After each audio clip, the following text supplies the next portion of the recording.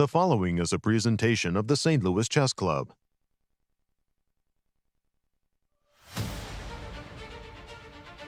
Things are heating up at the Superbet Chess Classic Romania in Bucharest. Risks are necessary to win, but with few rounds remaining in a field this tight, a poorly timed gamble could spell disaster, leading frontrunners to take the half point and remain in contention. The lone victor of the round was Nodirbek Abdusattorov, picking up his first win of the event with a brilliant game. The tour leaders remain unchanged. Who will be able to break through and pull ahead? Day 8 of masterful chess, coming up next.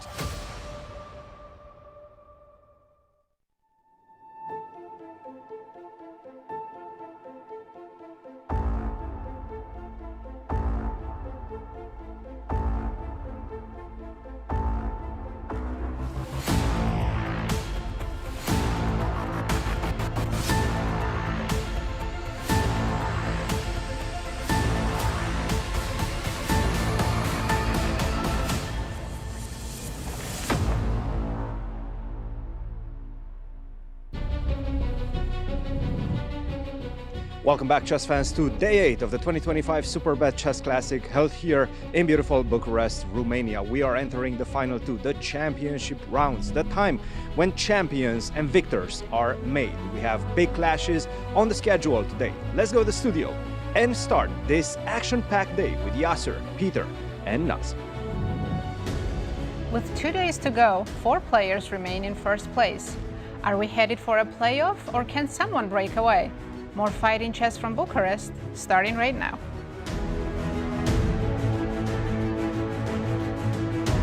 Hello and welcome everyone. I'm your host, International Master Nazi Paikidze, and I'm here with my brilliant co-hosts, Grandmaster Yasser Seirawan and Peter Svidler. Peter. Good morning. Good morning. Hello everyone and welcome to our live coverage of the Grand Chess Tour. We are in the penultimate round. 8 players are still in the mix, and experience matters. As Northwest chess legend Victor Pupils once said to me 50 years ago, he said, "Yasser, youth is basically unsound." Nazi, do the honors. Tell us the standings and who's in the mix. Let's take a look. We have 4 co-leaders, Fabiano, Caruana, 2 Frenchmen, Alireza, Firouzja, and Maxime, Vachier-Lagrave, and Indian superstar Praggnanandhaa. Then 4 players are just a half a point behind. 2 Americans, Levon, Aronian, and Wesley So, Nodirbek, Abdusattorov, and Bogdan-Daniel, Deac. And tell us about the format for the Superbet Chess Classic. It's a 10-player round-robin event with classical time control. 90 minutes for 40 moves, 30 minutes for the rest of the game, and 30-second increment from move 1. Players are not allowed to offer draws, and it's a regular scoring system with 1 point for win. Not much left, but tell us about the remaining schedule. Only 2 days left. Today players are playing round 8. Tomorrow is the last round, which will begin 1 hour earlier. Oh. Just because we might see playoffs and we need extra time. Tell us more about the playoffs. If 2 players are tied for first, they'll play 2-game rapid match. Time control will be 10 plus 5. If 3 or more players are tied, they will play blitz round robin with 5 plus 2 time control. And if they're still tied after that, they'll play a single Armageddon game on a knockout basis. You'll explain that to me when the time comes. Thank you, Nazi. And Peter, tell us about our co-leaders. Absolutely, I do agree with Yasser. I think all 8 players who are currently tied for first and then 5th are still very much in contention. But you do favor the people who have the more points. So Right. Let's take a look at our current leaders. Starting, and there you have them on your screen.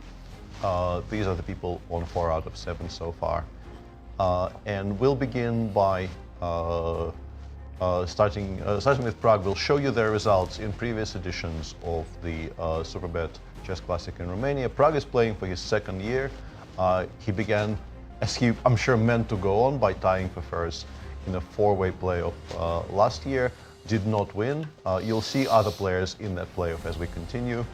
Fabi here played in all 4 of the tournaments in Romania, began kind of shakily, tying for 7th in 2021, and progressively better and better, winning in 2023 and winning that 4-way playoff last year.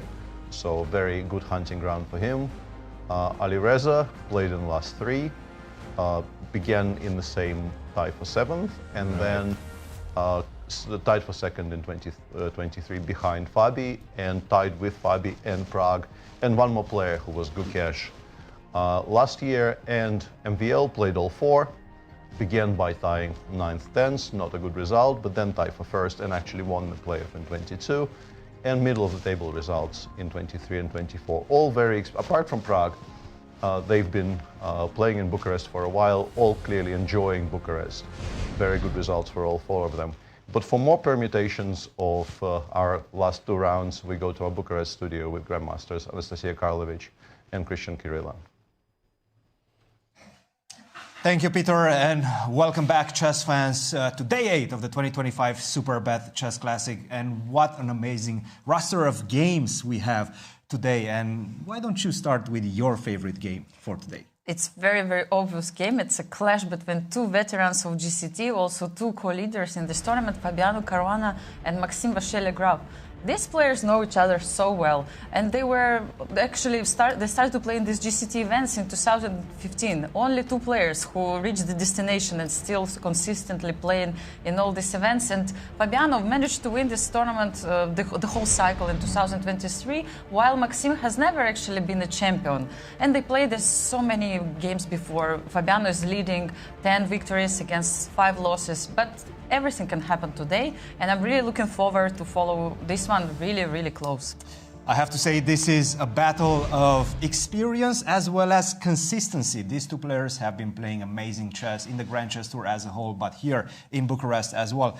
Another game that I'm having my eyes on, it's a battle of youth, but also you could say experience, is the one between Alireza and Nodirbek. Alireza, he's so youthful, but so experienced already. He has won the Grand Chess Tour already twice, and today he's facing Nodirbek Abdusattorov, who has won for the first time in his 2 participations here at the Superbet Chess Classic. For the first time yesterday, just an incredible victory with a white piece against Duda. The dam has burst right now for Nodirbek, and he came into the studio yesterday. He gave us an interview and he said, hey, tomorrow I'm playing with the black pieces. It's going to be very difficult, but I'm having the perfect opponent. Alireza also wants to detach himself from the pack of leaders, and he will take chances. He will take risks, and that's going to open the opportunity for me as well. So this matchup between Alireza and Nodirbek, in my eyes and in my estimation, is one of the marquee matchups of today's rounds. But let's take a look at all the pairings for today. Guys, back to you in St. Louis. Thank you, Anastasia, and thank you, Cristian. Indeed, let's have a look at the penultimate rounds pairings. Let's have a look. Levon Aronian will be playing the world champion Gukesh. Jan-Krzysztof Duda is facing Bogdan-Daniel Deac. As Cristian highlighted, Alireza Firouzja is playing Nodirbek Abdusattorov. Great matchup. Our key matchup will be 2 co-leaders facing each other, Fabiano Caruana and Maxime Vachier-Lagrave. And Wesley So is playing Prague. Fantastic. Just really, really, really great matchups. And tell us about what they're playing for. There's a big prize fund and also Grand Chess Tour points for grabs. There's a total of $350,000 in prizes. First place winner gets $100,000, second place 65, third 48, and just big prizes for everybody. Finish in the top 4 in the Grand Chess Tour, and you make it to the playoffs as we go to the Grand Hotel in Bucharest. Players getting wanded on their way in. It's Nodirbek coming in with a lot more confidence after yesterday's win. Yeah. Peter, I was going to say, you know, we talk about the chess games as having a great deal of content.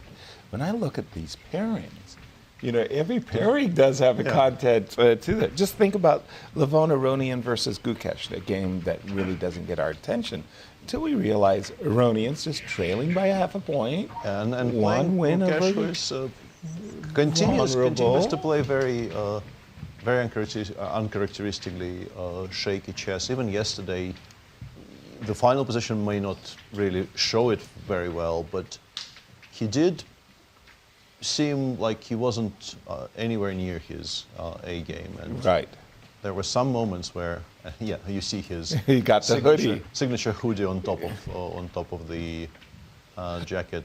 It must be chill. Yeah, it must be chill. Does get chilly in the playing hall, you have to assume. But yeah, there was a stretch. Yesterday we do not count. Yesterday he wasn't really in any kind of danger. But there was a stretch of 4 games in a row where we felt he could have lost every single one, which is incredibly unusual for him. He doesn't really lose games of chess very often. No, And he world also champion. didn't convert the positions he had where he had good chances to win. Exactly. Then I look at our marquee matchup, Nazi, and I'm seeing Fabi versus MVL. MVL coming off of the second place finish in Warsaw. He does well, that is to say, MVL does very well, somehow manages to get a clear victory. Guess what? I mean, he's virtually assured the playoffs. Yes, and then, crunch score points. He'll be so far ahead of everybody else. Exactly. It'll be very hard to catch him. Yeah. Both he and Prague are currently, 2 rounds to go, many things can still happen. Of we don't course. jinx them. But they're in a good spot. They had a decent finish in Warsaw, Prague and they're finished tied third. for. Prague was Yeah. in clear third. So he is MVL also clear second. Yeah, MVL clear second. The first place points went away. Right. Yes. because of the unbelievable performance of Vladimir Fedoseev. So, Yeah. they're doing well so far, both of them. Making announcements, we're going to have some special guests making ceremonial first moves. Așadar, suntem înaintea penultimei runde și pentru două momente în chestiunea astăzi, scurte, pentru că nu vedem partidele. First of all, I invite on stage for the first ceremonial move, Grandmaster chess fans for sure know him, but recently he became Deputy Executive Director of Grand Chess Tour. It's Grandmaster Alex Onischuk. Alex Onischuk, A player we know very well. very well indeed, the Deputy Executive Director of the Grand Chess Tour. Now, He's making a move for Fabi. if Alex plays E3, he's trolling us. No. Not a chance. Not a chance. E2, E4. Thank you very much, and I'm sure we'll see Alex around the Grand Chess Tour for a long time from now on. And for the second move, everybody should know him from these events. If you want to complain about something, go to him, of course, but if you also want to say thank you, go to him too. He's the one and only Cristian Chirila, Executive Director of Superbet Foundation. He has been Executive here Manager of from Superbet morning until Foundation. late night, every day. În fiecare zi este de acum vreo lună, zi de zi, non-stop, 24 din 24. Best moves So I'm very glad Solid. for Cristi have this Solid opening honor choices. to make a move at the table where Poland meets There's Romania no to footballers play today. Foundation is very happy. Mulțumim, Cristian No Chirila. goalkeepers. Thank you, the players, for having patience with us too. And I give the microphone to the referee for the start of the round. Sometimes you just have a tournament where the tournament is so good, like everything, the conditions, the quality of the play. You kind of regret as a player that this tournament coming to a close. But we are going to be crowning a champion in these next 2 days, and the victories are going to be so crucial. Get a win. And Today, out of the 4 leaders, someone could I'm expecting separate somebody to themselves, emerge. right? Yeah. I wouldn't be surprised if we have a sole leader at the end of today. If you had to make a bet. I'm saying Firouzja. He's playing white against Nodirbek. And for Nodirbek, he's going to be swinging for the fences, especially because he managed to win yesterday, the only winner, and he played such a good game against Duda. He's feeling it. I'm going to be with our marquee matchup, Fabi versus Maxime. And by the way, G7, G6 in this exact moment means you can't get a Grunfeld anymore. No, this is actually the way to try and get the Grunfeld. I've been recommending this move order in every single But course. after I've E4. done. Yeah, then you go E5 and you equalize. Oh, E5, Yeah, not C5. E5. Yeah, I mean, we'll see what MVL does, because he's been expanding into interesting territory in a lot of spots. Maybe he just wants to play the King's Indian today. But E4, E5, in my understanding, stands quite well for black. And yeah, it's been my recommendation in this position for quite some time. So why is this equalizing? Knight Another F3? 3, we have immediately have no problems whatsoever. Bishop G7, G4, Yes. Let's wait until the, okay, now we can do it properly. D4, e takes D4, knight takes D4, and I believe knight C6 equalizes quite comfortably, but knight F6 is even simpler. Knight F6, knight C3 castles, and we go for C6, D5, and it happens. We actually, in many cases, managed to save on D7, D6 successfully. He's played E5, so we might see this position. No, I think the main move in their current position is D4, not knight F3. I think knight F3 is actually a huge relief already. D4 is very critical, knight F6. And here the main move is knight F3, but other options are also available. I think recently I saw somebody play F2, F3 in this position. I have a feeling, maybe I'm hallucinating, but I have a feeling I saw this recently. Could that transpose to King's Indian Zemich later somehow? Not quite, no. Now we do take it takes D4, we play knight C6, the queen drops back to D2 or F2 or somewhere. It's always very difficult for me to believe black can be worse here, but sometimes if you're not exactly precise, you might be slightly worse. So there's this, and there's also very forcing variations after D4, knight F6, white can play knight F3, black goes, e takes D4, white goes E5, and there's a choice here. Currently, I think bishop before check is supposed to equalize comfortably, but there's also knight E4 as you were putting on the board, yeah.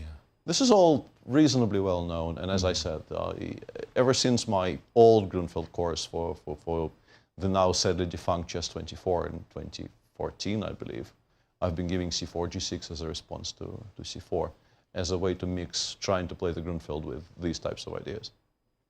And there we have it, E5 and a longish pause for Fabi. There is another surprising opening I see in Wesley and Prag's game. In these events in Grand Chess Tour, I don't think I've seen this opening. The Banco. Banco. Oh, an old friend. I used to play this, and I was being judged all the time. I did too, and I remember I played the Banco against Valery Salov, and the reason I did it, it was very, very purposeful. I couldn't find any games of his in the informants where he played against the Banco Gambit. We made a draw, and he said to me after the game, wow, it's so rare that somebody would play my favorite opening against me.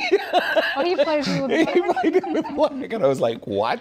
Your favorite opening? I didn't have any of your games. The Banco Gambit, and big shout out. Was surprised for sure. To Pal Banco, who did such a great trailblazing, I want to say, about his. It's a very interesting choice for Prag. He's currently in first place, playing Wesley with the black pieces.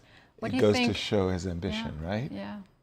And the surprise factor. Never forget how important that is. But Wesley's definitely one of those players who is prepared for anything. Yeah. It's shocking, the battleground that's available here for both players. And first of all, there's the Banco Gambit accepted, where you just go munch. Or declined with B6. Or declined with B6. And that's a completely different battleground altogether. Then you have not doing anything, but essentially playing moves like Queen C2, aspiring to play E4, and planning to recapture with the bishop. And then you have these variations where you go knight F3, and black isn't interested in capturing because after knight C3 followed by E4, it's a very favorable line of play for white.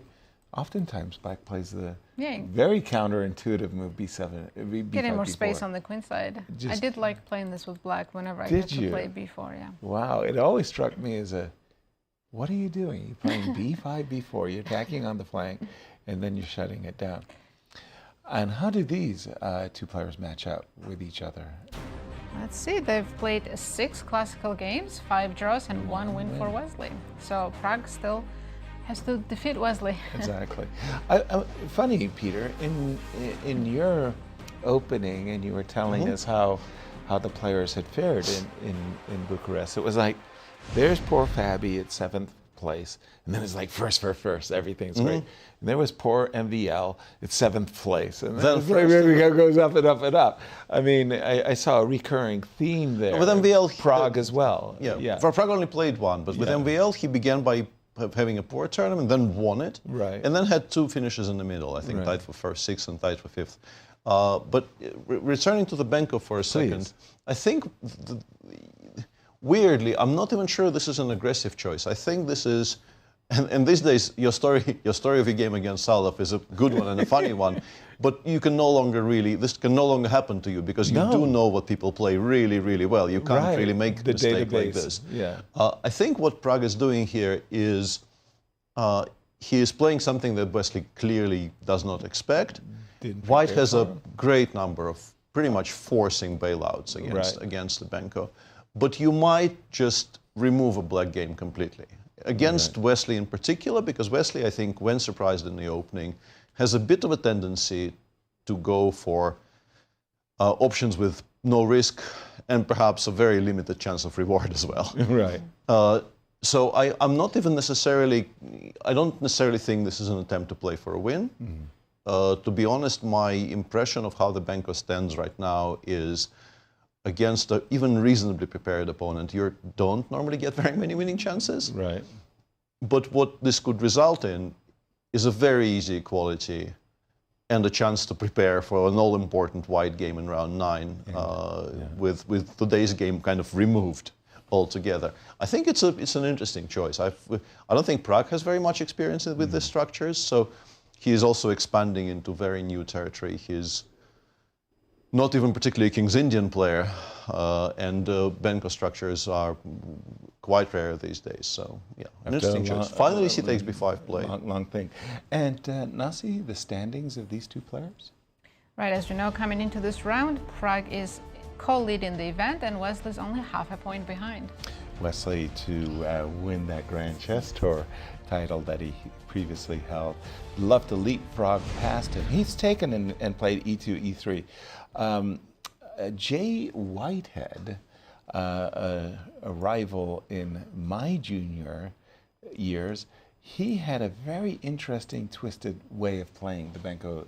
Imagine knight c3, Nazi. You capture. e2, e4. Okay. Whoa. b4. b4. Knight b5. Okay, that knight is kind of out there. queen a5 maybe? Queen a5. Let's take knight e4. Let's check Something g5, but I think it's like d6 bishop before g5, right? Right, yeah, something I like remember this. this, yeah. Yeah. Knight e4, queen e2, you probably lose, yeah? You already lost, probably. Sorry, say that again, please. Queen e2 here, yeah? Queen e2 here. This ends the game, maybe. You're really not supposed to take that, I don't think. Right. You're supposed to play d6, I think. d6 and white, I think, goes bishop f4? I think even bishop c4. Or maybe this, yeah. And then it's sort of like knight takes e4, queen e2. And you can just imagine what a strange sequence where knight takes d6 check is pretty, you're going to play rook a6. Wow. And there was Jay Whitehead had some great fun. I would not want to be here with black. Exactly. Let's pick up what happened. e2, e3, pardon me. He accepted the pawn. a6, e3, captures. Now, queen a5 check is basically the modern wrinkle in this stuff, because it was considered premature, but then it became actually... So people were playing bishop b7, I guess? Yeah. Knight c3 and...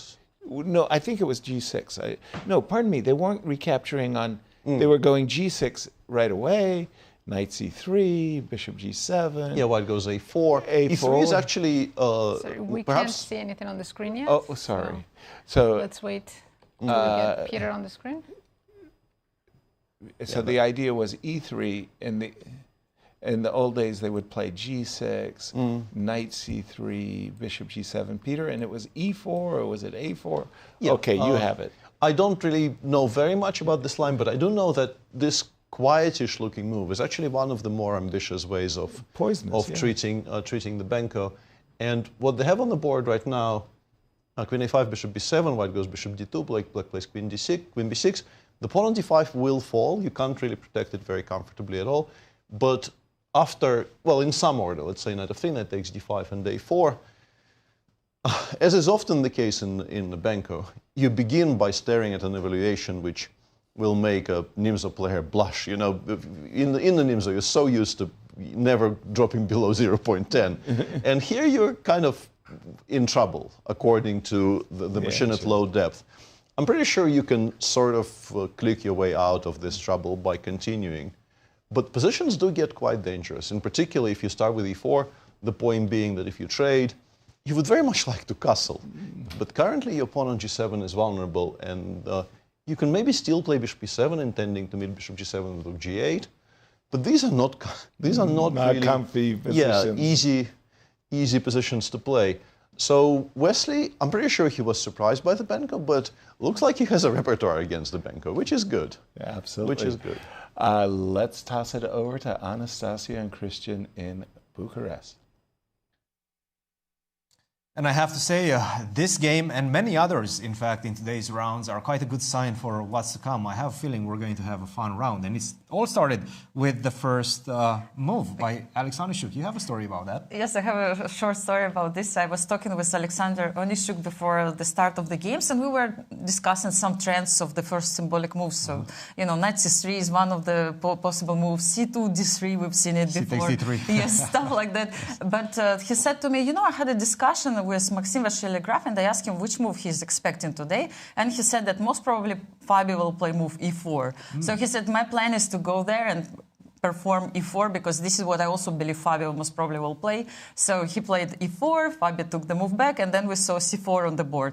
And I was actually there making a video for our social media accounts, and it was really interesting. It was like a battle between those two. Who will surprise each other first? I think it was all about the surprise today. What do you think, Cristian? Absolutely, and I saw you taking some photos and videos of Fabi's second, Grigory Oparin, because he was in the playing hall and he was living those first few moments of the game and the first few moves, because this is the story of a second, right? This is what they're doing. They're preparing for so many hours before the round and trying to show their pupils, or their students, if you want to call Fabiano Grigory's a student, if you might. But they're trying to give them the best weapons, and this is exactly what we're seeing right now. The problem is, after c4, g6, e4, we've seen MVL stop for a second. He played the move e5, and at that point, I was expecting an immediate move by Fabiano. But then he started thinking. I think he thought for like about 2 minutes.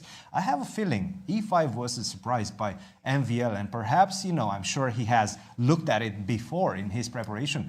But who knows? Maybe he hasn't repeated that file in today's preparation. Yeah, you cannot imagine how many files they go through. I mean, we spoke with Levon yesterday. He said that his prep lasts for 7 hours, and then the game itself was just 15 minutes. So you never know which variation will be played at the end of the day. And right now, in fact, it's MVL who's once again taking a deep think. Another big game that we talked about at the beginning of the round was this one, Alireza versus Nodirbek. I have to say, I'm completely taken aback by the fact that Nodirbek repeated what he played in previous rounds as well. And right now we know why, because he wants to play this move, knight to h6. I'm trying to remember who he played this against. I think it was MVL. MVL repeated the position, and then they finished very quickly in about 10 minutes. Right now, of course, Alireza came with some ideas, but immediately got countered with this novelty. Knight to h6, and very intriguing. And you know, we know, Cristian, that you were speaking about seconds. Nodirbek has Rustam Kasimdzhanov, of course, former world champion, here on his side. And I think it's also important, you know, to have such a great trainer next to you who definitely didn't sleep this night, you know, trying to prepare all these lines, you know, because this game can be the most important in the tournament for Nodirbek. Yes, and we knew that. We knew that he's going to take some chances. Both of the players are taking some chances. Pragg is taking some chances. It seems like the leaders are trying to detach themselves from the pack. And we're going to see some very, very fun games in today's round. Guys, back to you for the moment. We'll be here with all the updates throughout the day. Thank you. We're relying upon you both.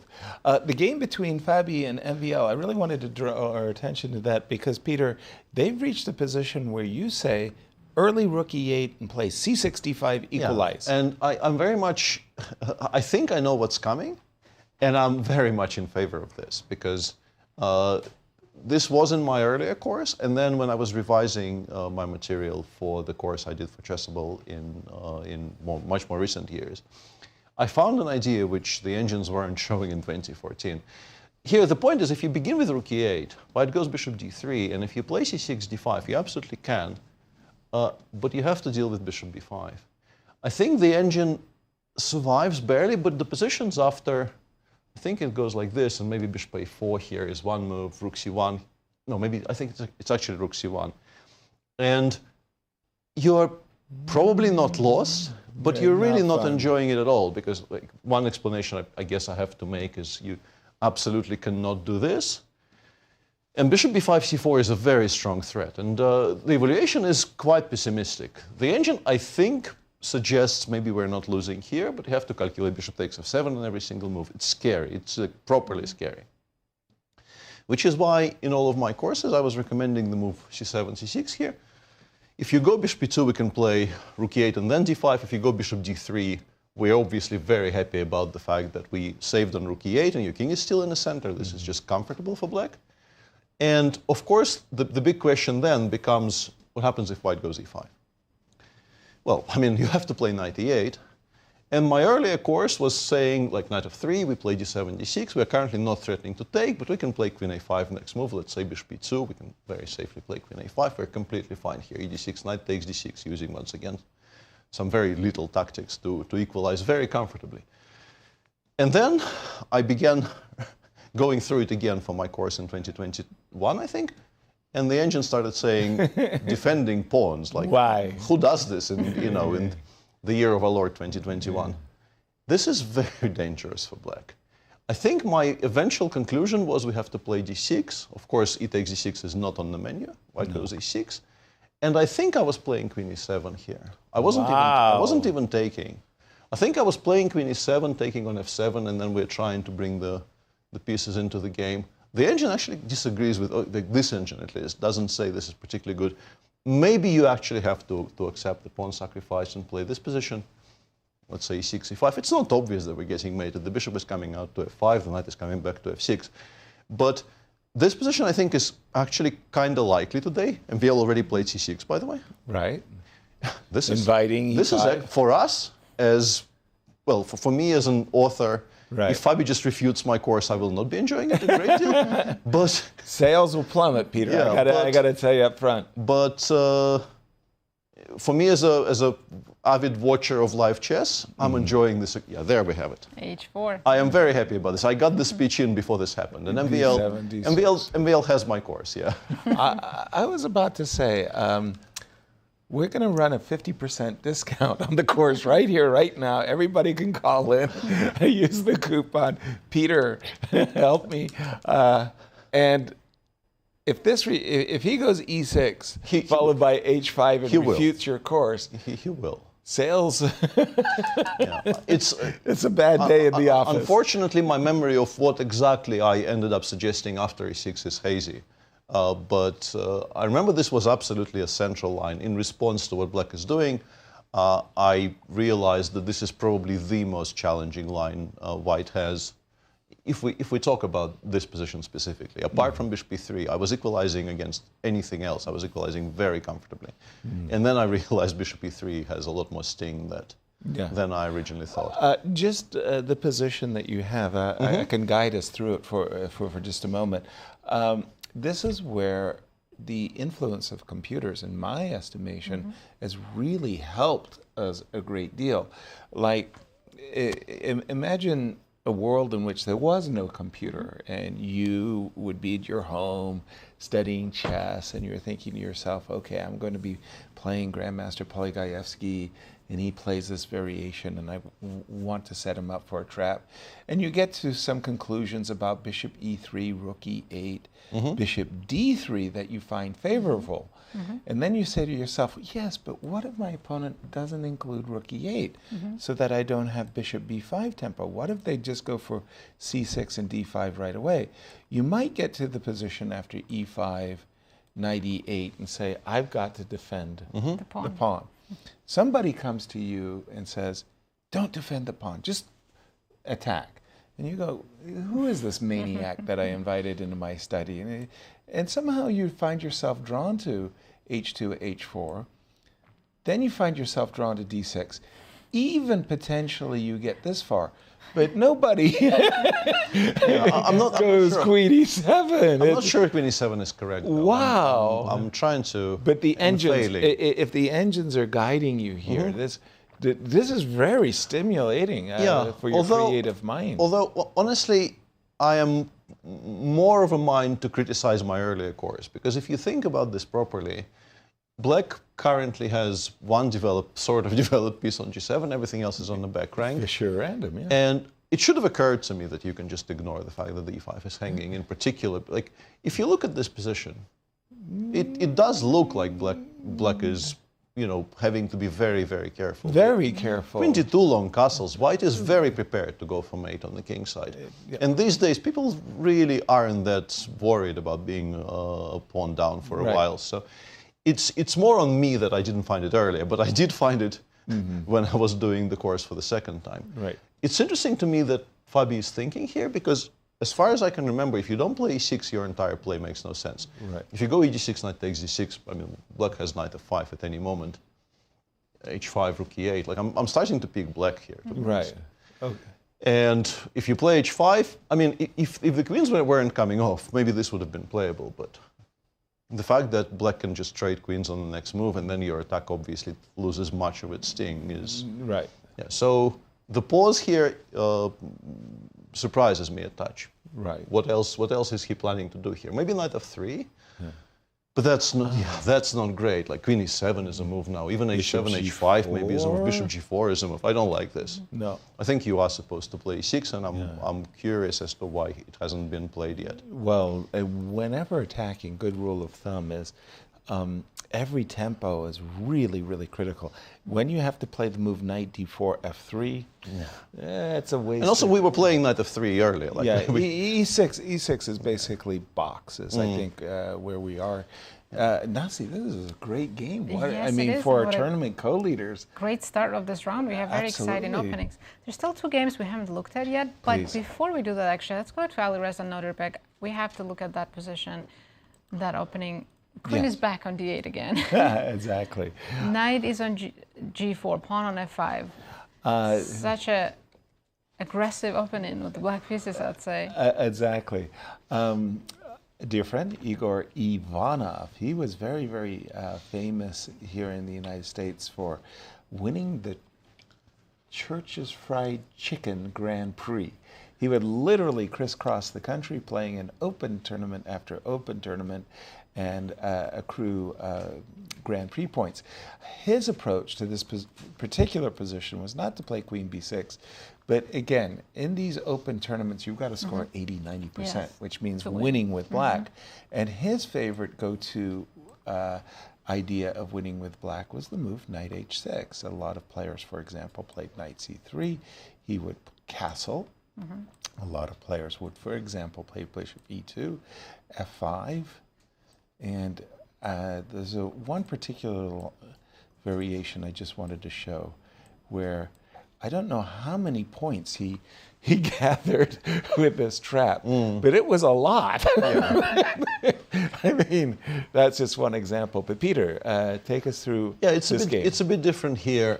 We left it after the knight just got developed to h6. White played knight d2. You could make an argument for castling, but knight d2 b3 seems logical. Black, having said a, very much commits to the bit here. Goes f5, queen d8. White played queen d2. My screen says queen d5. Of course. I don't know I don't know if it even occurs to you in game, but trying to perhaps, I guess the point of queen d5. I mean, one obvious point is we're trying to stop Black from castling, and on a slightly less naive level, we of course would very much love to provoke e7, e6 because that would weaken the d6 pawn, and if knight f7. Previous play starts making a lot less sense because now we can play something like rook d1, castle kingside. I think Black does want to play knight g4 rather than knight f7. It doesn't, like, I wouldn't be certain I'm as much better here as my screen currently suggests. But yeah, White does look better. We have some c4, c5 play. Rook f1, bishop f3, simply knight d4 is a thing you can do later. Black's pieces don't look very hard. Yeah, but queen d2 is what everybody plays. I'm pretty sure queen d5, if you analyze this at home, you will realize the option exists. In game, I think you just kind of waltz past it without ever really noticing. Knight g4 played, and now the choice is, I think you're actually supposed to take. I don't quite like letting it live.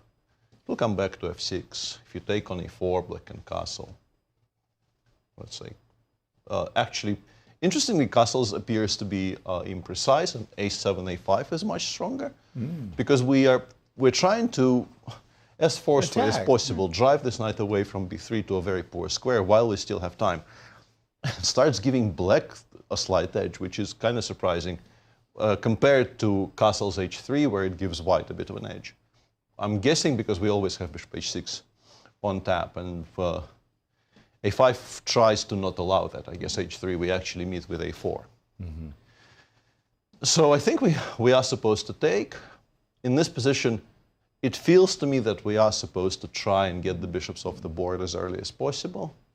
Black probably castles. But I think Nodirbek is going to be very happy with this regardless of what the screen says.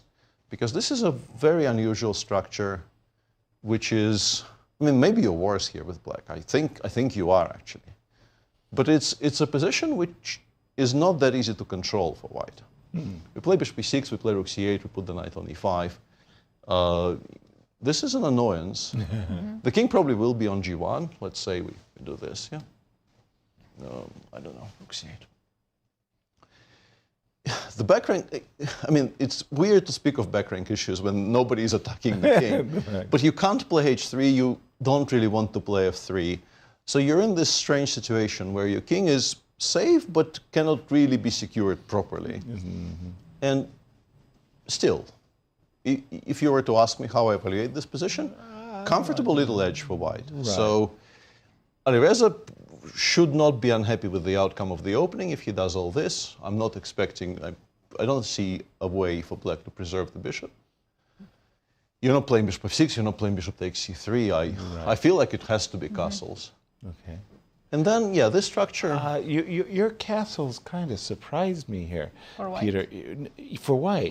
I Maybe. was thinking h3, Okay. gh, Yeah. castles.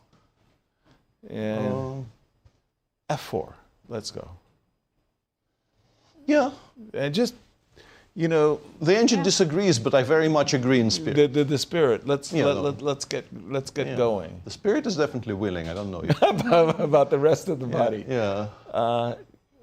I guess 95. 95. Yeah, the engine is unimpressed. The engine basically never goes to hg, waits for you to go gh, which is and then not- your mating attack is kind of gone, and it also Stymied. even sometimes plays e75, trying to break open the... And it's not afraid about the opening Our of the knight on g5. b3 is really Marvelous, badly placed. again, a marvelous opening, promises a great fight, and every half a point is crucial. And the standings for these two demonstrates exactly why. For Nodirbek, Right, could he make Nodirbek. it 2 in a row and a possible hat trick? I mean, Well, we're he's getting hoping ahead for of that. ourselves. Yes, he's coming off an important win, and he's only half a point behind the leaders, and one of the leaders is his opponent, Alireza. Lovely trading places there. Yeah, Alireza, in the meantime, has taken on g4 and played bishop h6, just as we expected. Fabi did play e5, e6. Perhaps it's time for us to take a look at some other boards, because Let's check Levon Gukesh. in particular this one, because They're they racing, somehow yeah. blitzed out a huge forced line. No queens on the board. Yeah. Levon in a very classical Spanish position where everybody plays either rook e1 or d3. Those are by far the best, the most popular two moves. Levon did something which is far less fashionable, in particular in connection with this move rook e1, because bishop takes e6 has been around forever, followed normally by either d3 or this rather strange move queen e1, which people used to play, sidestepping potential queen trades. And queen e1, we're waiting for knight d7, then we go b3, bishop b2, we play this kind of a position, preserving, I guess, the option of playing d2, d4 in one tempo. Levon instead goes rook e1, Gukesh plays queen d6, d4, bishop g4, very concrete play, obviously pinning the knight, and if d5, well, black is instantly doing really well after winning the pawn on e4 back. Knight bd2. I was expecting knight d7 here, but instead Gukesh goes for this striking move, queen d6 takes d4. pretty much forcing the following sequence. We have to play knight takes c6 here. If we play knight f5, bishop takes c2, knight g7, king, frankly, any square, but the strongest, I guess, is king f8 and rook g8. This is maybe not very comfortable, but black is a healthy pawn up, so why not? Therefore, knight takes c6, bishop takes c2, knight takes c7, king takes c7, and b2, b3. Reminding black that the king is somewhat vulnerable in the center, and also you have to figure out where this goes. The most natural reply would be something like rook h d8, but then after bishop a3 check, if you play king e8, which I think this is what you play in a blitz game, without even thinking very much, the engine starts saying you might be worse, at least a little bit, because e5 is hanging, and once again, the biggest issue is you have this really poor bishop on c2, which you kind of have to evacuate immediately, returning your extra pawn in the process, and you are going to be a touch worse. So perhaps we begin by playing bishop d3. Machine says bishop b2. Now, you would like to play knight d7, but then the bishop continues getting chased around. And then knight c4, knight a5. But the feeling has to be here that there has to be a way for black to do it precisely and equalize by force. Because you are, yes, there are some issues with piece coordination. The king is in the center. This is still not an ideal piece, but there has to be a way to return the pawn maybe somewhere and trade a lot of pieces and make a draw. Equality. Coming into today's, thank you, Peter. Coming into today's round, very curious about the probabilities and what Ben, our statistician, has to say. Let's start with the pie charts. As we know, pre-tournament, Gukesh was the favorite, Abdusattorov in second, Fabi in third. Now just think about that for a second. There's 15,000 tournament simulations where Gukesh was the favorite, which means out of 15,000 tournaments, he's going to be winning the majority of the time. He's in last place. But hold on, I'm getting ahead of ourselves. Round one, after round one, please. Wesley and Firouzja had a full point, so they were leading. Now they're 22%. Gukesh is in third. Let's see what happens after round two. Firouzja was the sole leader, so he extended his chances at almost 30%. Keep your eye on Fabi because and he's MVL also. Yeah, both are Prague. about to improve. They're going to keep jumping up. Now it's Fabi and Prague sharing first, and then Gukesh is still in third. After 3 rounds, yep. But whoops, Gukesh just almost disappears. Down to 2%. Meanwhile, MVL jumped up to 19. Let's see, after round 5, small change. I think that was the day of all draws. All draws. And then we after had round 6. 2 days of only one decisive game. That's Firouzja beating Gukesh and climbing to 24% behind only Fabi. And after round 7, you see Nodirbek climbing from no chance to no chance. This feels harsh. Yeah, right? 1.94 for people on 50%. I can sort of see how it is, but it also feels wrong, right? It feels Wesley at 1%. You know, again, back-to-back victories, and that could be in playoff territory. They're very, very interesting. If I were a betting man, which I no longer am, and even when I was never betting on chess. Right. It would feel like a long shot you might be interested in, like Nodirbek and Wesley. Yeah, of course. Yeah. Let's toss it to Bucharest and Cristian. I can tell you that in the playing hall, it feels very tense. You can understand that with each and every move, there's more consequences added to the chessboard in each and every game, even the most sedate one, and that is the one between Aronian and Gukesh that you just covered, Peter. It does look very drawish, but Aronian must have an ace in his hands because his second is in the playing hall as well. And generally, the seconds usually leave when they finish their job, let's say, when they got out of any theory that they have repeated before the game. But right now, his second is still in the playing hall. So perhaps he's still in his preparation as well. It's a very interesting situation. I'm very curious to see what Aronian has in store. It looks very sedate. I'm not going to lie. I was looking at the position without the engine and I was thinking, hey, I understand you might be trying to trap that bishop on d3. You might go a4. That's going to force a6 at some point. Black should find a way to give back the pawn and liquidate the pieces going to an opposite color bishop endgame. Now, some other games are developing quite nicely. Of course, Fabiano versus MVL, one of the marquee matchups between the two co-leaders. And what an interesting situation that was at the beginning of this opening phase as well, with Fabiano taking the first small thing, perhaps just trying to make sure that he remembers the most critical lines. And it does seem like right now he's going through the motions of playing what perhaps was in his file, because he is playing very good engine moves, so he knows exactly what he's doing, giving up that e-pawn for the offensive on the king side. So very, very exciting matches storming through the gates after the opening phase here in Bucharest. Back to you for a moment. Thank you, Cristian. I couldn't hope for a more fighting openings. It's the opposite of yesterday, right? Penultimate round. Yeah. I mean, this is great. And again, I'm looking at the game of Fabi and Maxime. H4 is sacrificed a pawn by Fabi, followed it up. Let's just go back for just this moment.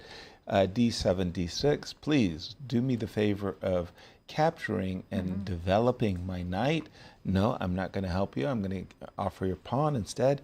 Takes H5. And I'm looking at this position. I'm thinking to myself, my goodness, how much these top grandmasters have to study. Because, imagine MVL, who's a Najdorf player, and the reams of analysis that he has to have at his fingertips. And always remember. The Grunfelds. And now, I don't even know what this opening is called. What is this opening called, by the way? Well, it's... It's called, here goes. English opening, Great Snake. I am so happy you asked. I had no idea, and now I know, and I'm much the happier for it. Great Snake. Great Snake. I don't know, but it sounds like a new course is coming out. And what did you recommend in the Great Snake after H5, Peter? I am consulting with my friends who actually have access to my course right now. I just finished typing. What did I say? What have I recommended in my course? Yeah, there's no way I can remember, obviously. Right. It's been a couple of years. Well, but Peter? I'm pretty sure it's a 65. You can't really... I mean, you're an author of this, and imagine, like, they're involved, but now they're deeply involved, right? And they have to know. Yeah. I mean, because the outcome of the tournament hangs in the balance. Yeah, I'm laughing here, but it's an actual problem. If you haven't repeated this today, and of the two, I'm pretty sure Fabi has, and MVL probably hasn't. Right. Judging by the timings, because MVL started thinking actually already somewhere around maybe knight c3, castles, bishop b3. He wasn't as certain. So Peter, if you remember in your analysis, does Black usually accept h5 pawn take? This is what I had a feeling I wasn't taking on a6, but I'm kind of torn here because seriously, I have a very strong impression I was playing queen e7. But this screen shouts at me that I'm wrong, right? Which is why I'm kind of second-guessing myself. But I'm pretty certain I wasn't taking. I'm pretty certain I was doing something like this, and I was trying to play knight g7, knight e5, and as quickly as possible. Find counterplay along these lines. But because of the fact that I have this screen telling me I'm an idiot, right. I am very... You're scared. Very much unsure. Okay, but the current position, because you were about to take us through e6, e5. I think this needs to be chased away. Also, right. we need to have access. I think a crucial defender. Mainly we need to have access to bishop b5. Bishop okay. f5. It can go to any square. Like knight F3. c2 makes sense. Knight d2 with the idea of playing knight g3 makes sense. Knight f3. Knight f3, knight g5 makes sense. I like knight f3. Let's go. Apparently, maybe even strictly the only move here is g8. Nazi. Well, sort of makes sense because if you do something like this, this is what I wanted, and it lands on g5, and coupled with bishop d3 as well. Yeah, right? bishop d. Even something kind of very straightforward like this is unbelievably dangerous. Yeah, borderline with knight h4 checkmate. coming in. Yeah, it's for one pawn. If White had to give up a piece here, it would be a very different scenario. But it's one pawn. We're ready to play queen d2, castle long. We really have not given up enough to not be ecstatically happy about this with White. Exactly. So you go gh. If you take on h5 with the rook, we will play knight f6. And then perhaps either knight g4, maybe in some cases e5, e4, d6, d5, cutting off any bishop d3 ideas for the future. So rook h5, I think, is a bit naive. You should do something else, perhaps bishop d3. We play knight f6, knight g5. This needs to be analyzed. Yeah, I want to play bishop g4 because I don't like allowing knight g5. If you play bishop g4, queen c2. Just queen c2, I'll get my knight g5 in eventually, unless you want to play h6, but h6 looks slow more than anything else. And also bishop h7, bishop h7, knight h4 might just be winning by force. Yeah. No, this is a very, very difficult position to navigate. So yeah, if MVL is having to do it kind of on his own, good luck with that. Yeah, we're taking Fabi here. Yeah, right. In that case, we're taking Fabi here because, as is, we're coming back to that idea time and time again in these types of situations. It's just a lot easier a lot more fun and a lot easier to attack than to defend in positions like this because. Well, Nazi, as you were telling me in an earlier broadcast on the show, you like the dynamic play of giving up a pawn, and in this position, with your rook already on h1, and you don't have to be a great attacker to see that you're creating a weakness on g6, as well as opening up the h-file, and that whole line that we've just been discussing of playing g6 takes h5. We understand how we get here. Then you say, okay, well, things are really going in my favor. Let's do bishop to d3. And both of these players have played every Superbet Classic in Romania. Well, you made that sound like over the decades, It's only 4 years, because we have had the Grand Chess Tour go all over from Norway to Leuven. And yeah. players have And a lot I of have games. developments. Yes. Because I can reach out to people who can help me out with my faulty memory. And this is kind of sad because I could have gotten a proper lecture in and I didn't manage to. I remembered I was playing queen e7 somewhere, but I got it wrong. I was playing queen e7 here. Because the idea is we want to be taking with the bishop. We don't want to touch the f7 pawn with our hands at all. This is the point. And h takes, this is slightly different because now after e6 we preserve the integrity of the king side a lot better. The h-pawn is already gone and the pawn stays on h7. And this is just completely fine now. This is not the critical try. The critical try, this is a fun position to analyze. H takes, f takes. There's this move, for instance, trying to play bishop c4 check. Wow. I remember having a lot of fun analyzing this. I think my cutoff was here. I think I got to this position in the course, gave a move of some description for black, and said, sort of good luck to you. Dynamically equal. It's actually, it starts by saying white is better, but it's not by much. And I'm pretty sure you can play this position. I'm pretty sure this is not. I did check. Like, whenever I got the positions like this in the course, I never kind of waved them off. I didn't really send people off to play an unclear, dangerous position with no guidance. I have a feeling I was playing a5 here, but maybe just knight f5 or knight d7. This is very dangerous. Yes, but it's a challenge. But importantly, I wasn't actually playing d6 because of e6. And this explains the pause from Fabi. I was trying to understand why Fabi didn't play d6 immediately. Immediately, right. Because d6 is not the main move here. Right, he was rechecking his analysis of Queen e7, I'm pretty sure, is actually more precise because, we're playing d6 next move. We're never taking on e5. We're not planning to take anyway. But we do want to take some sting out of the idea of playing e5, e6. Now it's dangerous for MVL. Modern chess, where... And thank you to my friends for providing this crucial info. Absolutely. So here is Fabi. He, for whatever reasons, this morning he woke up and said, I'm going to sacrifice a pawn like this. He had watched Peter Svidler's great course on the Great Snake. He knew that queen e7 is the main move. He was surprised by the move d7, d6, and had to remind himself what Peter explained. And when MVL doesn't do this, Fabi is going to buy Peter's course and gift it to MVL and say, from now on, please follow the main line. There's still one game we haven't looked at, and that's... Okay. We're having fun with... Yeah, we have so many fun positions. With our tournament co-leaders. What's the game we haven't Bogdan, who is having a great tournament. Very nice. He's playing Duda.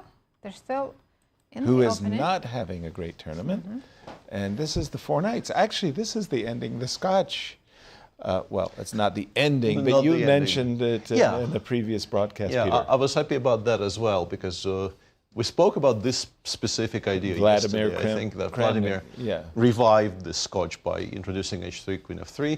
I don't think I've seen rook b8, rook b6 very much. I'm sure it's not a novelty, but yeah, very much not a novelty. Still 37 games from here, but it's not the most common reply to h3, queen f3. And now Jan-Krzysztof played a3. And Deac has been thinking here for what feels like half an hour. Which is a kind of a strange position to pause in, maybe, but Because it's still... yeah, but the decisions are quite polarizing because your choice is basically between bishop takes e3 and bishop, I'm Retreats. guessing, back to e7, allowing white to play b4 with the idea, I'm supposing, to play knight a4, maybe bishop e3, bishop c5 later if you can get this far. Bishop b7 is playable. This is often how you want to position your pieces in this line. Could get very sharp because, I mean, not rook c6, of course. White gets some of his play in, but black also, the bishop on a8 sometimes is quite a good piece. Right this moment, the engine is not impressed, but these are very interesting fighting positions. Or alternatively, you can take on c3 and play either rook e8 or maybe even the immediate knight e4 is playable if you find a good reply to c4. Because obviously you are very happy to give up this pawn and make a very comfortable draw afterwards. Right. So yeah, Bogdan is back to his usual MO of considering things very, very deeply and not really hurrying with any decision. A polarizing moment. I like that. He And went finally, bishop e7. Yeah, after went back to e7. 30-minute thing, I think MVL didn't make an accurate move. Yeah, Male played knight f6, which, yeah, seems to... Got a question mark. I think he's free. Yeah, now takes floating here. takes. This is not good. Yeah, and the engine says both bishop d3 and knight f3. We actually had this position on the screen. You are now kind of locked in with black to playing bishop f5 here, and that is a poor position. I love White's. White's focus is so clear. He's just going after the g6 pawn, queen c2, knight g5, castle's long. Yeah, queen e8 doesn't help. No, and So you kind of have to play bishop f5, but then, as we mentioned, bishop h6 is strongest. Queen c2 is also good, but bishop h6. But bishop h6, just get rid of the defenders. Yeah. Yeah. Let's say you play knight g4, we take, we just play queen d1, d2. We're ready to castle long. We have Rook knight g5, h5. f3 ideas, rook h5 ideas. Wow. Yeah. Queen f6, Yeah. it's I know just this opening very, very dangerous. It's for called the Great Snake, but it just looks like a very successful King's Indian for White. Yes. Yeah. Well, we gave up one pawn, but Oh, we're kind of dominating yeah. here. I'm surprised d6 it's is also not hanging, more f3 is than coming in. what it says it is. Wow. Yeah. The Great Snake. Maybe it'll change its name after this. Knight f6. Fabi, again, for those of you joining us late, Fabiano and VL tied for first with 4 players tied for first. Nice, I mean, they played each other a lot, but nice scores by Fabi. I think in their head-to-head, There's 10 wins in Classical. 2-1 in terms of victory in favor of Fabi. And it looks like Fabi has come to play. He's got a very nice opening, giving him very, very good Indeed, chances. 29 draws, but 10 wins for Fabi and only 5 for MBL. I mean, not only. But yeah, It's a lot of wins against Fabi, but from the current position, what we just had on the board, Peter, one thing, you know I'm a pawn grabber, so I didn't quite understand why we were helping our opponent in this particular position.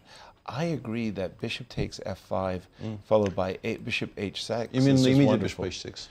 No, Or- I just wanted yeah. to take the pawn back. I was wondering about knight h4. Also very strong, but you're not winning the pawn back just yet. Oh, I have e5, e4. You're still much better. Yeah. g4 I've is got coming. g4. It's queen d7 strictly the only move not to resign. Okay. I mean, even just queen d2 long castles. This looks great. It looks like a dream, yeah. But black somehow gets to connect pieces a little bit. I have some sources of counterplay. Maybe you have to play this very favorable endgame now. I mean, you are better. Yeah. Maybe you have to play Yeah. this very favorable ending. But we're comparing it to a position where we think we're maybe winning. That's true. And here we're just better. Yeah, right. No, it's a very valid question. I mean, if not for e4, black probably resigns. I did not see e4. Yeah, in fact, I was. if you have to give up on g6, you're not going to survive this position. No. Very, very nice. Nazi, where would you like to take us? Let's check in with Wesley in Prague. Prague is another player who's co-leading the event at the moment. And we have Benko. And Wesley does want to leapfrog over his opponent with a potential win. When we left it after queen b6, knight f3, knight e4, a4, and as we saw Peter informed us, e3, e4, very challenging move, because now we're saying to our opponent, who's gambiting who, and how are you going to develop? Do you want to take a pawn on e4 You kind of have your troubles? Yeah. Knight e5 is a very logical move, but Prague is finally thinking, and I think that also indicates that knight e5 is maybe second best. The engine very much prefers starting with castling, because maybe in some cases the knight will go to g5. In particular, after the move queen b7, which we'll probably see in the game as well, now it very much goes to g5, not e5. And after If bishop takes g2, you just got completely... G6? Yeah, g6 just plays queen Or g4, double attack. takes on f1, and we're now threatening knight takes e6. Like rook g8, I guess, immediately loses to knight takes e6, among other things. Queen f4 maybe is even stronger, but this is winning. just to finish this. Yeah. This needs to be demonstrated on the board. Right. Whoops. So castles was arguably generating a much bigger, larger advantage problem. Yeah. Bishop c6 maybe was what Wesley was worrying about, but you still struggle to make moves. You're definitely not ecstatic about doing this to your knight on b8 and also opening the a file. Machine says borderline lost for black. Wow. So after queen e2, it plays bishop e7, bishop g7, rook g8. But now, material equality. Where's your king going? Exactly, yeah. We do manage to relieve some pressure by generating enough counterplay along this diagonal to force this trade, which is an improvement, of course, because now the knight is in play. This is still a massively dangerous position for black, because the king will be on e8 for the rest of the game. There's a passer on the a file. There's some weaknesses on the king side as well. Let's say we play queen e4 here. You have to play either f5 or rook g6. This is not comfortable. It's sharp, it's playable. If you get to play d5, d4, you will probably start feeling a lot happier about life. But it's not a given you will have enough time for any of this. After knight e5, as in the game, you have to play queen b7. Nothing else really fits the bill. If white castles here, Machine says you can actually take on g2 once again. I mean, it's always extremely scary. But if you compare this position with the previous position, let's say you play queen g4 anyway, bishop takes f1, the rook is not hanging yet. And in this position, seemingly the only move bishop e7, but somehow black is surviving this. We are now prepared to castle, and if knight takes d7, because we do need to attack the rook and we need to... do something. Yeah. Grab something. Honestly, knight f7 seems more logical to me, but that allows rook f8. Okay. And shockingly, the engine suggests, not shockingly actually, there's no pawn on g2. Right. I was wondering for a second, but then I realized we suddenly have counterplay. Right. So knight takes d7, attacking the rook. Knight takes d7 has to be played, bishop h8. But now it was also saying long castles, by the way, on my screen just a moment ago. Nice. Which is funny. Yes. With a very unclear position. Once again, with a pawn on g2, you resign with black, but it's Right. not there. So you will have some counterplay, and it actually gives me zeros currently. If you haven't analyzed this beforehand, playing this How at the would you board... know? Yeah. How would you know? No, Prague has to know at least a little bit. And some way, I mean, you do play queen b7 here, because your alternative is bishop d5 castles, and then everything I've been saying about the pawn still being on g2 is going to be true. Right. If you try finishing development like this, after queen g4, you get very stuck.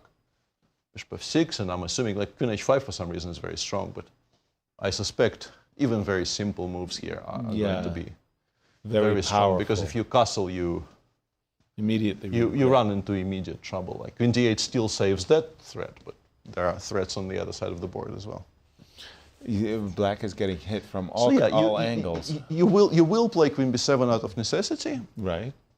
You'll castle out of nestle. If Wesley castles here, as we expect he will, taking on g2 is going to take some doing. But once again, maybe you just realize correctly that everything else is worse.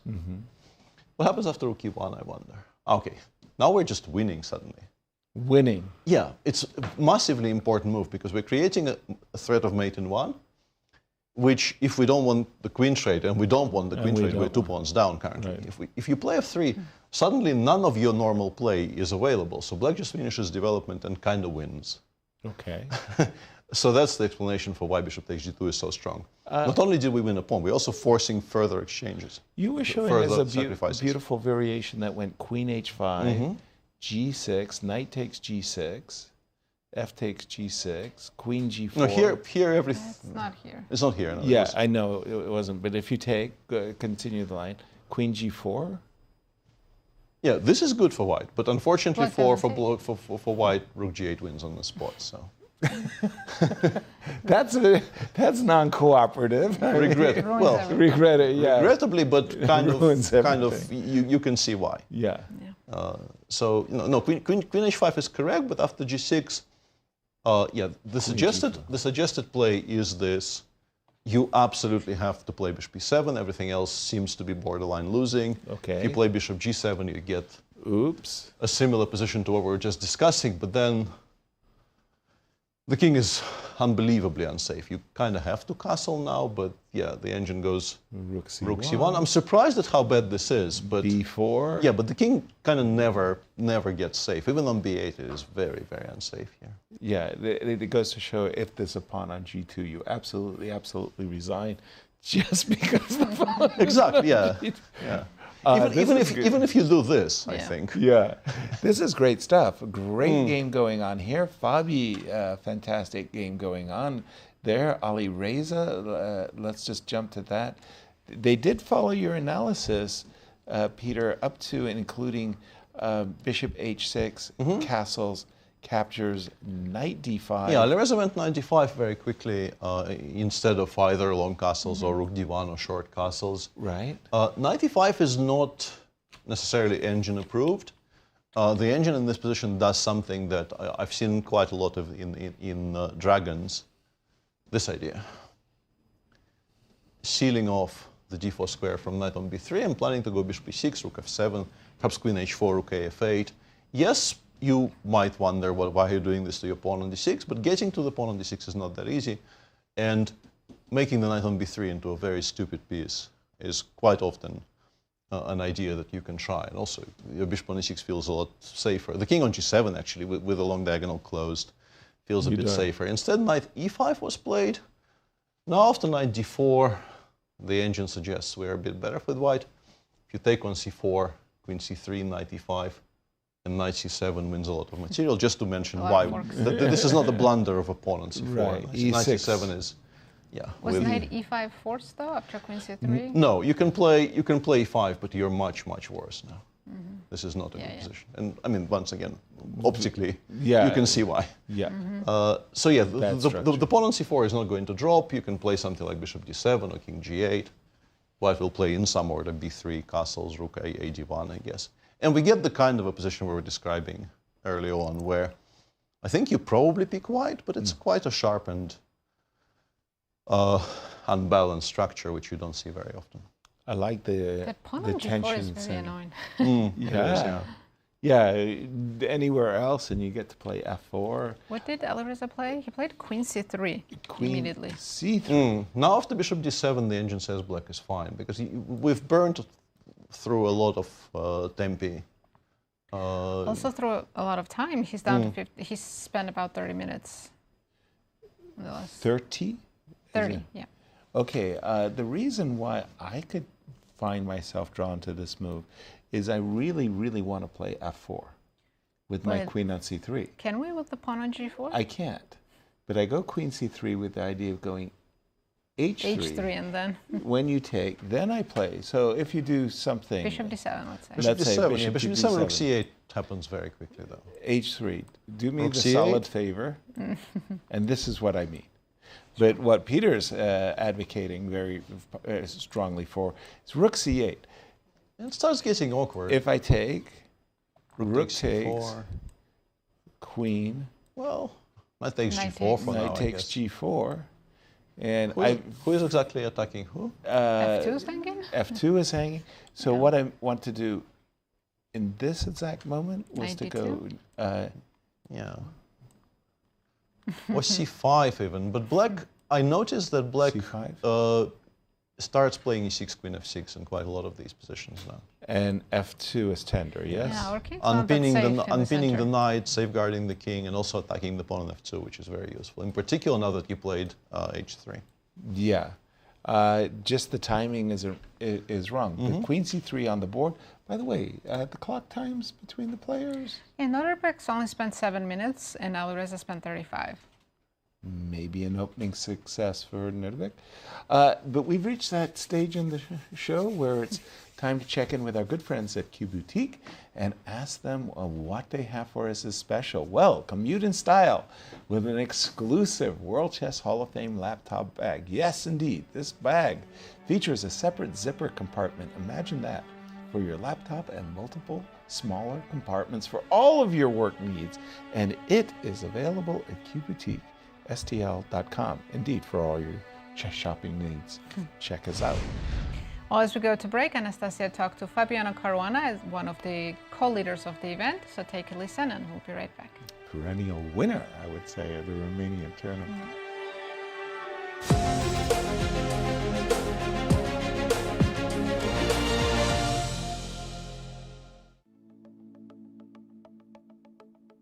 Welcome back, Fabiano, to Bucharest. In the previous 2 years, you managed to win these events. So tell me a little bit about it and how did it go for you? Yeah, I think, even though I won the last 2 years, last year was so difficult and ended on like a really bittersweet note. I mean, I lost the classical game in the last round, but then the rapid ended very well for me and I won. And then you're not too upset when you win a tournament, but you're also thinking, why couldn't I have just made my life easier and not lost the game in the first place? And the year before, I was very happy, and the whole Grand Chess Tour the year before that was great for me. I mean, everything went pretty much perfectly.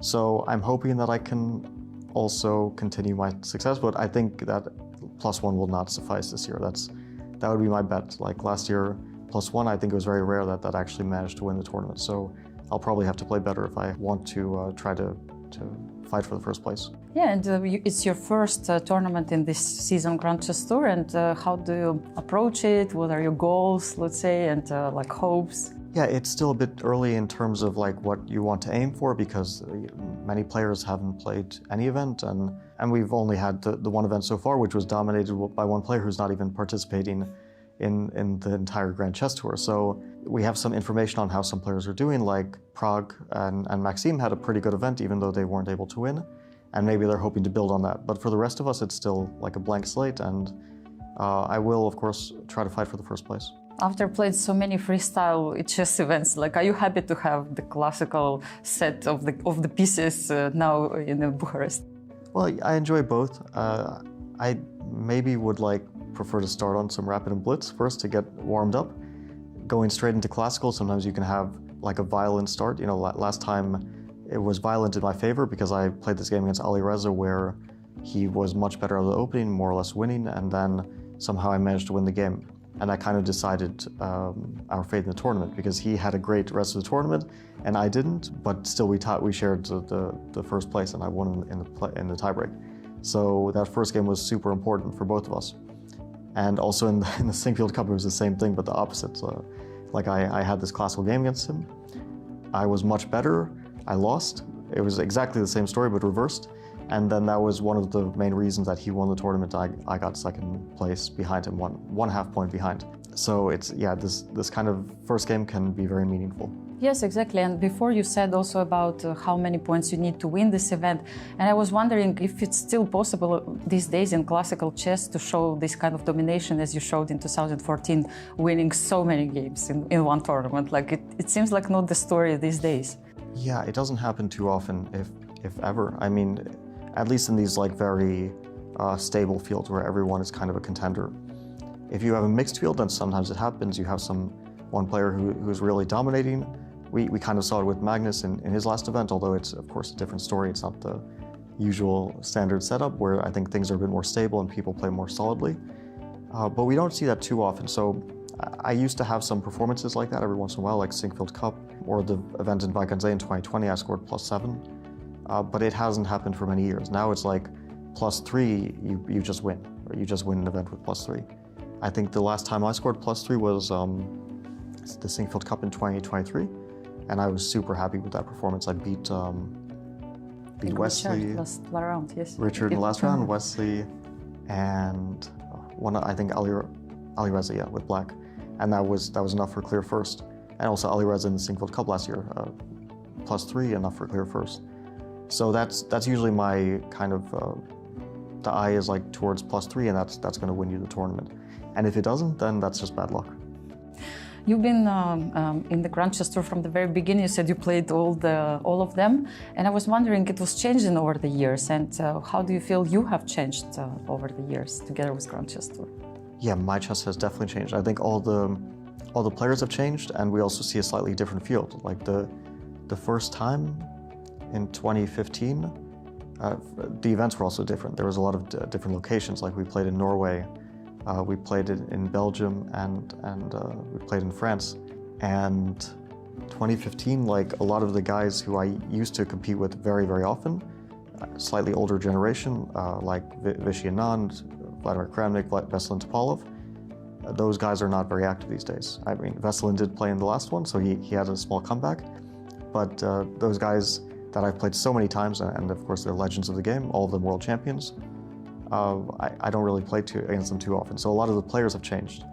But I do feel like my chess has definitely changed. I was one of the youngest players back then. Now I'm, okay, maybe not one of the oldest, but I'm one of the perhaps older guys in the tournament. Thankfully, I've not been the oldest yet in any tournament I've ever played in. So I'm waiting for that day, but it hasn't come yet. Yeah, and I was wondering who was the toughest opponent for you all these years playing in Grand Chess Tour, starting from the beginning? I mean, the normal answer is Magnus, but everyone has been tough, and especially in like Rapid and Blitz, I very often found it difficult to play against Wesley, and at some point I think I managed to get a bit more of an, like in the last few years, upper hand against him, because he was a difficult opponent for me for quite a long period of time. And also, like, Anish was a difficult opponent for me for a long time. These are like very solid guys. And then more recently, I won a game against him and managed to get like a small measure of revenge, which felt very nice. Yeah. Are you happy that Anish is not playing this year? I mean, especially remembering the stories from the past. No, not really. It also became so familiar to play alongside him. I mean, we're very close in age. I'm a bit older, but for so many years, it became very normal to play alongside him. So I just remember like playing against him in every like Bucharest Superbet Chess Classic. So this is I think the first time that I won't be playing against him here. Yeah, and my last question, like, do you have some places, I mean, coming so many times to Romania, do you have some places you would like to visit again? I mean, some special food you like? I'll probably visit the Old Town again. I thought it was very nice. It's a charming area. Besides that, I don't have too many plans. Like, most of my plans are connected to chess, and we only have one rest day, so there's not so much sightseeing you can do. Absolutely. Thank you so much, Fabi, and all the best of luck for you in the tournament. Thank you.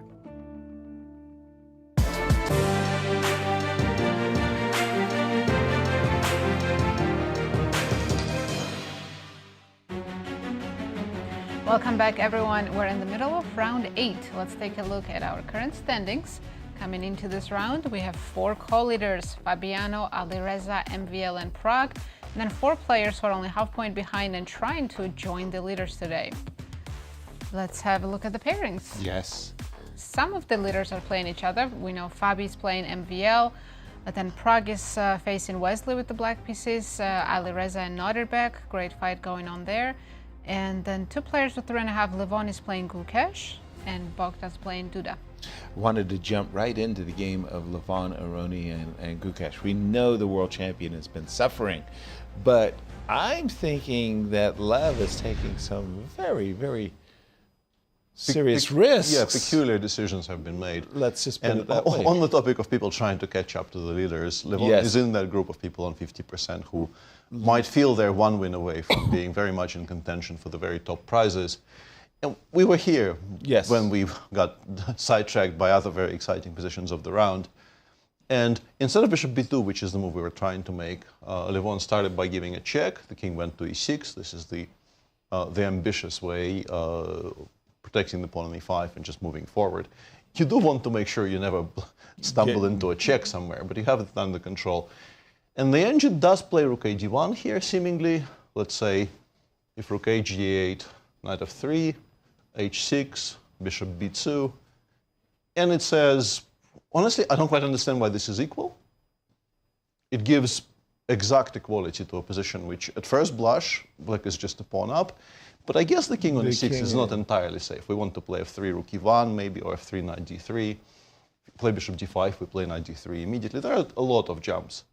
I guess the more you look at this, the more you realize the king isn't exactly safe. Doesn't look like an attempt to play for a win necessarily, but white is fine. Instead, Levon played rook a c1. Already, after rook a c8, the engine starts saying, maybe you are slightly worse now. Right. And the best move is to admit your mistake and actually put it on the right square. Okay. But Levon, I think, is kind of gambling here. Whoa. He's gone f4. Of course, we're not allowing a 5 check. Gukesh kind of calmly goes e takes f4. And now the question is, okay, justify previous play, because I suspect the idea was maybe to play knight f3, because we now have two squares from which to give a check. Right. Would have been completely fine if not for the fact that black can continue collecting. That's the giving third yourself a pawn. massively... So knight g5? Do Knight you play g5, king f5, yeah. Take on f7? But then you no longer really have anything. Black king is just fine on f5. Yeah, we're 2 pawns up, and we now have a better position. I'm playing bishop d5 next to king g6, knight on f7 is in trouble. g5, and Yeah. So, and importantly, if you play rook c5 check here, that's the question. I mean, king g6 is also playable.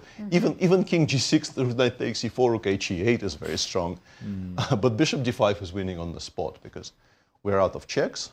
Right. 3 pawns down. Yeah. Levon is now thinking, but it's kind of too late. I wouldn't say white is lost.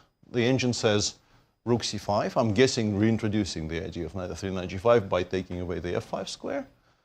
But even the very simple b7, b6, rook f5, c7, c5, just locking out the bishop on e3. What a strange way to get the pawn back. Rook Yeah. c5, rook f5.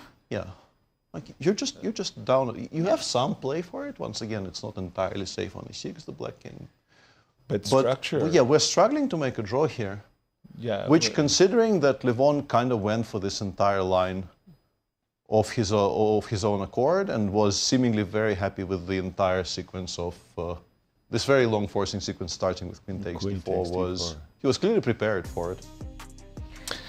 And looking at the standings, what a victory for both players would mean, Nasi. Yeah, they both need a win. Levon is trying to catch up with the leaders, and Gukesh right now is at -2, so he doesn't have a chance to become a leader in this tournament. But he can recover some rating points and pride and everything. And GCT points as well. And GCT points. And always known for sartorial splendor. Is that Ponchik? No, that's a bird, right? That's I'm seeing black and white I think bird. that's a cat. No, it's a bird. It's an eagle. I mean, That's look at the definitely beak. a bird. Okay. But it's not an eagle. Ponchik Well, is his we went from his dragon. dog, right? His dog, yeah. Yeah. Levon has. And next to the buttons, is that a cat? I'm seeing cats today. I don't know. We need a Next to the buttons there. I think Those it's are still the the same bird. wings. Okay. It's just the wings of the bird. I am very bad at reading this picture. I mean, I'm surrounded by cat people. Trust me, that eagle would carry away your cat and you'd be crying. I'm looking at this position of Gukesh, and I'm just saying, it's not just the fact that I'm 2 pawns out, which I love. Structurally speaking, the pawn on e4, I mean, even if you were to go rook c5, rook f5, and win one of the pawns back, you're still a pawn down, and unless you're playing. The black king is supposed to be bad on e6, but I haven't seen how white really takes advantage of that. Let me ask the question. So if I go e5, which I'm not very... d7? And I go knight f3, so I've got the double ideas of knight d4 I would check. prefer knight d5, honestly. I think Okay. knight d5 is maybe more... Knight d7 salient. is also strong, but I think knight d5 is...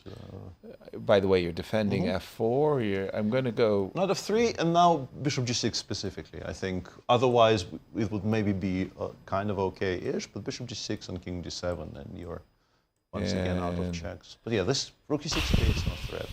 Knight e6 creates a threat, but maybe I even have time to play b6 here. Yeah, Let me great. I win a pawn back. Yeah, exactly. I mean, and I struggled.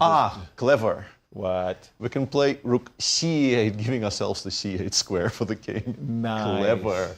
Sidestepping knight c5 check. Because knight c5 check otherwise would be quite awkward. But yeah, now we're completely winning. Totally. Rook c8. Levon in trouble. When I left at the marquee matchup game for me was the Fabi MVL game, and I thought MVL was in trouble. We have no moves, Peter. Moving very slowly. Fabi, I guess, was... You would describe it as being taken by a very pleasant surprise. Being taken by pleasant surprise. Yeah. Well, he finally did play what he should have played. Yeah.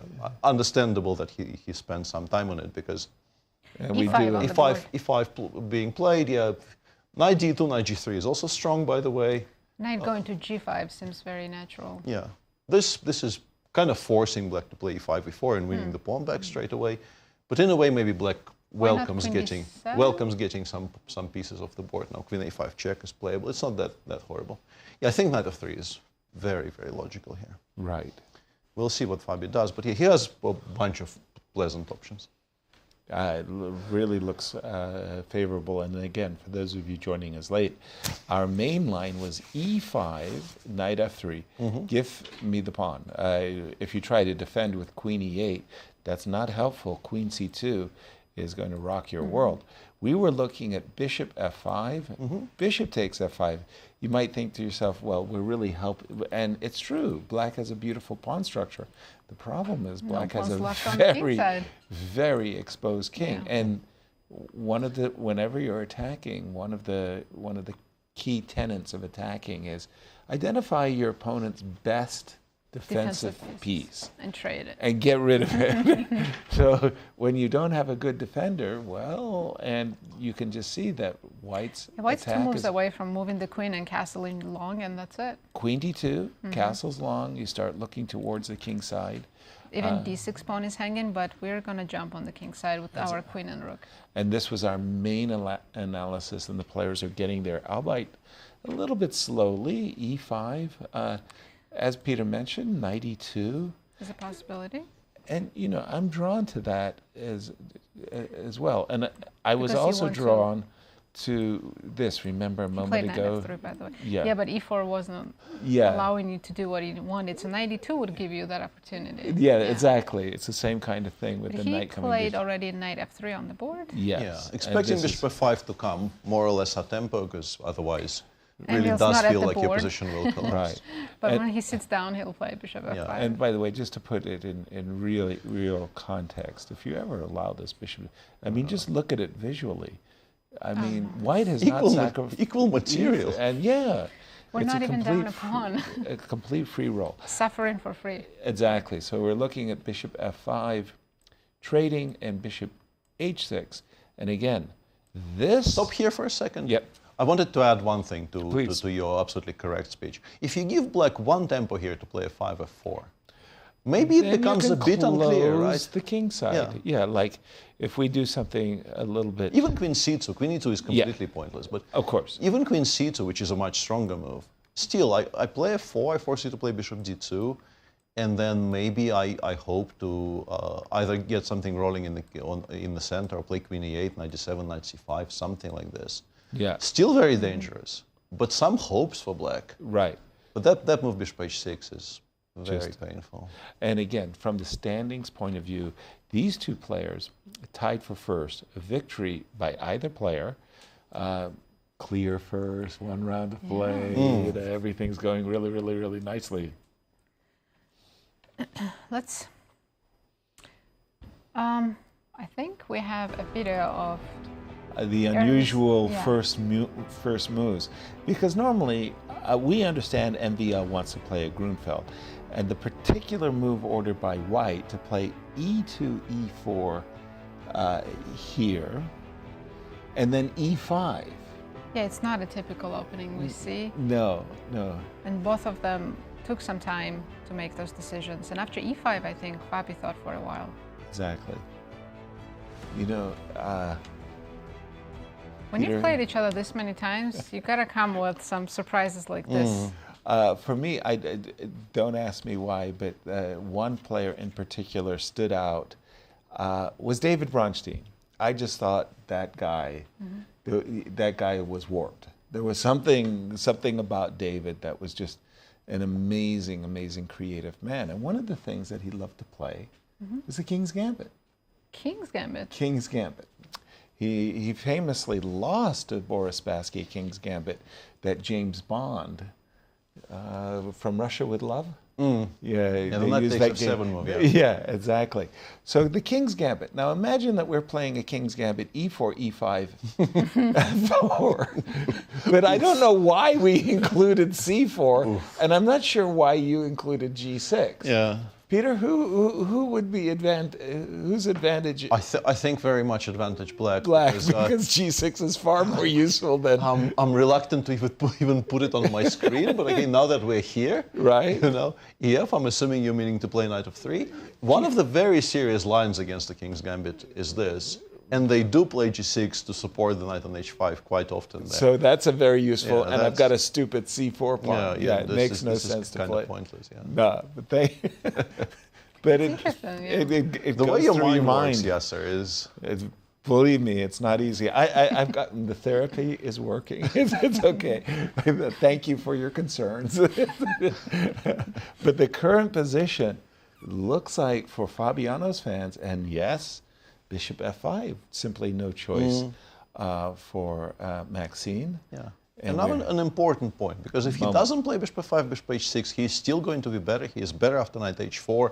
He is better after, even the move Queen C2 here is quite strong, just saying. Really? I do want to get at your G6 pawn eventually. And right. Yeah, you probably play E4? Or? Yeah, E4, Knight A6 is the reason, I guess, not to do it, because suddenly Black has some counter ideas. Knight B4 is a very annoying thing. You probably will have to burn a tempo on A2, A3. Black actually gets some pieces out of from the starting positions. Right, out of the barrack. Best line appears to be Knight F6. Interestingly, not Queen takes F6. I would have automatically taken with the Queen, but the machine says, regrettably for you, sir, even every single endgame is kind of bad. Wow. Equal material endgame, but the king is very unsafe. This is a weak pawn. This is like Rook H5, Knight H4 might start rounding up the pawn on F5. Even this is horrible. But of course, for white, he would much rather give mate. Exactly. So, and that was why Bishop F5 and Bishop H6. Thank you, Peter. And Nazi, you're in the driver's seat. Let's check. There's only one move in Wesley Prague game, but Wesley didn't castle as we expected. No, he played Queen G5, Queen H5, which immediately is Queen H5. Yeah, very critical move as well.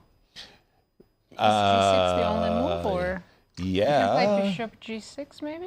You can, but you're not. But you have to take with the F pawn. Yeah, so that's not pretty. That's not great. No, you have to play G6. Queen E4 Queen check. E4 check. Yes, this is the other option. You can start with Bishop G6. White could retreat to E2, but then it gives Black time to consolidate. So we take.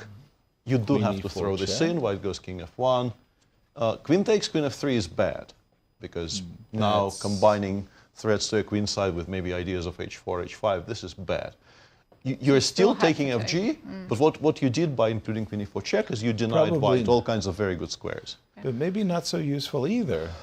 Yeah. Oh, I was going to go Queen H3 and Rook E1. I was thinking that the Queen was lured to E4, but Queen D1. Yeah, also makes Queen F5. Makes a lot of sense, but we have Queen F5, No, Queen F5, D5. there's Rook E6. Yeah, Queen D5 currently on, yeah. Ooh, that's evil. Yeah, we should. That is absolutely show. Oh my God. We can even do it immediately. Yeah, that's what she meant. Which is very beautiful. Yeah. Oh my goodness. Yeah. After Queen D5, obviously, if this was castled, Black would be helpless. But with the king on F1, we want to play Bishop E7, try to castle, or if White takes on G7, we go Rook G8 and then Rook F8, F5. We can sort of play with the king on E8 for a while. G6 is critical I'm expecting either queen g4 or queen e2. Both of those moves are very challenging. After queen e2, once again, you have to kind of close your eyes and take on g2. Can we castle long here? d7. For some reason, it plays rook d1, but not long castles. I really Bishop h6 check, maybe. I guess, yeah. The fact that you are allowing bishop h6 and black will be able to castle next move is very critical. Yeah. Rook d1 is maybe the best move in the position, though. Gosh, we're hanging. You have to play bishop g7.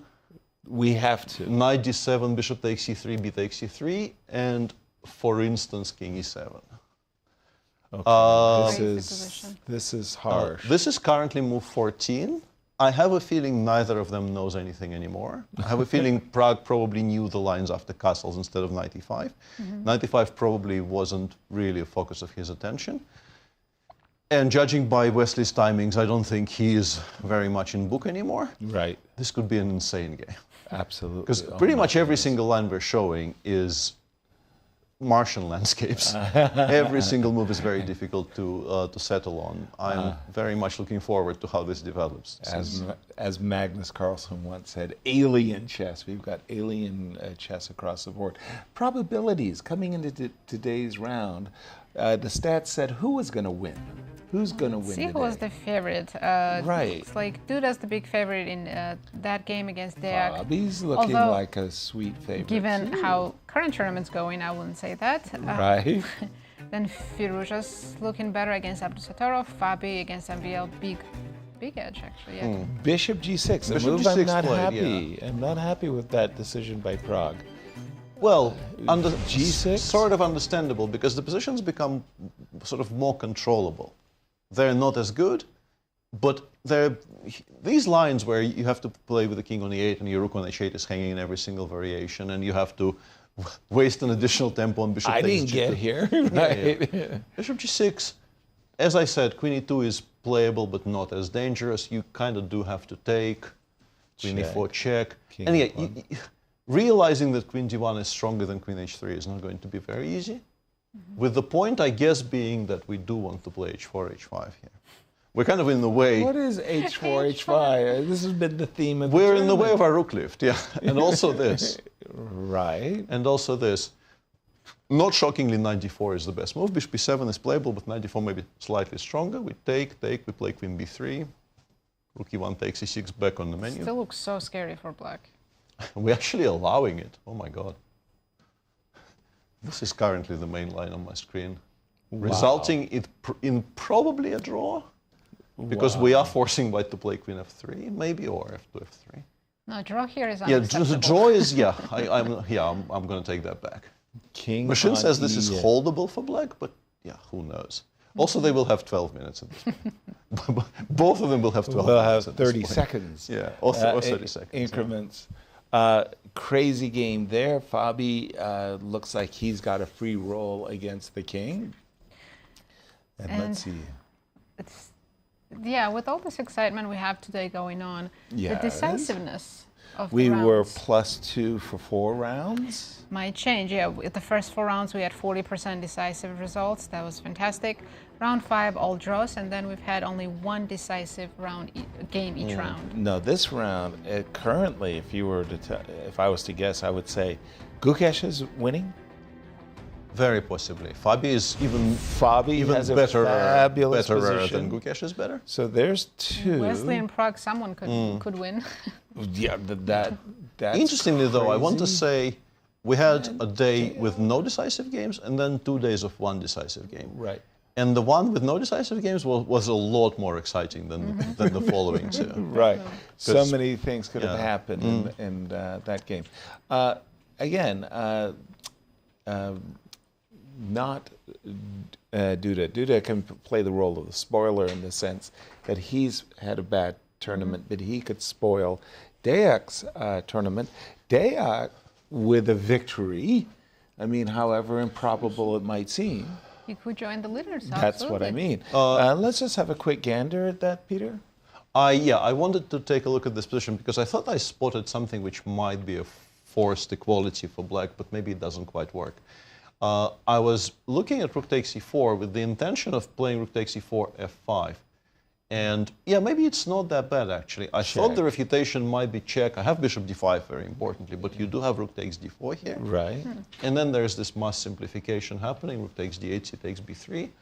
And I was kind of expecting to be able to make a draw here, which the engine honestly doesn't disagree with, because if you play bishop b5, c6, rook b1, you're worse, but you can take, play bishop f6, rook a2, and we actually win the pawn. We don't get to keep the We actually win the pawn back. And you checkmate the rook as well, right? And interestingly, the engine, and this is very missable, by the way, the engine says you can throw in queen a8. Ooh, my spidey sense is tingling. And now, after rook a1, f5, f5, we actually win the queen.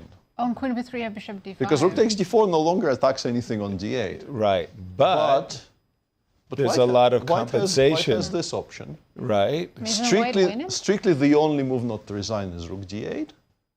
But it appears to be a draw, because rook takes g7. Rook g7, king f8, and you have to play rook 1 e7 and give this perpetual after rook takes d4. You don't have anything better.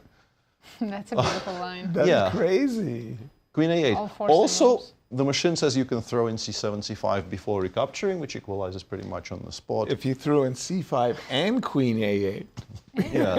No, but queen a8 is a very fancy move, which I think is rook e4 played. The next move will be the decisive one. Well, kind of not decisive in terms of the game result, but showing what he wants to get out of this whole force sequence. I bet you Bogdan is actually looking at that queen a8. Once you see, and again, let's just do that again and have some fun with the position. Takes, rook bishop b2, takes on e4, takes on e4. Full confession here, I didn't see c5. Like the inclusion of that move is just remarkable. So but I did see the move queen a8. Just so that in the other line, rook d4 doesn't come with a tempo. Yes. Because here, if we start with f5, yes, we give a check on b3, and after bishop d5, white has rook d4. Yes. Queen is hanging, rook is hanging, rook takes d4, and this is the end game. Turns out it's a draw. Yeah, it's a draw, but white might be a slight favorite. But now, from Bogdan's point of view, Bogdan is saying, I need a win. Yes. I need to win. Queen a8, how are you going to defend Only the rook? Move is rook e1. Right. And now... f5. Aren't I winning? Apart from rook takes e7, you also have the option of playing queen b3 check. And giving up the queen that taking way, on right? d5 and taking on e7. White isn't worse there either. Wait, let's try queen b3. Bishop d5, take on e7. Oh, you have bishop f7. I have bishop f7, no. That's the one that doesn't work. Otherwise, I was like double attack on g7 and b3. Yeah, no, I would be delighted to be able to take this bishop. I'd have rook, bishop against queen, but thanks to this, but you spotted it immediately. Bishop we only f7. have a rook here for the queen. And so we're going back here. This is where we went. Rook takes. Let's do this again. Bishop takes. GF queen d5, I guess black is very happy. No, I definitely felt I had to you have to do that. one. But unfortunately, after rook d8, the position does become completely forced. White has to take a draw because we don't Hang have on, enough g takes f3 competition. here?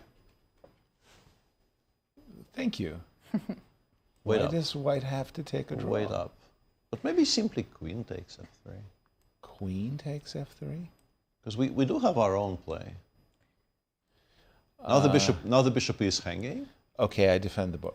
If you play c3, I wanted to argue that even rook takes d4 and queen takes h3, I am never losing with black. Immediately queen h3. I'm never losing with white. Rook g3 though, yeah. Taking rook g3 is very strong. I'm never losing with white. Hang on, what are we missing here? I've got ideas. He He said that with understanding. No real understanding. Just Aha. Yeah, the engine says we're fine as black after queen c6. We're c3, fine? rook e8. Yeah, Whoa. Because there's bishop c5 check. Yeah, but it's safe on f6 and we have rook d1 check coming in. It's important that we remove the pawn on f3. Surprise, surprise, Bogdan saw c5 and he played it. That move that we didn't notice at all. Yeah, right. c5 is not really to improve queen a8. It's just that we before we recapture the exchange, we want to get rid of as many pawns on the queen side as possible. Yeah, because what you didn't want to do is just simply recapture on e4. No. And play something like bishop f6, where after rook d1 or rook e1, you might be like even that position is not horrible, but you are passive and having to defend something. Yeah. You know, it's strange. It felt like more suffering, but as you started describing it, it's like, wait a minute, I was playing for that ending that isn't that much. But c5, Peter, talk to this moment. c5, well, you can unpin yourself with like queen d3, but then black, I'm pretty sure you can equalize this in... Well, you've got c5 for free. Yeah, queen d7 is fine. I'm pretty sure c takes b4 is also fine, although the engine actually disagrees and says here after... It's probably fine. Yeah. Take an a5, right? Has to be fine. a5, c3. Oh. But you do make a draw with rook c8. I guess because after rook a7 we can actually take and not lose the bishop on f8, because bishop b5 we have rook c6 and we're just in time to play. No, bishop b2 No, here. this we lost, yeah? How do we not lose? Oh, this is scary. It says this is the only play, and then we stop all of these ideas from the back. Bishop b2, only move rook d3. This is very scary. I would be nervous. Yeah, it's never a particularly comfortable situation where you have to do this kind of a control of the bishop with the rook. So the move c5 is a way for black to introduce capturing on e4 and capturing on c5, making a comfortable draw. I'm still... And if b takes c5, I think both the immediate bishop... You can go back to your f5 lines, by the way, which is quite surprising to me, because it seems like we made our position a lot more suspect. But even this, the engine says, is a draw, because bishop takes f2 is a massive threat. You have so much leeway apparently here with black. You really can do almost anything you want. Remarkable. There's an interesting moment in the game between Alireza and Nodirbek. Let's jump back to that game after the last move. And again, if I'm looking into my crystal ball for the future, and I'm saying to myself, these two players are going to be two of the superstars of tomorrow. I mean, they are already today, but they will be for next decade or so. Yes. Okay, so when we left it after the move queen c3. We were actually, I think our focus had been on the move knight to d4. Queen c3 was Alireza's choice. B7, B6. Your statement about them being the superstars of tomorrow reminded me of maybe the most famous Mitch Hedberg joke, which was, I used to take drugs. I still do, but I used to too. That's good. I used to as well. There you go. Queen c3. B7, B6. Is that a good move? Now see, that looks like... Didn't that give white an extra tempo? Next move e6 also. I'm concerned about knight c6. So what does black do? Queen g5? We probably throw in queen h4. I think provoking g3 has to be useful. Okay. Oh yeah. That g3 and then we go queen g5. Can I? And then we get this extremely strange structure after everything gets swapped on e5. Okay, so, yeah, just a second. I was considering, but I don't right, think it's knight good. takes e5, queen f2. What was your conclusion? I think the problem is black has e takes d5 there, and whatever discover check you play, have d5, d4. Otherwise, it will be very interesting. Let's show that. Yeah, okay, so we understand queen takes f2 check is not what we want, but we're so greedy that we want to capture the knight, queen f2. D1. And now we're still licking our chops. We're anticipating this knight is going to capture this pawn with a discover check. But If you Peter take on e5, points out... Yeah, there's d4 here. The move Saves d4. the game. That's sick. Yeah. I mean, would have been a very interesting possibility for white, but unfortunately this takes all the fun out of it. But this is the cold shower moment. Yeah. You play a move like knight takes g4, discover check, attacking your opponent's queen. Double attack, You double attack. You're prepared to accept resignation. And then, I think you lose now, right? and I mean, Or you're worse. bishop takes g4 check. Why did I This is allow bad. king on d1? But you were going to say, Peter, g3. g3, queen g5, and then we can take on e5. Black probably wants the queens off, because the queen on c3 is better than the queen on g5. So we take with the queen, and then we take with the pawn. And white goes knight e3, I suppose. Yeah, black goes So materials h5. even? Wait. Where do you want this? Tell me the square. Okay, rook B8. b8. And I want it on d6, I guess. yeah. D1? Do I want to play rook d1 first? I'm still keeping an eye on f2. I didn't want to castle. Maybe I should castle. I apologize. Maybe I should castle because I do have rook d8 against rook takes f2. Oh, Such a that's an strange important structure. tempo. I have. Black yeah. is 2 double pawns. I do, Yeah, have rook, you I do have rook b7 though to kick you out first and then Knight maybe take on b5? f2. It's Can I take on still- f2? Knight that's d6. not the worst pawn I ever 96, lost. You have to go rook b8, right? It's yeah, that's actually funny. I'm threatening knight e8 fork, so you have to go rook b8. And now rook hf1 maybe even. Complete domination. Right? None of my pieces have squares. Right. Maybe I'm That's lost. 7. Yeah, I Or rook wouldn't recommend. Or rook df1 even to not give up on h2 if we want to be very greedy. Right. I would not want to play this. Yeah, that f2 pawn was not the biggest. This is very scary. Yeah. Pawn I ever won. But let's leave this aside for a second because we have Please. developments absolutely everywhere, all of Everywhere? a sudden. First off, Fabi did not play bishop takes f5. He played the second best move. He is still much better. Knight Played g5. your idea, yes, or knight He h4. did play your move knight h4. MVL correctly played e4 and correctly played queen d7. g2, g4 has to be stopped. And we were playing queen d2 long castles here, which is strong. The other option would be to take on f5 and play bishop f4. Rook d8, queen d2 and long castles, or even bishop h6 is very bad. But I'm pretty sure MVL is not very interested in protecting d6. Machine goes knight a6, bishop takes d6, rook f7. If c5, you have this idea of knight b4, knight d3. Before I can play bishop c4. Yeah, you're still worse after something like this, because this is going to drop next move. But game sort of continued. Maybe not next move, actually, after knight d4. These are obviously, you have to preface any line like this by saying this is not force. I'm just giving kind of a sampling. Yeah. Knight f5 is a strange move to make, though. I think you generally feel like this is a stronger piece than this bishop. So if I were to guess which of the moves queen d2 and knight takes f5 Fabi will play, I think queen d2 is much more likely. Yeah, very natural. And queen d2, it's important, I think, to play queen a6 because the knight needs to go towards these squares. It's no longer really has any future on a6.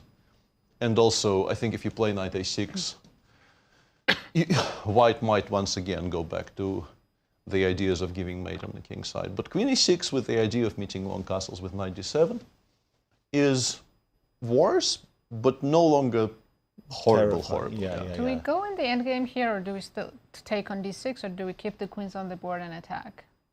Machine says... Attack. Yeah, Machine says the strongest is this, with ideas of maybe f3, maybe queen g5, rook a8, or even the immediate king f7 is being suggested, maybe with the idea of starting to fight for the h-file with rook h8 and also just get the pieces closer to where... Shaky for This is black. unbelievable. I know, but king f7, the last great act of defiance. No, this is still very, very scary for black, but you are kind of surviving for the time being, right? Remarkable stuff. Oh, yeah. Peter, I got to interrupt you and got to give Cristian a chance to get in here and we're throwing it to Bucharest. Well, actually, that position is indeed, as you guys just painted out, very, very complex. And it somehow reminds me of another clash that they had here in Bucharest as well, Fabiano with the white pieces against MVL. That was a Grunfeld with an early h4, which Fabiano won convincingly after the opening phase. But this one is very different from that one because, first of all, black is a pawn up and the onus is on white. The onus right now is on Fabiano to prove his compensation. It's obviously that he has some compensation, but if he makes some soft moves, MVL will be able to consolidate and make use of his extra pawn. A very, very intriguing position is that one. And the players with the black pieces that took some chances, Praggnanandhaa, especially in the opening phase, and Nodirbek, respectively, right now, they're finding themselves in a tough situation from a practical perspective. And this is always the danger whenever you play this complex and somewhat sideline-ish moves in the opening, as we've seen knight h6 from Nodirbek and choosing the Benko for Praggnanandhaa. Sure, you're taking some chances. If it works, it pays off handsomely. But if it doesn't, then you end up in this type of situations where, from a practical perspective, It's really not easy to play, right? I understand Prague is still a pawn up, but with those two bishops and that pawn on a4 that could potentially in the endgame push all the way down the board to promotion, it's going to be a very difficult position for Prague. This is what I'm seeing right now. And of course, another game that I forgot to talk about. Initially, I praised Levon and his opening choice, but now I'm thinking to myself, why did he do this? Why did he just simply give up his pawn and did not have an answer for the most simple and natural moves? Gukesh played that move, bishop to d3, then defended the pawn on c7 with rook a to c8. And right now, Levon just simply doesn't seem to understand what he needs to do to get the material balance back on the board. In fact, he sacrificed another pawn. And right now, again, the onus is on him to prove his compensation, which, to be honest, doesn't really exist in the position. Gukesh, we might be looking at him scoring finally his first victory in this tournament. And what an important psychologically would be for him to win this game with the black pieces, especially going into the final round. Guys, we have a lot of very exciting games today from Bucharest here in Romania. Thank you, Cristian. And I just felt that, sometimes you have a bad tournament. It happens. Yep. You're going to have a bad tournament in your life. But when you win the last round game or the penultimate game, it's sort of like that takes away some of the sting. And this move, e4, e5, well, Levon has been gambling. And he's been gambling badly.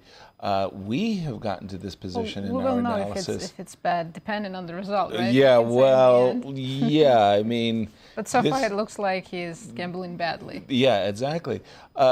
You could sit there and say, what's my compensation for the pawn sacrifice? The bad king. That's all you could say. Yes. Because your structure... You're 2 pawns down and your pawn on e5. It's not like it's not easy to get that pawn back at all. Yeah, it is not a protected pass pawn that's on the 7th rank or something like that. You've got to basically checkmate black to win this game. And you don't have queens on the board? I mean, what black has in the life? Yeah, I was about to say... What do we have? The line we played knight g4. Knight g4 is... Okay. Not as good as knight d5. No, I think that's a bad move. No, I think that's the screen not potentially being deep enough. And I think the reason he chose this over knight d5 is it preserves the d5 square for the king allowing us to play h7, h6, and saying I am very okay with this. We're not going to d7, right? That's probably losing. And if knight f3 back, we can cover the put d1 the knight on square. e3 and continue completely dominating. Yeah. That's a hero king. It's interesting. Yes, it is. Maybe there is some way, because currently I don't see why this is wrong. It gets not even a dubious move. It gets a full mistake by the engine here. But I don't quite see why it's really any worse than knight d5. The engine currently goes rook cd1 here, saying do go on, sir. And the run and back. It says there are now some drawing chances, but honestly, this does not look great to my eyes, because I will be on b6 next move, and then you will no longer have to. We still have 2 extra pawns, right? Yeah, we're still 2 up. We want to play g7, g5. We want and knight e3 is an outpost. I don't know. It says rook f3, g5, g3, but this looks lost. Good luck. Rook d2 this looks lost. Rook d2, bishop c1, rook takes a2, g takes f4, and it says. I think what is happening here is that maybe we dropped 0.3 of an evaluation compared to 95, so it's kind of sharply critical of our conversion skills here. But first of all, for Levon will have to go for this, because in the limited time I spent looking at this position, looks like nothing else does anything at all. You have e5, e6. Which would have been a good try if not for the fact that after knight e3 your counterplay runs out. The point being, I guess, that if you play king takes d4, now we can go bishop b2 check and rook cd1. And this we probably genuinely save, because the bishop falls with check, and then the bishop on b2 starts collecting pawns on the king side. This actually looks like a draw now. Yeah. Let's just show but I'm still struggling. Why we're playing king d5. Let's take a look at this. Knight g4.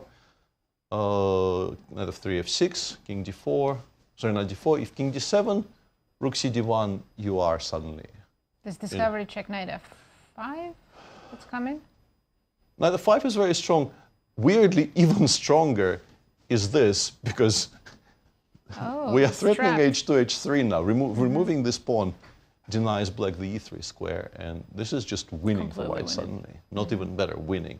But yeah, the intention, if he goes h6, and he probably does. I mean, knight e3 exists, but it makes white's life a lot simpler. We have g3, for instance.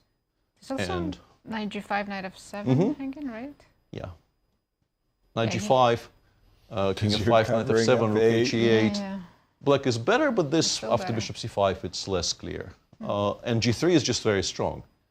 Where were we? Yeah, h6. g3, because we simply want to recapture on f4. If knight c2, we have rook c2, knight d4. By the way, we do have knight f3 on the board. Yeah. And your main line, Peter, is I'm h6. pretty sure. Yeah, I'm pretty sure he played knight g4 with the intention of playing h6. Otherwise, he would have chosen knight d5. Exactly. In order to, you know, it's funny. Oftentimes, especially in my games, it's like there's a key square, like d5, and every piece on the board wants to occupy the square d5, and you really shouldn't. You should leave it vacant so that another, and in this case, he's leaving the square d5 vacant for his king. The only thing is, even though we know with the engine's help that king d5 and black is pretty much winning, when you're in this tournament situation at -2, I'm not 100% confident. your confidence is very shattered. shaky. Yeah, shattered. Yeah. How do you feel about king d5? Because there's the self-doubt saying, maybe I'm missing something. That's the devil on the shoulder story, Peter. We know, Absolutely, we know those feelings, and confidence plays a huge role in it. If Gukesh was, you know, tying for first at this moment, he might be very confident. But he's not tied for first, in fact. Yeah, he's sharing last with Duda right now at -2. It's his best shot so far in the tournament. No question. I don't think he's had a position as good as this yet, and yeah, I'm sure he is very excited. How about Prague? Some developments here. In Prague's game, after f takes g6, queen d1 was not played. Understandably. Entirely unsurprisingly. Yeah. And Prague immediately made a mistake. We were looking at knight c6 with the intention of meeting rook e1 with queen d5, but Prague sort of understandably decided to chase the queen around. And here, after queen e3, the engine says black is in a lot of trouble because it's very difficult to finish development. Knight c6, it just says your position is beyond ugly, and now we play queen e2, I guess, just to maybe stop c5, c4, and then we play h4, rook h3, rook f3. Black still can't really finish development without giving up the pawn on g7, and every single endgame is lost. So you kind of have to do something else, but what? We are bishop e5 stronger than bishop c3, but even if bishop c3, like how are we getting out of the corner? I guess we play rook f8, but we know what white is doing. Yeah. h4, rook h3, this rook comes to g1. How are we solving the issue of the knight on b8? Wesley instead played queen g3, which is supposedly much weaker, but the way you're so yeah, bad. but you're actually now supposed to play knight c6 and say, you know, this is bad, but I don't have anything better. Yeah, when queen was on e3, we had h4, rook h3, rook f3. Now queen's in the way. And we do want to play c4, bishop c5. If h4, here c4 is too slow, but we can play bishop e7, bishop g7, rook g8, bishop c3, rook f8. And yeah, I think the major point is our rook lift is one tempo slower. And honestly, this still looks horrendous to my eyes for black, but the evaluation is basically around equal. Wow. Not at all clear to me why this is not much worse for black. Like, look at this. Can we King try on e8. h5 and open h-file for our rook? Oh, Not g5, allowed. g5. Not allowed. Shut him down immediately. I know he does that. He does that. He never allows us. Knight c6, by the way, played by Prague. So this is at least he realized that there's no avoiding this incredibly ugly structure. Maybe Wesley wants to play queen c7. Is that anything? Yeah. Second best move. And we just allow you to take on 6 twice, go king f7, but we finish development finally. Right. You know, but then h4 still looks very good. Yeah. You can even throw in bishop takes g7. Yeah, takes h4, but I get to play queen d5 importantly. Yeah, that ruins everything. Queen d5, and then, no, this actually I can believe that black is doing fine. But the larger point here is that the position is so unusual, and neither of them clearly has any real idea about it yet. They're out of prep. That it's, even for players as strong as these guys are, every single move is a challenge. Because we just had a sequence where, objectively, I think every single move was a mistake, and a kind of a sizable one. Right. Because of just how difficult the decisions are. Peter, I was drawn to Nazi's move Queen c7, Bishop to e7. Bishop e7, I think, strictly the only move. Let me munch. Yep. Rook g8. Let me introduce Rook d1. my rook. Rook to d1. Idea of Queen c6, Queen d7, Queen c6. Rook a7. To Rook a7. Rook a7. Rook Oh, no, a7 Queen costs c8 you material. King Yeah. f7. And why did I Lose take the everything. pawn on g7? Why didn't I? Okay, just a second. So don't include that. Right. Let's go straight Rook d1. Rook d1. I haven't lost right to castle, Yasser. Oh my god.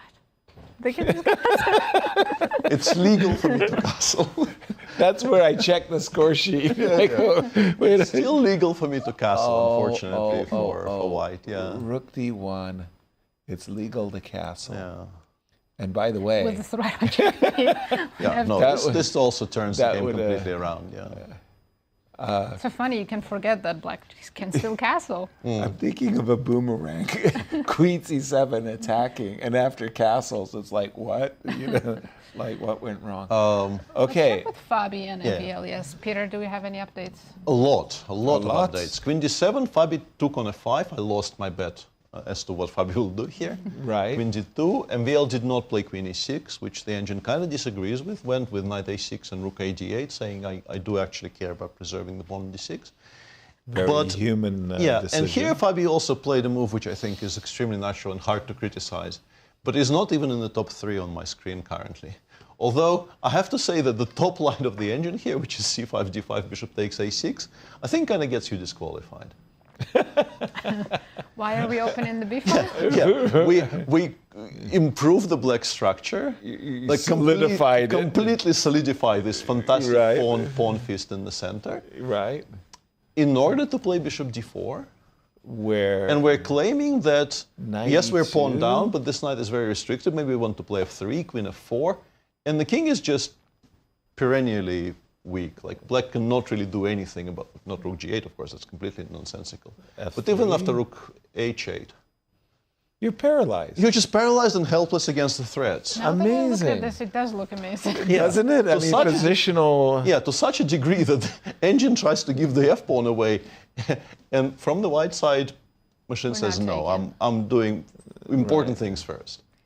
And it starts crumbling. By the way, evaluation here this is really Petrosian-esque. But even considering the move c5, I think is incredibly difficult. Also because like this exists, and this. But I guess because we always have bishop c4 ideas, this doesn't quite work out. Right. The strongest move is even bishop c5, completely ignoring, well, not completely ignoring it, but ignoring it for a while. Second best. Okay, you will enjoy the fact that the second best move in this position is Yes, takes it. that had my stamp of approval. Not I want to because go it's bishop e6. Exactly, it gives us a square. Right. And in What fact, does black do? In fact, black immediately starts gambiting stuff away. Oh. Now we have to play knight a4. It goes knight c7, and it continues munching on stuff. Yeah, and says we're much better. As white. As white. Yeah. Thank you. This is strong. Okay, and so bishop a7. Hello, a little kudos. Yeah, and third one is bishop h6.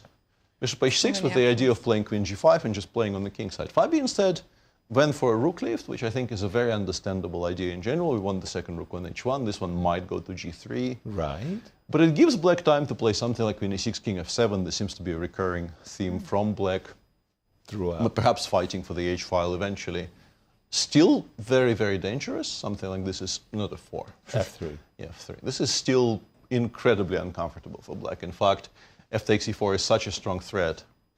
He returns The suggestion is just to return it, to have one move of quiet, Yeah. well, relative quiet. But this looks like a failure of a king's Indian defense failure. Absolutely, yeah, absolutely. This is for still very tricky for MBL. Fabi's game here. But could have been even worse. Right. The argument here is not that Fabi is no longer better. The argument is maybe he was winning with more precise play. I just want to buttress the variation you gave before Rook H1, and just say that a move like C4, C5 wouldn't have occurred to me.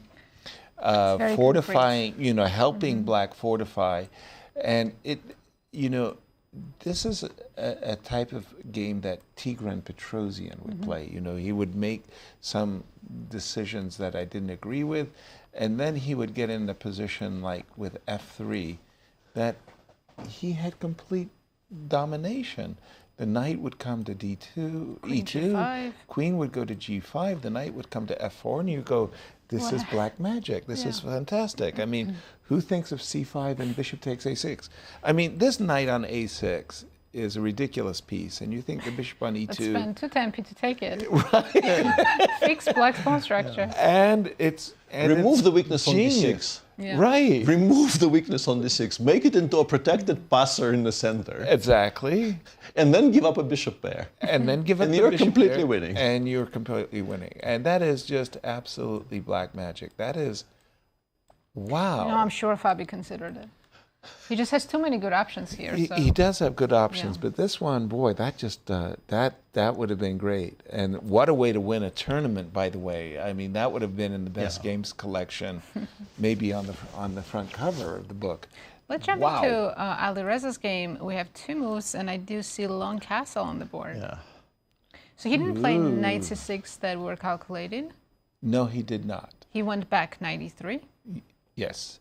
This was the position when we left it. We were looking at knight c6, knight e3. And by the way, gift me the pawn. I want to take. And if you recapture, well, you're opening up your king, and I get to go knight takes e6, double check. It might be made. And a triple fork. And a family, royal fork. There you go. Queen f6, sidestepping knight takes g4. Introducing the idea of queen takes f2. I love this move. Let's up the ante. Kings on opposite sides. By the way, I'm ready for the h3 ideas. Yes, it is coming now. Yeah. You were calling for it from some way away. Yeah, it is very much coming now. It is. Is queen f2 that terrible? Let's take a look. Let's take a look. Queen take, okay, so the first thing we have to ask is knight takes g4. Now you can't take. You can take. No. Why not? Double checkmate. Ta-da. King f. Oh yeah, it's made. Yeah. Yeah, this is, we have to do this just for. But I do have queen f4 check. Yeah, queen f4 check works. Yes, much better. exactly. Yeah, the problem is, I think, rook h1, driving the queen back. Just a second, to say that this is probably why I shouldn't take on g4, but you were about rook to say... hf1, queen h4, and then the engine switches to attacking the pawn on d6, actually, like knight b5 here, for instance. There's no mate. We're not even taking on f8. No, I don't think, I think we're going so tempting to take. But the king is still stuck. We don't want to unpin the knight on e5, That makes, well, by the way, if I do play knight takes out of d6, play on h4. but imagine I have this position with a knight on d6, the knight on e5 is just up for grabs. Honor, We can see that this position is not fun. Queen takes f2 is unlikely, Interestingly, yes. I just want to say, if you get to the position after knight d3, the difference is not huge, but it's interesting and I think noteworthy that I think everybody plays queen f6 here in a heartbeat. Engine says it actually belongs on e7 and it's much more important to safeguard the king. Remove the x-ray. It goes king g8. Maybe an additional reason for it is that if white castles queenside now, we absolutely will take on f2. Yeah. And yes, knight b5 still exists, but this is a hugely improved version for us. Because it's a rook instead of the queen. Queen goes to a good g5 square, the other rook comes over to f8. You defended nicely. Yeah, maybe we're better suddenly with black. Right. It's just a kind of an interesting little snippet of how not to autopilot. Right. Because I really do think, having played d6, everybody goes queen f6 here in like 10 seconds. Right. But this is just stronger. A bullet move. Yeah. You wait for white to actually pull pull the trigger on where the king goes. It actually probably, in this case, goes this side. Sure. And now we can play queen f6 if we want, but we actually maybe want it on a7 anyway to have an additional layer of protection for the pawn on d6, rook a d1. It even throws in bishop a6 for now to, for the time being, remove those threats. It goes h7, h5, rook a d8. Right. Very unclear position. Well, once d6 and e6 are properly protected, you were saying this pawn on g4 is irritating. You can't play h3, you can't play f3. And I'm not saying I'm liking black, but give me rook f4, rook f8, and yeah. Whereas here, best move appears to be bishop d7, because we do need to solve the issue of knight b5. And white, not h4. White very much. h3. White very much can and maybe even should play h3. Black is not helpless. Having castle queenside, we did provide black with sources of counterplay. But yeah, I like white here. Knight dc2, putting additional pieces in front of the king along the c file, threatening the pawn on d6. Seems to provoke queen e7, and now we can play even, let's say, f3. We're not worried about b5 because we can simply go king b1. If black has to take b takes c4, Knight that takes g3. the entirety of the counterplay off the board. Knight g4. Yeah, and now we can absolutely switch to the other side of the board. G4, right? Something like this. No. Enjoyable for No. This By is the way, playing. Gukesh has played the best move h6 on the board. His king's gonna be in the center on the next move. Yeah, clearly it took him a while because, when you're having the kind of a tournament he's having, you're Doubting yourself a lot. Yeah, you're not even triple checking, you're like quintuple checking everything you do, but he is making good moves. Yeah, h7, h6, it's like one of those things again, you come into the tournament with great confidence, maybe in round one you're playing king takes d4, you're calculating this, you just got to make, triply sure. You don't get mated on d4. Yeah, that's something bad. Sorry, I think I wanted to play b4. How can I checkmate the black king? It is like if I said to you that this was a puzzle rush, checkmate, you would like okay, well you got to play bishop b2 mate, the rook on c5. You play b4? So you play b4. And again, I'm just saying that it's obvious to us that knight e3, and you give yourself the king e4 move. Hold on, I'm not finished yet. Oh, that's beautiful. Yes. Let's show the checkmate. So if I take the pawn, yes, check. Yes. King e4. Yes. And look at that. Oof. That is gorgeous. The immortal words of Larry Christensen, I got you from behind. But I guess you could play f6 among other things. Yeah. And then somehow this king floating in the middle of the board, protected by the two light pieces, wins the game. Wow. That's a great position. Wow. Okay, do we have h6 on the board? Yes, we do. We don't have knight d4 yet. Well, if you don't play knight d4 check, I think your attack fizzles much faster. You kind of have to go into those lines. Yeah, black is threatening to play rook hd8, and then you really have nothing to show for it. The second best line here is rook c3, rook hd8, bishop c5, which I'm shocked doesn't lose on the spot, but actually kind of sort of does. Even this is very strong, because if you take on d3 and I take on c5, there are no discovered checks which do anything. And same here. Looks like I am dancing in front of a tremendous attack, but there's no real follow-up. Black wants to play knight e3, black wants to play rook e5. You're just back up one move. Why isn't knight f5 good? You're two down, so I can actually afford to stabilize, and then I will reestablish my two-up situation by taking on e5. Yeah, you have to go for this. By the way, if we look at the position with the king on e6 for just a moment, and you told me what this king came from, it's obviously a Berlin. But this is a great Berlin for black. You know, if you think about it like that, the king is floating, but you've got two extra pawns. It can't be, like, I don't want to be that guy, right? But it cannot be a Berlin because there are 4 pawns on the king side, and in Berlin there's 3 by move 5. So. Right.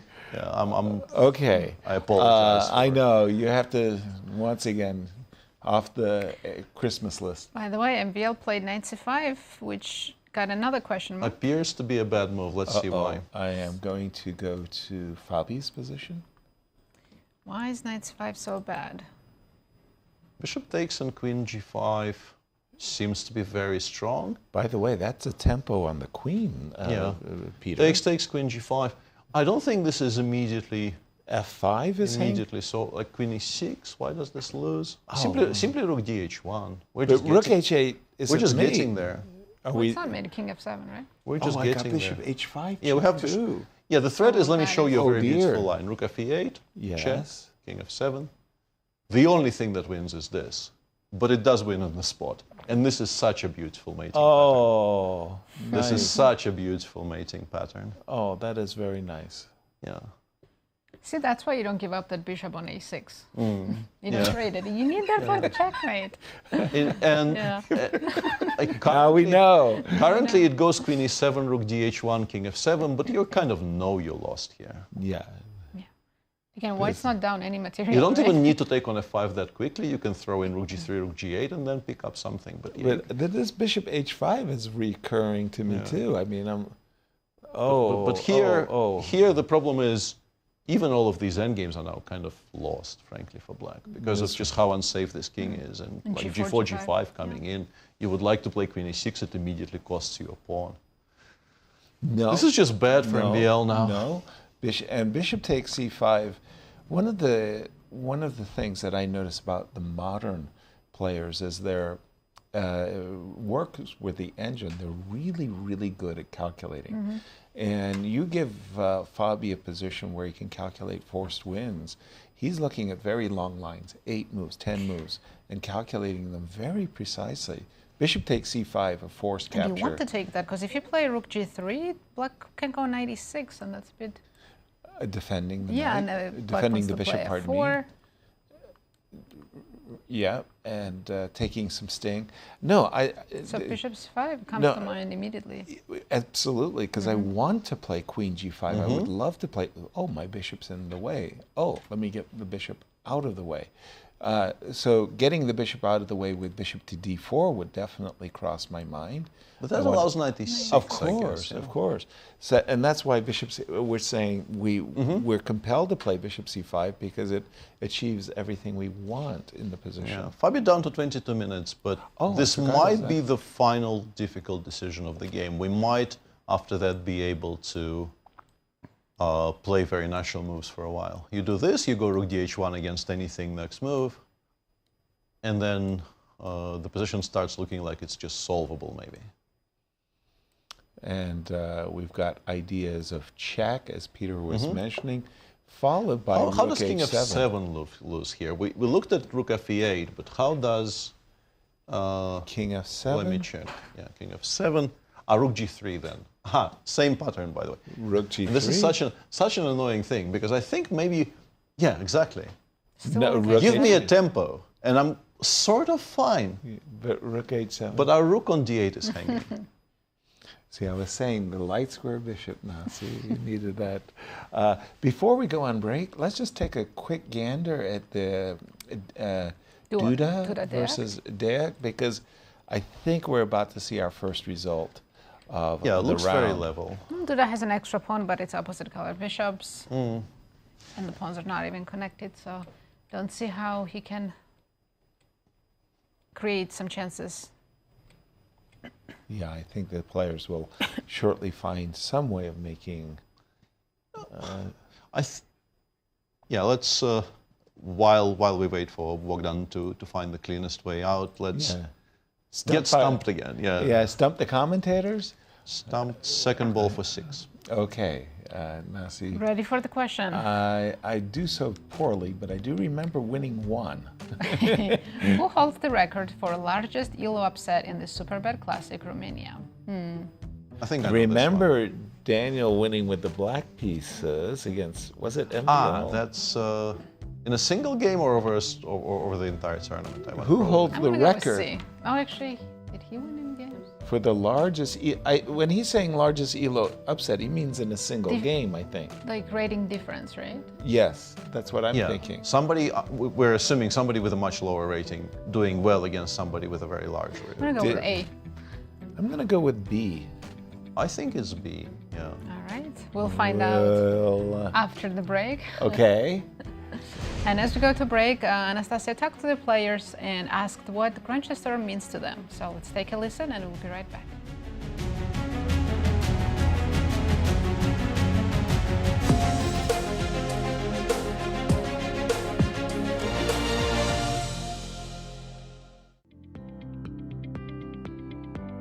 How does it feel to be a part of the 10th anniversary of the Grand Chess Tour? Feels good. I think I've played every Grand Chess Tour starting from 2015, and it's always been great. It's always been one of my favorite things I'm looking forward to in the chess calendar. So I'm glad to be a small part of the history of the Grand Chess Tour. Yeah, it feels great. It's the biggest tour in the world, so I'm happy to be playing it in the last couple of years also, so it's special. Yeah, it's a nice feeling, I guess. Okay, the real heat will start tomorrow when the first rounds be played, but I'm also used to playing, big guys, and I'm just happy to be here for the second time in my life in Bucharest, and it's an interesting city and interesting opponents as well, obviously. Well, it's a privilege. And, since I've been in many of them, it feels kind of special, and I generally like, anniversaries. It's always very interesting and memorable to win the anniversary editions. I'm excited for it. It's something special for Grand Chess Tour, and it's also something special for me to take part at this anniversary event. It feels great. Obviously, Grand Chess Tour is one of the most established tours in chess, and it involves all the great players, and it's a privilege to be part of this tour in the 10th year anniversary.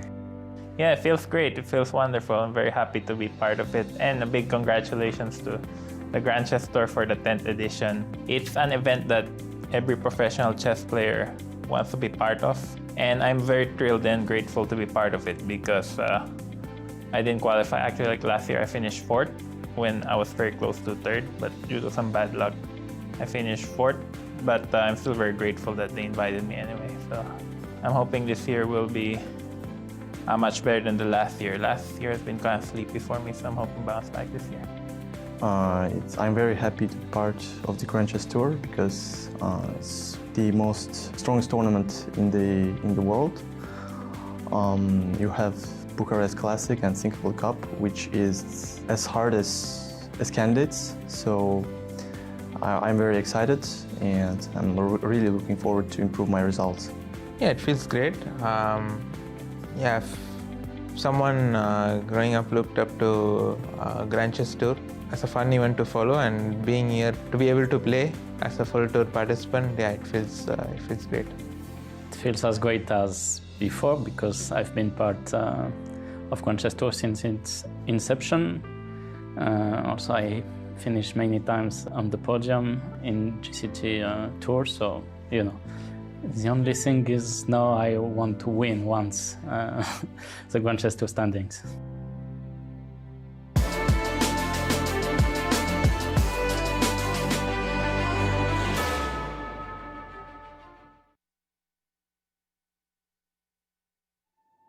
"10 years, one legacy." The Grand Chess Tour marks a decade of mastery where only the strongest chess minds carve their names into history. Each piece has its role, like soldiers in a grand army, with commanders to lead them into the tour's 10th year and a prize fund of $1.6 million. The Grand Chess Tour starts in Warsaw with the Superbet Rapid and Blitz Poland, immediately followed by the Superbet Chess Classic Romania in Bucharest. Then off to Zagreb for the Super United Rapid and Blitz Croatia, followed by back-to-back events in St. Louis, Missouri with the St. Louis Rapid and Blitz and the Sinkfield Cup. And the culmination of the grand finale in the city of Sao Paulo, Brazil, will determine the 2025 Grand Chess Tour champion. Fight with every ounce of strength for victory. This isn't just a moment. This is history.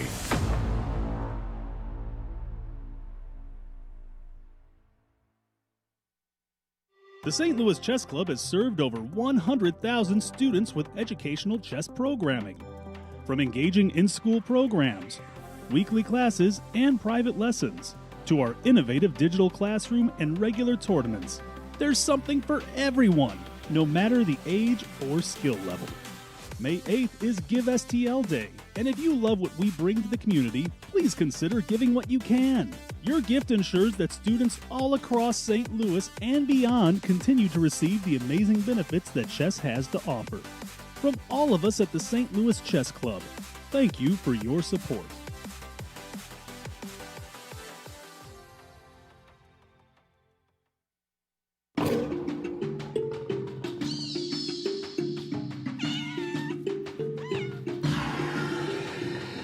We just had our grand opening of Paws and Pawns Exploring Animal Chess Sets. This show contains over 50 chess sets, sculptures, photographs, and other artwork exploring the connection between chess and the natural world. We have sets and boards that date from the late 19th century all the way up to the present. You get to see a little bit of how artists have reinterpreted familiar chess pieces using the imagery of the animal world. The World Chess Hall of Fame's collection has over 800 chess sets, and as we were going through this collection, I noticed so many different ways that people integrated animals into these artistic chess sets. And it just seemed a natural fit to make a whole show of it. We reached out to some really wonderful lenders, including from Chess Collectors International and some great artists. And we even reached out to local artist Justin King to create a giant T-Rex especially for this exhibit. At the opening, people really enjoyed seeing their favorite animal in the show, whether it was something in the Cats vs. Dogs chess set section or the set that we have from the local artist Sophie Bender. And that is a wood-burn chess set that has different animals engraved on each square. We also have really wonderful, elaborate chess sets from the artist Laura Sturtz. One has kind of creepy crawly creatures, chess bugs. And then we have another one that looks at the beauty of sea life, and so there are manatees, walruses, and other things. If you'd like to learn more about this exhibition, you can go to the World Chess Hall of Fame's website at worldchesshof.org or check out our social media channels. Ladies, are you looking for something fun to do? Do you want to make new friends and broaden your horizons? Ladies' Night is the premier all-female chess event in St. Louis. Every Wednesday night, you can meet and play with new people while learning one of the world's most popular games from a certified woman grandmaster. Plus, St. Louis Chess Club members can attend for free. Whatever your age or skill level, you're welcome at Ladies' Night. If you love playing chess and want to put your skills to the test, the St. Louis Chess Club welcomes you to our monthly open tournaments. This is your chance to compete in a 5-round Swiss system tournament with 2 sections: Open, which is FIDE rated, and Under 1800. Feel the thrill of competition as you contend for a share of $4,200 in prizes every month. To learn more and to register, please visit stlouischessclub.org. You know Q Boutique at the World Chess Hall of Fame has the region's best selection of chess sets. But this store is so much more. Discover our masterfully curated selection of unique jewelry, clever kids games that nurture critical thinking and creativity, quirky greeting cards, books for all ages, and a wide variety of locally made goods. Find just what you're looking for at Q Boutique at the World Chess Hall of Fame.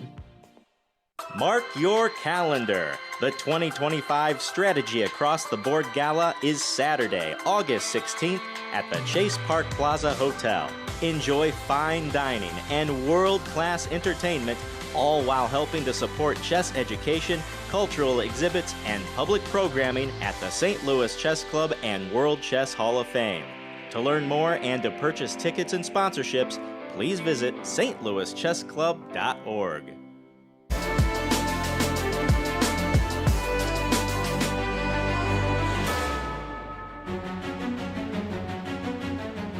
Welcome back, everyone. We're in the middle of round 8. No results yet. All the games are still in progress. Let's take a look at our current standings. We know coming into this round we had 4 co-leaders, Fabiano, Alireza, MVL, and Prag, and 4 players just half a point behind, hoping to catch the leaders. And pairings, let's say who's playing who. Levon against Gukesh. There's a lot going on in Fabi and MVL's game. Alireza, Nodirbek as well, and Wesley and Prag. We had that crazy Benko. Yeah. We also have a likely draw in the game between Duda and Bogdan, but... Do we have an answer to our Stump the Commentator's excuse question? me. I'm very Yes, curious I to find won. out. You already know? I think I said Just B. assume. I'm going with A. I went with B. Yeah, we took B. We can't really not take C. All right, let's see if we're all wrong. I don't think Jogova played in Romania. You guys are right. I'm 2 in a row. And what? So defeated MVL in 2021. That was what I remember. Yes. With black as well. We know Yes. that. Yeah, we know that was rating a black different. rating. That Yeah. that was a key upset indeed. Thank you. Ben is very good at stumping ourselves. Wanted to turn our attention to Levon because I'm looking at this game of Gukesh. Again, Black's king, is floating in the middle of the board. You just want to be sure you don't get checkmated. Yeah. And Levon said, remember that line where I went rook c5 check and rook e5 mate? Yes. So I included the move e6. But in this particular case, the knight just desperately wants to go to e3. That was to give us our actually one of the square. things we discussed when we were talking about this position from some way away. Yeah. And I mentioned that the seemingly very natural move king takes d4 does allow white to play bishop b2 and rook c d1. You're still a bit better after knight e3, rook d3, and let's say king takes e6, bishop takes g7, and rook h7. You still have some winning chances, but after, let's say, bishop d4, rook d8, and rook d3, d2, it does start looking like white might be getting away with it. Not so if knight e3, though, because now the knight is hanging, f takes e6 is also a big threat. I think you are King supposed to E4. play ef. Ooh, yeah, But after king takes d4, the best attempt at justification is probably something like this. And if we could win the c7 pawn, maybe we would have chances. But this is such an impressive bunch of pieces that black absolutely has time to include c7, c5. The pawn on f7 is not running away. Yeah. You can play rook c3, but now we can just attack it. And yes, you will win a little bit of material back, but even like the light pieces. Yeah, you can throw in rook g8 check, which is quite sensible because I was about to say even a simple knight f5 is winning, but actually rook e5 check, king d4, and taking on c5 is black is still better, but why allow it? Yeah. Right. But after rook g8 check, if king f2, the knight comes out with check, and if instead you play king h1, yeah, I was about to say we can even do something like this probably. Bishop takes d5. Yeah, with very, bishop very d5 strong. coming in, and this is just completely winning for black. So yeah, if knight e3 is played, I think Levon is in dire straits. What's the time? I think Gukesh has 31 minutes, so he's not in time trouble. It's Levon actually who has less time, 21 minutes. So yeah, if Gukesh finds 93, yeah.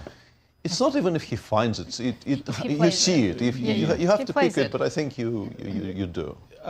I'm not disagreeing with the variation you gave at all. I love the move knight e3.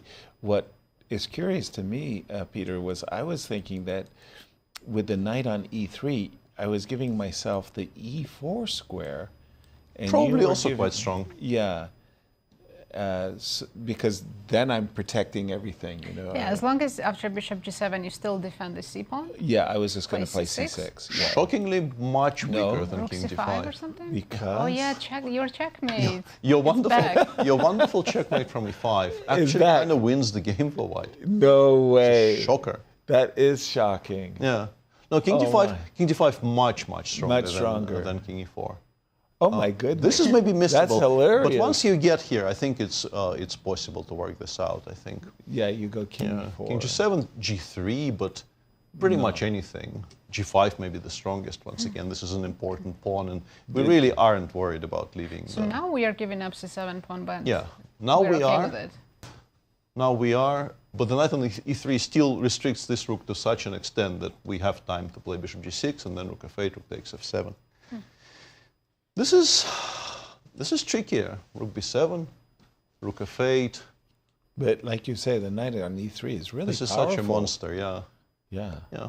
Also, before we went to Very break, good. Fabi's position looked fantastic. Yes, but it did. He did And not play the best move. He really let a huge advantage slip out of his grasp. And, by the way, MVL did play the very best move. So in this position, he played rook h3, knight c5, question mark. And as we went on break, we played this very strong move, bishop takes c5, d takes c5. We moved our queen with a gain of tempo. We said, go somewhere, do Queen something. e6. And otherwise I would be taking on f5. And now in these positions, the fact that we forced the queen to move is very important. What Fabi did instead is he played rook h3 rook h1 immediately, king f7. Now if we take on c5, queen moves, let's Black just say. doesn't have to spend a tempo moving the queen. Precisely. Rook h8 comes just fast enough. Exactly. Before we get our chances of playing rook h7 and that delectable bishop h5 check move. Black is just fine, not even a little bit worse anymore. Rook h8 is coming in. I thought maybe we can stop it by playing, what was the move I was making here? Bishop h6. I thought maybe this stops rook h8. And it sort of does, but Black also has the option of playing rook g8. And another topic of conversation here is we're actually kind of happy. We're much happier with the king on e7 than we were with the king on g8. So once we've taken control over the g file by playing rook g8, and let's say we include this capture, machine starts preferring Black, and I think you can see why. We want queen e6, queen e5. The king is more or less unchallengeable on f7. If it gets checked from h5, I'm never taking, I'm playing king e7. The other rook, if we have to put the other rook on g8, we can. And we are a pawn up. Which suddenly is now relevant. And don't forget, the knight on c5 is actually it's pretty nice piece. Pretty nice piece. Fabi's also falling behind on the clock. He has less than 10 minutes against 40 minutes and still like 20 moves to go. Okay, everything we just said makes me think it's time to bail, Peter. What is Fabi's best bailout option at the current moment after king f7? It's very sad though.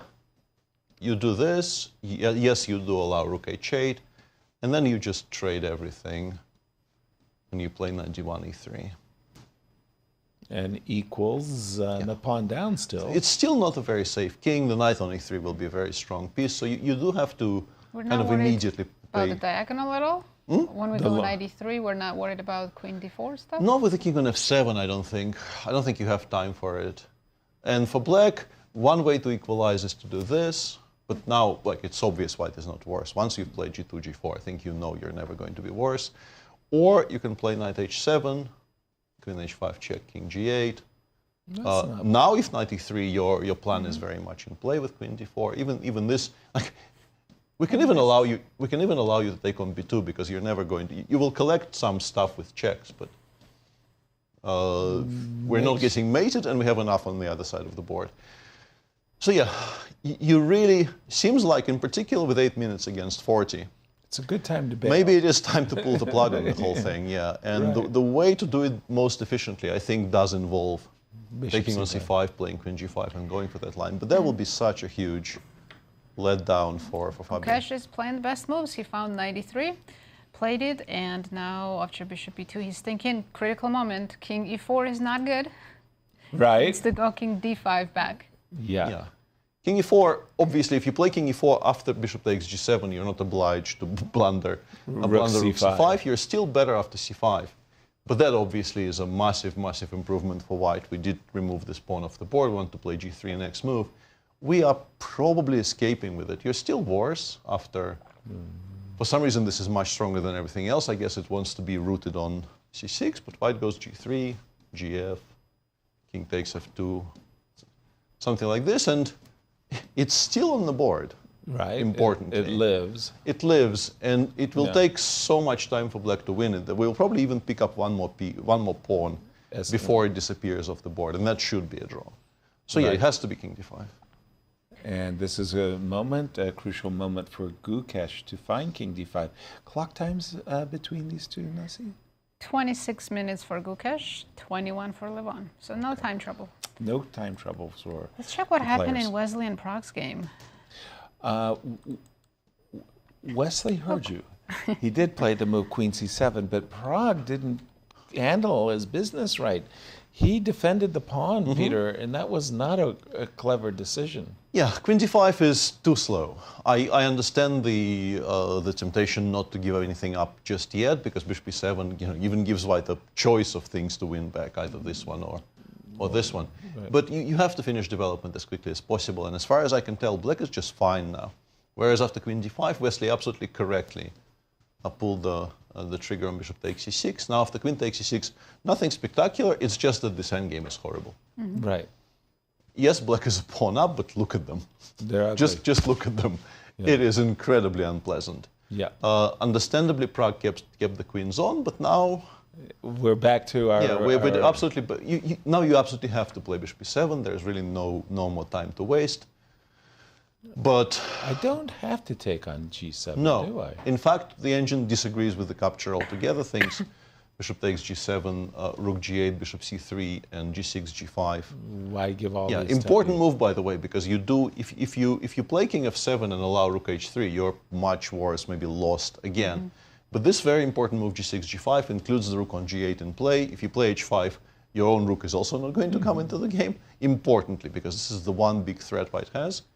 Sorry, rook h3, f3.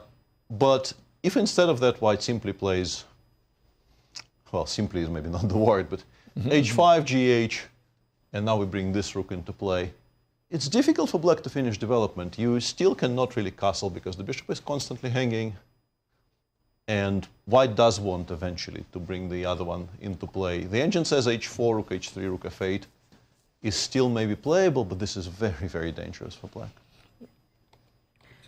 And both of these players, I mean, Pragg comes into the game tied for first, but Wesley's saying, can we trade places? Yeah, Wesley's only half point behind him, and the win for either of these players means a lot. Exactly. Gukesh played king d5, by the way. Yeah, Gukesh is playing perfect move so far. King d5. Going back to the Wesley's Pragg game for just a second, h4. We're playing bishop e7, and far be it from me to play h5. Rook h3, you're not castling. What's going on? The immediate rook h3, rook f8. Rook f8. Rook f8, and I think it's just that I think currently it prefers rook e1 to rook h3 because we are now maybe even threatening rook takes a4. Despite the rook staying on a1, right. queen d1 mate in the end. I want to play king g1, but I think I'm still blundering rook a4, right? Because at the end there is bishop d6.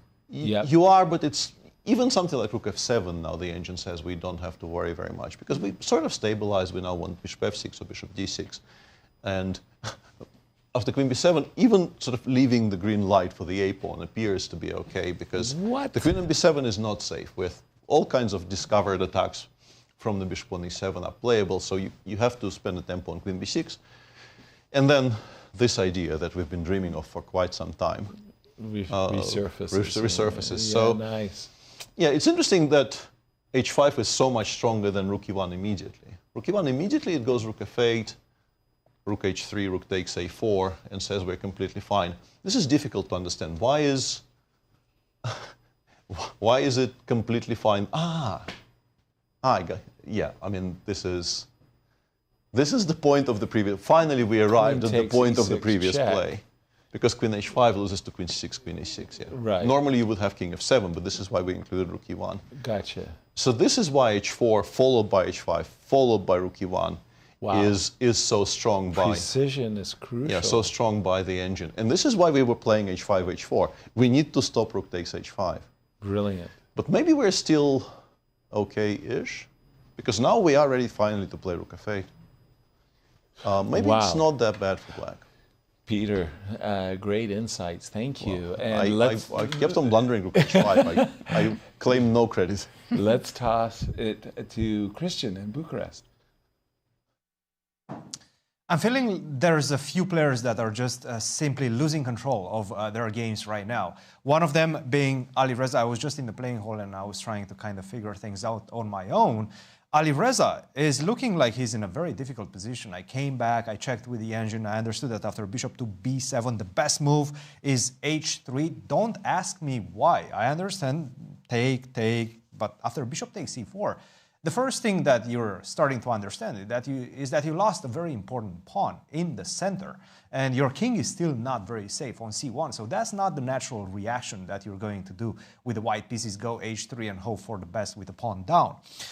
He played knight to b5. I was just about to say that, in my opinion, this is the most human move because you're trying to get something in return. You're trying to get that pawn on d6 and activate the knight as well. But the problem is after bishop takes e4, and I think the players are in fact rushing through the moves as well. Bishop takes e4 was just played.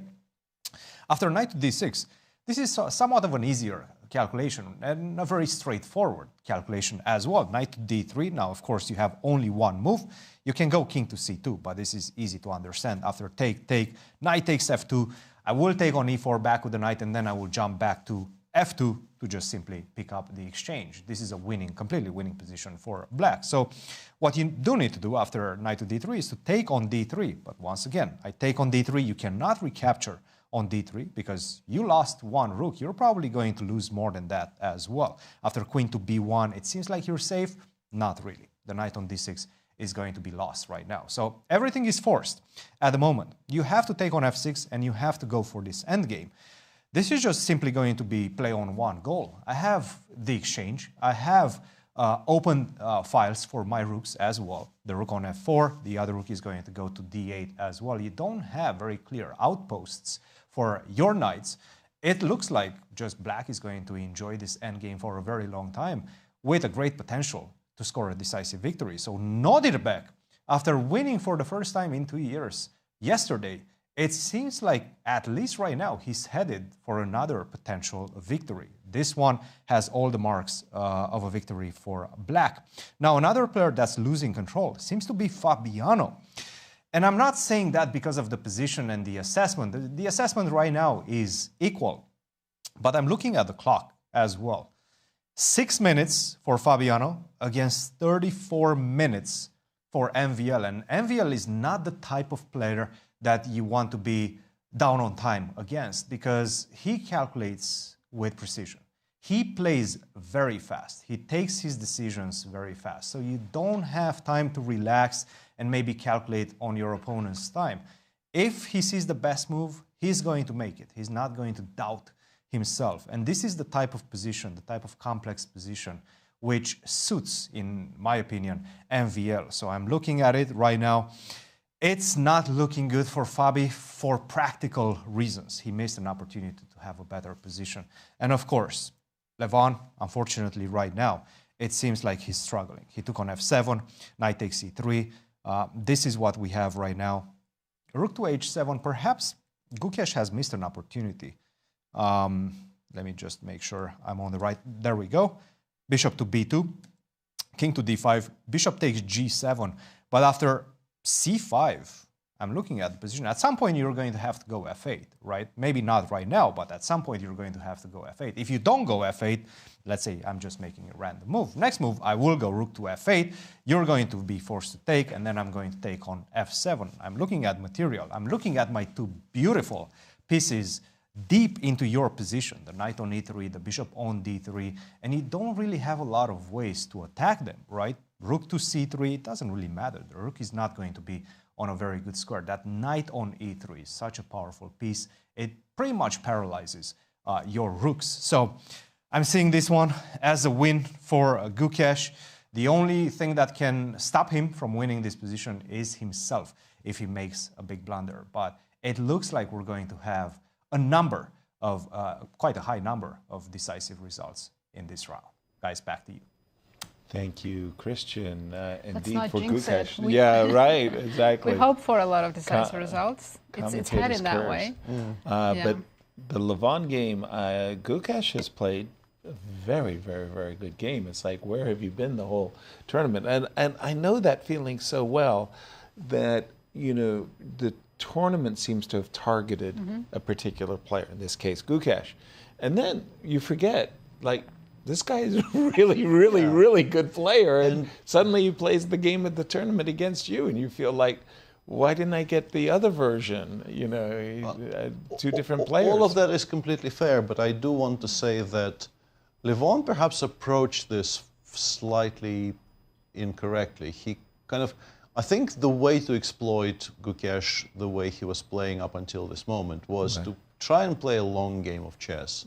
Try to just, you know, make him think lots about, of decisions. Whereas Lev went for a very forcing line in the opening, which did not come as a surprise to his opponent, and then just kind of gambled, forcing him to calculate direct lines, which is, we know this is a very strong player, and yes, he's been kind of shaky so far, but clean calculation is definitely one of his stronger suits. Absolutely. And if you absolutely force him to solve concrete problems over the board, of course he's still very capable of doing that, and this is what we're watching. Yeah. One final decision I'm guessing to make here. Is C5 the only move that wins cleanly? Right. C5. Next best move is by far the weaker of the bishop two. B5, yeah. Also, you never play this. Like nobody plays bishop B5. C5 has no downsides whatsoever. You realize that it's important for you not to give up the pawn on C7, not just because it's a pawn, but because also the rook on C7 is an important piece. I'm kind of curious, why is C6 not in top 3? Because it still saves a pawn. Wait, what? Ooh. This is actually very important because that means that this exists after C5 as well, and it loses specifically to. I take the rook. This is so beautiful. Figure out what's going Rook E1, and if King E4, we have this thing again. It's amazing. I would like to take credit for. Yes. All of this has your trademark on it by this point. Okay. Okay, and of course, if you take the rook. Yes. And if you play King E4 here. You take the rook. Yeah, I take the knight. I have this. Rook E8. Oh. Nasty. We lost. White wins. Yeah. Obviously, rook takes H8 is a massive blunder. Black still has a draw here with rook F8, but just to illustrate the idea. So, okay, then this decision maybe isn't. But honestly, I want to say, if you're choosing between C5 and C6, I think you want to play C5. It's it controls more squares. It boxes in the white pieces even more. So I think you arrive there just by instinct. Yeah. But it's important that we completely miss the existence of this idea. Rook D1. Yeah. C5 on the board. Congratulations, Gukesh. He's playing a really fantastic game. Yeah. Yeah. Very nice game. Very nice game by him so far. But a lot of credit has to sadly go to Levon for creating such a mess, for giving him such a golden opportunity. And Levon, I think, knows that C5 is strong. That was not the face of a man who was pleased. Thinks highly of his position. Let's go around the horn and just check in. Alireza's game. I just wanted to say that Duda and Bogdan. Same position, but they'll be playing for next 50 moves. Exactly, Yeah. but on the other hand, for Bogdan, this isn't a lot of fun. I mean, he's a pawn down, and essentially Duda gets to press. Duda will play H4, F4, G5, try to bring his bishop to the D4 square and press. Duda has hour and 26 minutes because they just reached move 40. He got additional 30 minutes, and he's back to the 90-minute starting time. You wanted to take us to the Alireza game? Yeah. Okay. Yes, things are happening there. And you were saying, Peter, the desirable. I was drawn to the idea of playing bishop D3 instead of knight D3 because which was played. I think he's done that. Yeah. But I thought knight D3 had this really cute trick. It's not obvious, but queen A3 check is about to show up on the board. It's like, what? How do you get to play queen A3 check? Well, takes. Now here you should bail out. It's not a great bailout with queen takes F6, But if you were thinking, okay, let's just make a draw or something like that, no. Yeah. Whoops, that's quite the billiard shot, right? You double attack. That would finish the game, but he played bishop d3. Yeah, and the difference is... The difference is if you take on d3 now, you do lose to exactly the line you bishop just d3. showed. Right. Because queen takes f6 is no longer a legal move, because knight takes d3 is a check. You need to refresh. Sorry. Yes. Apology. So here, if you take rook d3... Yes. You lose to forced. exactly the carom you just described. No Knight in 1, between queen move. a3. Right. But Check. of course, bishop d3 is not a check itself, so it you're gives not white forced a to move. capture. Yeah, and I checked it a bit. It appears that you can play rook d2, rook a d8, knight b5, a6, knight a3, which is obviously not a dream. Knight's going to a3. Yeah, you do have to go back. Yeah, but then rolling with the punches, as they say. But then I've defended f2. I want to play rook hd1. I want to play king b2. The knight from a3 will eventually come back into the game via the c2 square, I suppose. And structurally, white is completely sound. Wait, can I go bishop b4 and knight d3 again on the next move? Bishop b4, rook I still have this hd1, idea. I guess. And I can take on d3. In all of these positions, I can take on d3. And now I have knight b1 after queen a1 check, which is kind of relevant. I would say so. I will block the check. And even rook f2 doesn't look so scary. Well, you do threaten queen b2, Yeah. but... If we really want to batten down the hatches, we can go knight d1, I suppose. That looks so funny. I know. But the knights have a great ability of protecting the king. And in this case, I can imagine that white is fine. Wow, quite a variation. Clock times between these two? 12 Nazi? minutes for Alireza, 23 for black. For Nodirbek. Yeah. And again, a very, very relevant, all the games are relevant for the standings, but especially this one, because Alireza comes in tied at the top with 4 players. Bishop d3 on the board. Rook d2, strictly speaking, Peter, only move? Rook he1 is also playable. Rook he1. Rook he1 with a very concrete idea of meeting rook a d8 with knight takes g4. This is not going to be easy to calculate on 10 minutes. Looks very, very dangerous, but appears to be holding even after rook d2, but also king b2. Knight takes g4, and you take on d3. Rook takes f2, king b1. Rook takes g2. Looks like we have enough after knight e4, but yeah, I think in particular on such a low time, in Alireza's situation, I think this is unnecessary. Because you haven't actually secured the draw just yet. The king can and will run away because I have queen h5 in the end of that variation. And this is a very poor king, but this isn't very safe either. And you are gambling here. You're never ever playing this for a win, which makes going for this line a kind of a weird choice to my eyes, because you're still only really hoping to make a draw. Yeah, why do it? And again, why is this such an important standing? Well, can we flip? Yeah, Nodirbek is on a roll. He won yesterday. He would like to win again, of course. And Alireza is sharing first, and he wants to break out from the pack, because today he has white, tomorrow he has black in the last round. He needs doesn't need, but wants a win today. We all just want to win. Quick question for you, Peter. In the current position, if Alireza, and we know the ambitions of these two players are boundless, rook d2, rook d8, and you kind of sent my knight on the wayward journey all the way out to a3. Let's say I play crazy chess. I play c5. You're opening up Rook c5? d8, c5. You take... B takes c5, yeah, massive problems for white suddenly. I understand. Knight b7. Rook c8.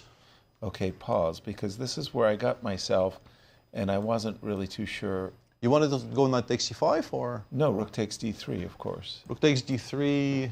Knight takes d3? Knight d3 is strong, but c5, c4 is the biggest issue. We throw in c4 and then... No, wait. B takes c4. knight takes d3, and now if you take on d3, Yes. rook b8 just wins. Because your king is now so unsafe that... That's not a surprise. No, not a shock. But, okay, c4? Hold it. What am I missing here? Knight takes c4? Knight d3, queen a1, queen b1, and then I think it for some reason prefers queen a3 to... Do we go Hang on a queen second, e7 let me check afterwards? this. Queen a3, queen b2, and then what? I'm Queen, hanging queen b2, in there, queen right? b2, queen b4. And Oh, you queen b4 lost your traps knight them. on this. That's hilarious. Yeah, and then we can pick it up Take anyway. it. Yeah. And if I go the other square... Same. Still take it. Oh. I went knight b7 thinking, how on earth are you going to be able to attack the knight? Queen b4. Thank you, Peter. That clears Levon, the cobwebs. Yeah, let's stay with this. Amazing game going on here. Sorry, where else to go? Everything is moving. Today, we really What do the have a heck is fantastic going day on? of chess. Fabi, MVL. Yeah, Again, Fabi MVL. I actually... a marquee matchup. I think we were a little bit over-pessimistic about Fabi's chances, but he's on a minute. On 1 minute? His position is fine. He played in the end after bishop d4. Interestingly, MVL is also, I think, maybe playing in a more ambitious fashion. I think we did not show this line on the screen. We just discussed it on break. But after bishop d4, if you play what you normally would play, I think MVL didn't do it because he realized after g4, everything comes off. fg4 is simply met by trading on c5, trading on d7, taking on e4. This is hanging. This is hanging. This is also hanging. Everything is hanging. So you have to return one, and then you shake hands. Mm-hmm. So he's gone queen e7. G4 actually was quite strong here. Fabi didn't play g4, fg4, bishop takes g4. This looks attractive. So was the idea if I take on g4? Bishop takes g7, I think, simply. I have rook h7 check. Thank you. This actually feels quite attractive, rook h8, bishop f5. I'm curious why Fabi chose not to do it. Instead, he took on c5, but this is also completely fine. Queen f4, queen e6, king b1. You probably want to throw in a2, a3 as well. But the issue for black is it's not so easy to smoke these pieces out. Yeah. I'm honestly starting to think MVL is going to play this for a win because Fabi has minute and a half He already or 15 is. moves. I think queen e7 instead of rook h8 already was an shows, indication yeah. that he doesn't want simplification. But I think both players are ambitious here too, because if I'm in Fabi's shoes, knight d1 to knight e3, a maneuver you showed us a moment ago. Yeah. If I can target the f5 pawn, which is maybe why you should be playing rook d8 to be able to meet knight d1 with queen e5. Kicking the queen away from f4 might be very useful here. I think the reason maybe not to do it is you are concerned about bishop h5 check and rook takes h5. Okay. Yeah, but the machine says we can start going. Like we want it on c8. We have queen c7, queen d7. If rook h7, we have rook f7. Once again, feels like white should never really be much worse. But yeah, fg4, we instantly lost to this, by the way. That's not obvious. That wasn't obvious. No, rook g6, queen c7. Rook h7, of course. Yeah, was. Yeah. Tricky. But g4 can be met by queen e5 once again, and.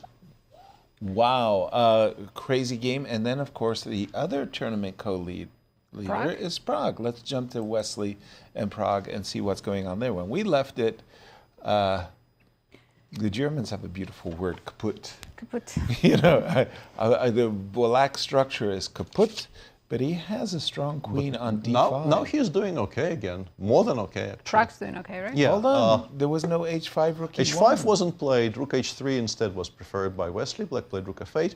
And queen e5 is just not great. There were better options for Wesley here. He could have still played something like rook e3 is the suggestion of the engine. Although I can understand that playing rook e3 with the intention of just calmly playing rook e3 here to protect the pawn f2 is maybe not the most obvious thing in the world. And black is fine after rook f7. The thing is, after queen e5, the most natural move in the world is bishop f6. I'm not trading bishop. We are not trading on d5, No. undoubling everything. So Queen you play something e2. like queen e2. Yeah. This is a good square. No, black looks better now. This is a good square.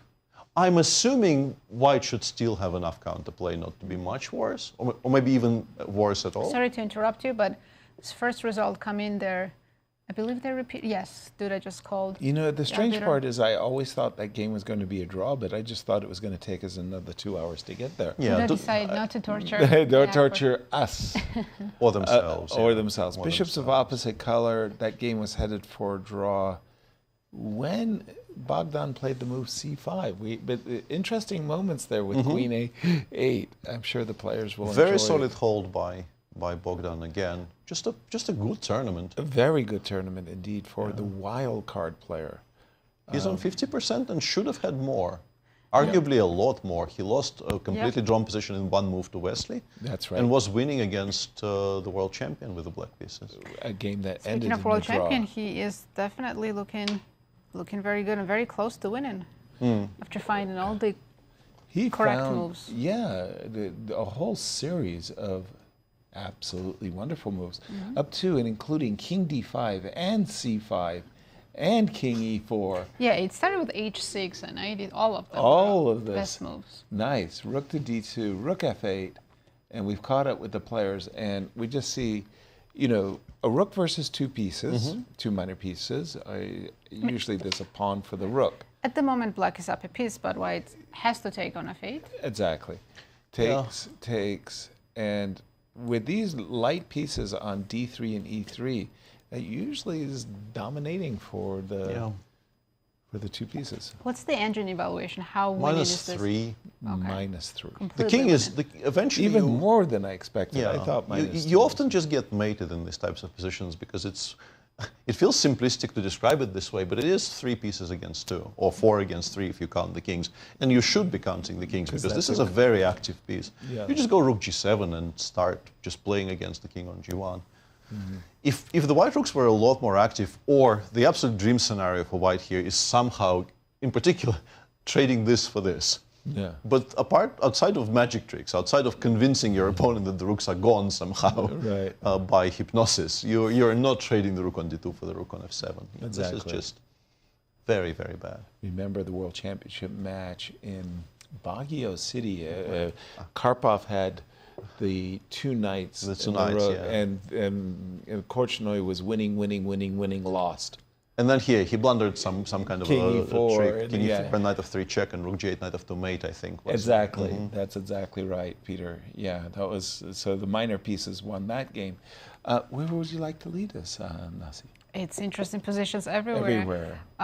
Let's go to Alireza. I think they're Alireza? headed towards that position we're talking about, knights on b5. Yes, he did play the move rook d2. Yes, we'll probably see a6. Knight b5. Again, as Peter said, you know, be careful. If you just give white the moves king b2, rook d1, and he consolidates, well, that is a lousy structure for Alireza's down to 5 minutes also, which is an important factor in this position. Ooh. Okay, So so with we're black here, looking at a6. You don't want to simplify. You want to keep the position as complicated as possible while Alireza's in time trouble. Right. How do we do that? a6, knight a3, and... Unfortunately, some simplifications appear to be coming, because after a6, knight a3, it says, if you don't play bishop b4, you're a bit worse. So you have to play bishop b4, rook hd1 required. If you don't have that, you lose, but you do have that. I'm fighting for over the And then maybe control. rook d2, queen g5. Rook d2, queen g5. Creating a threat of rook takes f2, maybe? What? With knight d3. With knight d3 coming in. But white, I think, can ignore it. My screen goes knight ac2, allows rook f2, and says the resulting position is going to be okay. Takes, king g2, knight f2, queen d4. Yeah, white is never going to be worse there. Somehow the black's pieces are not quite so harmonious, are they? And queen kind of... Well, you can take on g2, I will take on b6. It becomes a bit of a race, but as we know, queen with knights is a good combo, and we have a lot of knights around our king, so our king is weirdly completely safe in the center of the board, whereas for black, if at some point my knights become active, the king on g8 might be in trouble, and also we have taken apart your queen side, pawn by pawn. Well, Fabi has gained some time on his clock because they traded rooks. How did they trade rooks? Again, this is our oops, excuse me. This In is the our usual fashion.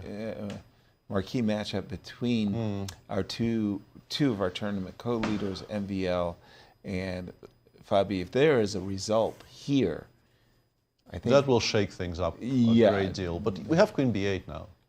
White is completely fine. We have Queen B8. We win a choice of a pawn on the queen side there.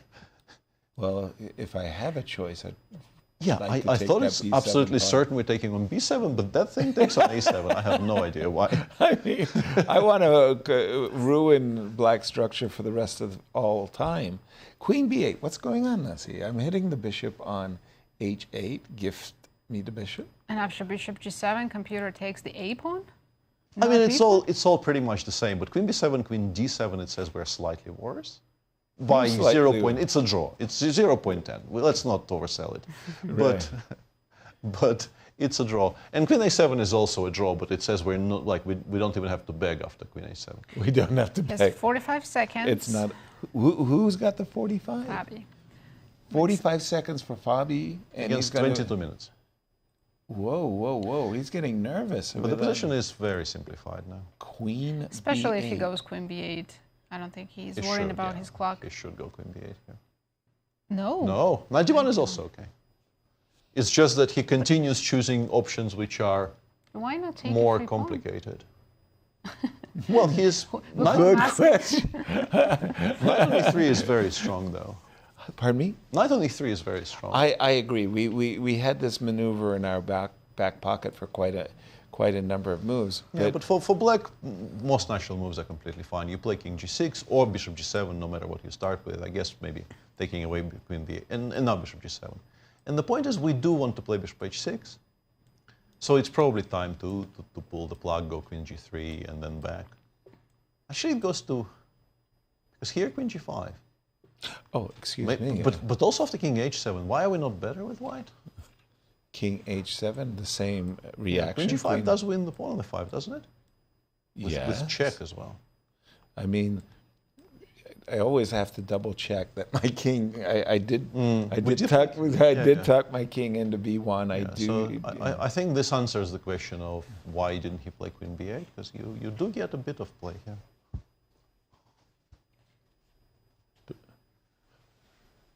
So we know that this tournament might go into a four-way playoff. It is a possibility. So what happens? Well, wait a minute. In 2025. In 2024, last year, yes. it was three of the same players, just it was Gukesh instead of MVL who was tied for first. And they had playoffs last year. We know that Fabi won. I knew I had seen this tournament before. Yes. It was last year that I saw this tournament take place. Gukesh. Is there any possible scene? No, he's too far. He's at -2, so. Well, he's about to. He can get back to 50%, but all of these guys will not drop back to 50%. No, it's absolutely impossible. Mathematically possible. Yeah. No. Okay. Wow, a four-way tie. How did we do it last year at the four-way tie? I know Fabi won it. I just have to remember how he did it.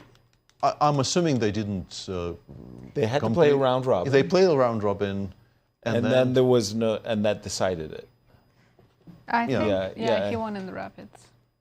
There were no Armageddons played. Yeah, I think he won. We were denied an Armageddon. I want my money back. Yes. Looking curses. Yes, exactly. Looking okay. Just the time is a factor between Fabi and MVL. Fabi will not lose, but he probably is not. And I figured out the difference between King F7 and King H7. Let's go King G6. Okay. Knight E3. Knight E3, Bishop G7. You give a check. Okay. And King H7 is a lot more precise because we do want to be able to play Bishop H6 after Queen G5. We are giving up on F5, but the bishop gets over to E5, which is very important. We take Bishop F4. And once the bishop is on E5, you can sort of see black never being worse. It's way too strong. Yeah, way too strong. But there is a... Yeah, but how do I attack it? Your knight is not really on the squares where you can attack it. And even the bishop on E2 is really not ideal for the purposes of attacking the pawn on E4. Yeah, no. Black king isn't bad. It's coming King back G6 to G6 coming next. Yeah, we are not worried here. 97 chosen by MVL. Whoa. Does that give Fine. Fabi some possibility? Still fine, yeah, still fine. 93. I get so excited. I mean, right. There's this lift up and let down. I guess he just wants the same endgame faster. He will just play queen e5 or queen f6. He's just giving up the pawn and saying, okay, we'll have bishops of opposite colors after 93. I'm not even going to defend the pawn with king. Still playing with only 30 seconds on King his g6. Yeah, but moves are I'm just going to go queen e5. Yeah, I'm forced to take. Wow. Takes. Yeah, this is very even. Yeah. Something about the Deac game, bishops of opposite colors has become a queen thing. 5 on the board, and we'll see that trade. And time shouldn't be an problem. And you should refrain from throwing in bishop h5 check, because then after king e6 you probably will not be able to win the pawn on f5. Yeah, queen f5. By the way, just not, there is a check. Let's not get overexcited. Yeah, exactly. Let's not go too overboard. But queen takes f5. Yeah, we take, we play king e6, put the bishop on d4. Yes. We should not be losing this. Yes. With either color, frankly. Exactly. Bishop, as you mentioned, coming to d4, king on a good day, knight goes back to f6. That looks completely safe for MVL. Go to Gukesh and see how he's progressing. You had mentioned, Peter, that the problem in these positions of two minor pieces versus a rook is the presence of an extra pair of rooks really benefits the player with the two minor pieces. And sometimes you just get mated. Like we can imagine that a rook check on a1, king comes to f2, rook f1 mate, knight g4 mate. And so if white were ever able to remove the rooks, he's got something. But Gukesh said, check this out. Yeah, bishop f1 is maybe not the way I would instinctively try to convert this, but it's still completely fine. And also, honestly, we can take it back. We can put it back on d3 if we want. I'm not sure we want to take on g2 there. By the way, I do think the clock is incorrect. Levon's not down to 2 minutes. On my screen, it shows he has 10 minutes. So 10 minutes. Yeah, he's not in time trouble. Yeah. Yeah, he actually has 2 extra minutes over Gukesh. Because Black's king is so active, could he be threatening bishop g2 and going into a rook and pawn endgame? I mean, it's probably also winning, but I would feel that there are ways of winning this which don't involve simplifying into technical positions. And you wouldn't rush trade. No, I want to play rook to g7. Rook g7 is, I think, a larger threat. Yeah, absolutely agree with you. Yeah. Notably, if we take this move back for a second, while we were discussing just how much better Gukesh is, the engine after a4 was even playing h6, h5, kind of reminding white painfully that the first check is probably the last check in this game. Rook h5, rook c7, and that is a mating attack already. Right. Rook c1 check coming in, and there's no defense against it whatsoever. Right. So h5, h4, h3 was also something you could absolutely entertain, but bishop f1 is not. I regret he didn't play it, in fact, because that's been the theme of this entire tournament. When you have the opportunity to attack with your h-pawn, you just go for it. I think that's becoming a theme in chess in general, not just this tournament. Right. True that. Was something that Bent Larson just absolutely loved. Bishop f1, rook c8 played, and as a kind of a preliminary answer to our question, rook e7 in this position is -2.5, and bishop takes g2 drops it to 1.5. Only. Which, honestly, in a rook endgame in which you have a rook behind the passer and a more active king, I'm beginning to think this might be a draw. Yeah. 1.5 there. I'm beginning to think this might be a draw. Something that we really don't want to test. How many moves before the time control? He took bishop g2. He's going for it. They have 11 moves left. Wow, for Levon, this has got to be a little bit of a relief. We're throwing in rook e8 check. I think it makes sense to kick the king away from e4. Can I go king f3? Rook f2. King g4. Rook takes e3, and I start playing for a win, actually. Oh no. Oh no. Oh, yeah, no. that would be very unnecessary. Ouch. That would be Ouch. very unnecessary. So we go rookie, to king f5, and then we take on g2 twice. Okay, is this Yeah, even winning? I'd be terrified of doing this with black. I 'Cause feel like I'm throwing away my. Yeah, but also you look like such a. Rook Wait. Maybe. Not rook c7. You don't want to. You're going for the pawn. Going for the Okay. pawn. I'll maybe throw in a4, a5. Rook c7, did you say? Rook c6, rook e7. I don't know. Honestly. Now I've provoked the pawn to come to a5. I want to say I would lose this to you with white and draw this against you with black. Right. You're right, but it's yeah.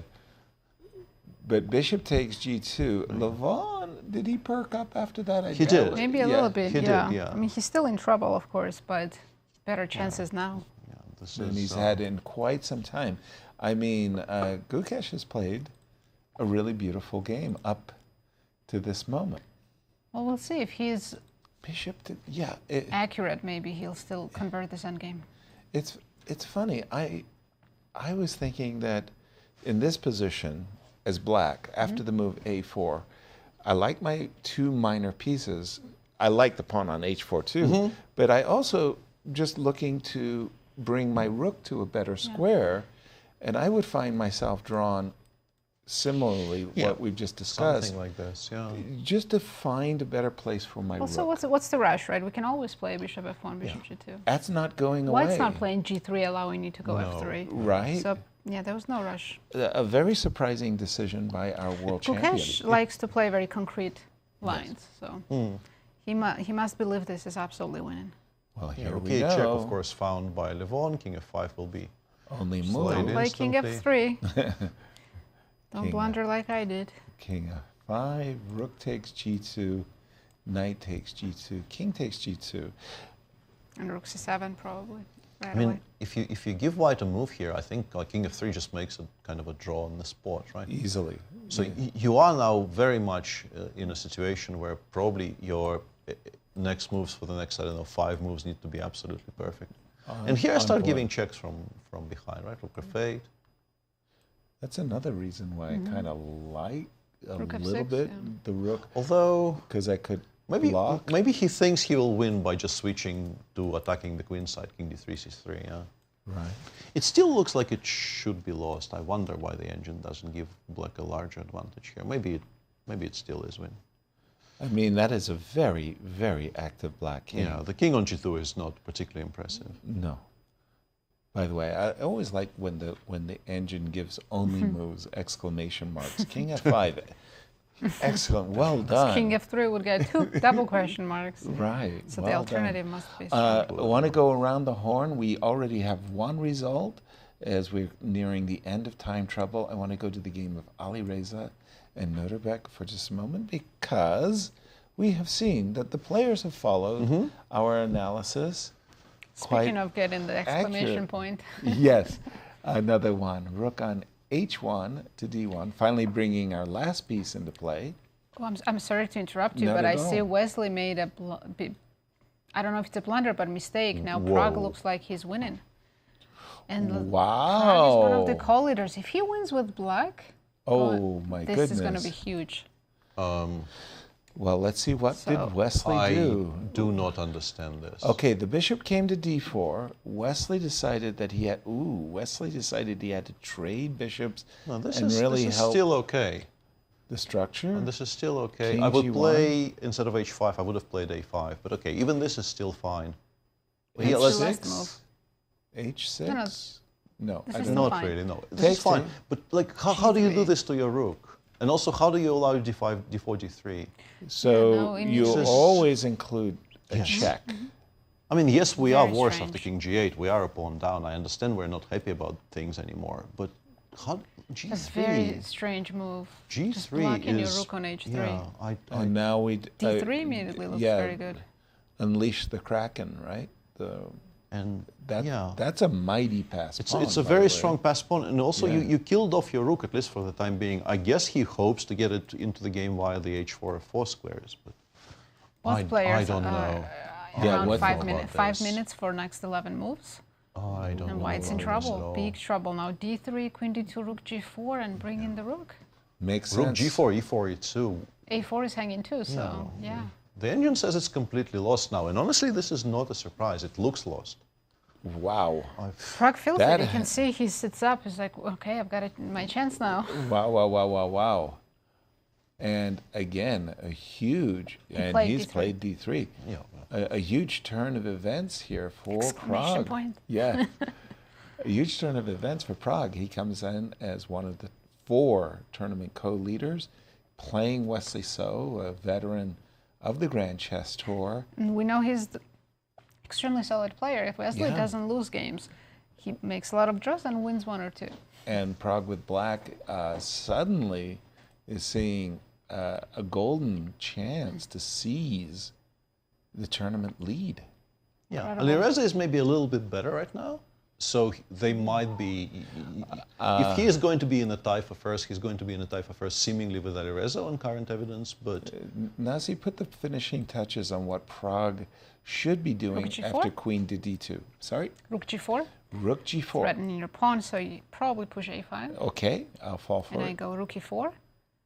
Uh-oh. Coming into E2. Who has invited you to dinner? This is horrendous. Your rook's out of play on H3. Yeah, I've lost wonderful number of games like this. Yeah, very nice. Tactic. Okay. Rook E4. You attack the pawn on A5. Okay.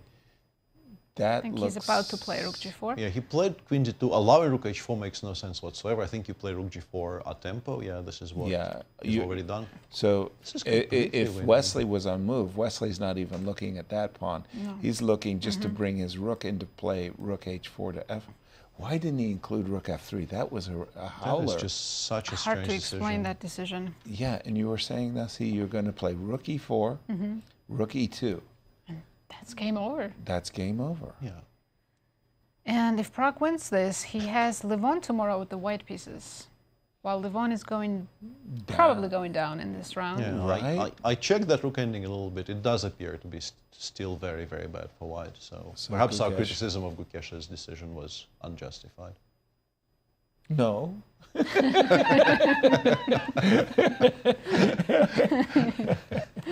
Yes, just not going to take that. No, I'm not done with you yet. A5, let's go. Rook E4. Has been played? Yes. What can I possibly do? Rook E2. Okay, just... and all of these moves play themselves as well. Like you don't even... They both have very little time, but it's so easy to play for black. Okay, show me. Could Show me. Pragg play Rook C4 instead of Rook E4? Is there a difference? I think having an eye on the F2 pawn might be useful. Oh, for the line you showed, Rook E4 is way better. Yeah. So that you have Rook E1 check. Exactly. Yes. Yes, yes. So B4. Rook E2. Queen D1. No, Queen F4 check is okay. so King much G8. better. King G8. D2 is a threat with Rook E1 to come. Yeah. Rook F8 is a threat. You're Oh my God. No, So many no, threats. losing to everything here. No, you're right. Queen E1. Queen D1, sorry. Queen D1. But once again, like with such a Queen wide choice of D4? Queen D4, you have to play Rook H2, and then okay, I will that include is just... King G8, Rook F8 here. I don't know. I was hoping. I think my mate on the other side will outweigh all of this pretense. Also, I think, hang on, instead of King G8, let's actually win it properly, yeah? Oh, D2, D2? right? Just D2, yeah, your Rook on A1 is hanging. Oh, sorry. D2 followed That by was Rook not, E1. that was not the intention. No, this is immediately No, game it's just over. completely over. gone. Wow, Honestly, that What happened a fast. I've seen Wesley make suboptimal decisions, but G3 is just, I don't know how you arrive at that. No, for you those of you who are forget to joining, include Rook F3, like- joining us late, the move Rook G6 came, and this rook is offside, so you centralize the rook. I don't know even if you have to follow Yeah, it you up don't with have to. F3, but you That centralize stops the D3. rook. But after G3, suddenly the rook's connection unleashes this passer. And play is just It's so unclear so what obvious he even for missed. black as well. Yeah. No. So it looks to our eyes like Pragg is going to win this game and take first Pragg and first Gukesh are place. both winning with the black pieces today. Yeah, and Alireza is now somewhat significantly better, actually. What happened to Alireza? Oh, he got his Maybe king. Nodirbek overpushed. He got his king. Alireza got his king nicely out of like dodge. King A2. Love it. Just like, you know, I mean, tucking the white king to bed. Bishop C6 played. Bishop C6. 8 moves to go. Yeah, and now you can start. You can start going in. Yeah. What? 3 against 5. 3 to 5. Sorry, and Peter? You can start. I think we should probably use your board. Okay. Queen D4 is quite good, but Rook D6 is very strong. We're not worried about we our no longer F2? really worry about this point. You play Rook D6. If you take, we will play Rook 1 D2. Okay. And you have to go back. Back. I guess. Let's say I just go back. Probably Queen D4 now. And yes, we're currently down a pawn, but every single thing in your position is hanging. But this guy needs to be tethered. By the way, G4. G4 is also potentially hanging. The king on E2 is now completely safe. I have knight C2, knight B4 in my back pocket as an additional threat, I suppose. Which is very, very nice. Yeah, threat. but for the time being, just kind of making moves is very difficult for black. Oh my goodness! I think that this is a very This is a nasty, decent shot for. He started with Queen D4, which is the second best move. It's not bad at all. Rook D6 was a bit stronger, maybe, but Queen D4 is also a very solid choice. Rook B7. Play to defend the B6 pawn. By the way, I'm very, very good at the double attacks. Yeah. Knight takes G4. Is there any reason I shouldn't be taking that pawn, or it's just this construction of the knight? Yeah, I think we're in no hurry. I think allowing maybe B5. Yeah, knight AC2 is the best way to go. Just one final piece on a And better square. B5 probably takes, and A5 even. That looks like a nice move Yeah. if I can either get in knight B4. I suspect B4. Rook A8 forces me to play B3, B4, which makes me open my king a little bit, but it's still safe on A2. It is. And now every single endgame is winning. Yeah. All of a sudden. Thank you for the protected pass pawn. Yeah, thank you very much for giving me this fantastic Yeah. trump for the rest of the game. I'm sorry, you said it was 3 to 5? Yes. Who had the 3? Alireza is down to 2 minutes now. 2 minutes. 2 against 5.5. Okay. We should go to Wesley and Pragg, though, because... You think a handshake is coming shortly? No, I think that Pragg needs yet, to make a few more accurate moves, and then it will be game over, yes. And I'm assuming Fabi and MVL are cruising to a draw. Yes. Yes. Rook H7 is what Wesley did. King G8 is by far the best, but it also is by far the most natural move in the position, because you don't want to tolerate... Maybe I have Queen H6. And all the counterplay, he did that, and now Rook E2 is coming, and yeah, we might see handshake in just I guess you 2-3 play moves. Rook H4 to at least challenge something. But Rook E2 is winning anyway. Yeah, And now that we have King on G8, the other Rook is free to come to F8 right away. So Rook E2. You are going to end up getting Rook mated F8. on the king side. That plays itself. Somebody mentioned... sum up this game, if you will, Peter, for our viewers. A very, very sharp Benko.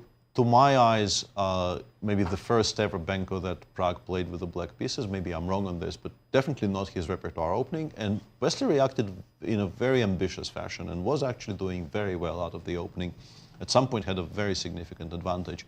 And then, inexplicably to my eyes, started going wrong pretty much every single move.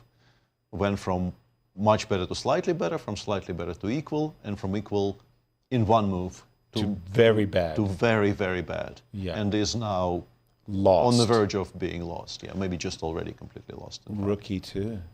And with this move, Nazi, Rook E2, you said, hey, look, this rook is ready to slide on over, pressing on the F2 pawn, and that's easy. That's just... and White will have to drop back Rook H2, which is just... Yeah. Maybe Queen F3, right? He's going to C3. Now I'm guessing some sort of D2 will win by force somewhere. D2? Should be. Rook F8, do I allow Both Queen Rook F8 D... and D2. Do I allow Queen D4 or something? But this looks too straightforward. Like, it's made. Yeah, absolutely. But D2 also wins on the spot as well. Yeah, but D2? Also D2. D2 because Rook D4, Rook E1 loses a rook. There is no perpetual there. And if you go Rook D1, I guess once again we're throwing in Rook F8. Pragg has 2 minutes to just calculate that D2 is winning. Yeah. Rook f8 doesn't throw anything away either. Yeah, both moves are like the two moves you can make in this position. Well, both are winning. Yes. You know, it's funny. On the one hand, Rook d4, with my pawn on d3, Peter, I would be able to play Queen f3. So I would find myself drawn to this move. Yeah. But in the other position, Rook d4 every single time will lose the Rook e1 check, which is also not very difficult to calculate. Good so point. You have This is redundancies. push d2. Yeah. Right. Okay. Your position is so good that you have very comfortable redundancies everywhere. Wow, winning with Benko. It's What a debut. wow. Yeah, beating Wesley with black in any opening, frankly. Yes, To begin, but Doing it in a Benko, yeah. yeah. No, He had to go through some very, very dodgy positions along the way, though. Definitely. I remember my friend John Fedorowicz. He loved to play the Benko. John spent the summer in Seattle where we bashed the clock for the whole of July, and I think we played like 100 Benko Gambit training games, and the Benko. You were on the black side of it? I would know. I was on the white side. I was. Yeah, we'll stick with this, but Hello, I was You taking would the never pawn. give up a pawn. Handshake coming with Fabi and MVL. Fabi will rue He the had fact some very that good chances he today. sure did. And for MVL, by the way, dodging the bullet of today, yes, sets himself up for. Yeah, he had two blacks in a row, if I remember correctly. Yes. He was black Yeah. yesterday, and he was black today against somebody who was very ambitious against him. And he'll have he will Duda survive tomorrow with the white pieces. So he keeps his chances for the first place. Yes. Exactly. And for Fabi look has the look of a man who says, "Come on, let's get on with it." They're still finding a way to repeat. Let's go back to Wesley because Okay. about to resign. Pretty much any move is winning now. Rook f3 is winning. Queen e4 is a way to maybe style a little bit. Rook f8, rook h2 added to this position already. Prague's like looking, which way do I win? Hold on. Yeah, he's trying to figure out, I think, why Wesley hasn't resigned yet. He's trying to find what the trick is. What am I blundering after, Rook all f3, of my queen winning e4. moves? Yeah, queen Rook- e4. Okay, sorry, we did have some moves. I didn't realize that. Rook d1, rook f8, rook h2 was on the board. And take it away, Peter. I mean, queen e4, I think, is the simplest.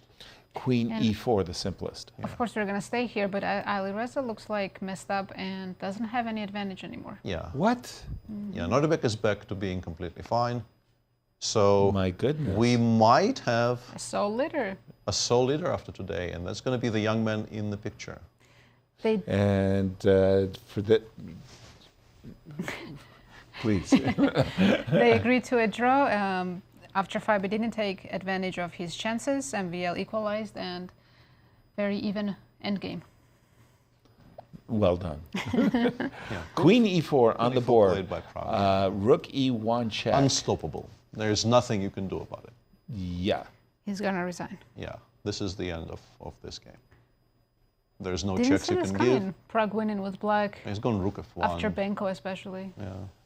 That was, yeah, okay. It wasn't unstoppable. I lied to our viewers as I do. Rook f1, what are we doing? Rook to d8. Rook f3. Renewing. I want to play rook f3. Yeah, rook f3. Rook f3. Yeah, why not? Boy, that You can't even play queen before anymore, so you can't threaten a check. You would like to at least threaten a check with white, but there are no checks you can threaten. 45 seconds. That is a permutation I didn't expect. Yeah, Rook f3, queen c5. Now rook e1. Quickly. Yeah, now rook e1, and I guess now There's the game nothing, ends. no checks. Yeah. Rook h8 is the only check. Yeah, but then you don't even have queen h. You do You have have queen queen h5. h5. Yeah, but you have rook f8 in the end. Yeah. Yep. No perpetual, Yep. there is resignation. Congratulations to Prague. What a win. One of our youngest. Youth is not unsound. Victor's Pooples was wrong. I am really impressed. But for Wesley, he's going to be kicking himself. Oh yeah, that was his chance to maybe be in a tie for first, actually. Because the leaders, outside of that game, the leaders aren't winning. 2 games left, and we expect Gukesh to win, but Nice. Alireza and Nodirbek can still go either way. Let's go to, which game would you want to go to? I wanted to go to Alireza, actually, because I thought that Alireza was going to be tied for first. And somebody said... This knight to come to b4, what an outpost for Black's knight. Well, Well, most especially because this knight on e5 was actually gummed up. And It was 20 seconds for him. I think in time trouble he just didn't manage to figure out the best moves. This actually is sort of swinging in black's favor again, because Really? you want to go knight a6, knight c5, your pieces are going to start kind of looking better than Yeah, the and white two more counterparts. moves, he's down to 5 seconds. He made a move. Knight to c2. Knight c2, decent, maybe the Inviting. best choice. Yeah, knight a6 I think will be replied. Ooh, and put it on c5, Yeah, right? it's just such a gorgeous square. Yeah, I think it's black who has any chances. White is still very solid, but it's absolutely now Nodirbek who's playing for a win. Yeah, I really I didn't like what Alireza did in terms of this construction. The knight on e5 is just stupid. Yeah, this is why And we're lacking the rook on d6. This is And why now- including rook d6 earlier would have been so much stronger, because the black position would have been under so much more pressure with the white rook on d6 in all of these positions. Gukesh now completely winning in his game, by the way. We don't have to switch. This is more exciting and there's more At intrigue least for here. next two moves while they're in time trouble. It's 2 moves for the time control. Yes. Nazi? And yeah, Alireza has 36 seconds. 36 seconds. Nodirbek still has Against? almost 4 minutes. Hasn't played knight a6 yet. I wonder what he is trying to. I think one of the play instead. problems that he might be having is he was suffering so much. It's like you've got to readjust to this idea that I no longer have to force a draw or panic. Maybe I should explore winning or improve, advantage. I think specifically Nodirbek never has trouble with the idea he might Yeah. be playing for a win. Is he a perpetual optimist? It's not even that. He's just extremely ambitious, I think. It's not. I don't think he loses sight of objective evaluations. It's just he would like to play every game for a win, is my feeling. Right. Actually, that was one of my problems as a chess player. He told us yesterday during the interview, expect entertainment tomorrow. Well, he's certainly delivering. provided. Yeah. Yeah. By the way, I'm No word of a seeing lie. Rook takes f2, right? I would love to play the move Queen e7. I think you can, but knight takes b4, I think, is the issue. Knight takes b4. G6 is Because hanging g6 is later. hanging. You will That's have later. the problem. You will have to still. Let's- King you're taking a2, the I pawn. guess. Yeah. Yeah. He's played knight a6. a6. Best move. And Rook f2, Queen g6 is Alireza's reply. Very good move. Knight a6. The knight will be beautifully posted. Yeah.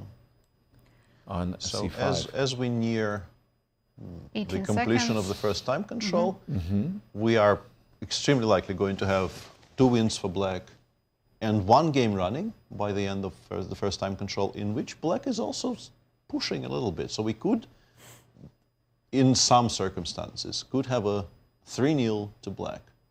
day. We've never had ever had that in Grand Chess. No. Yeah. White so far was kind of dominant in this tournament. Even White, 2 wins with black. Yeah.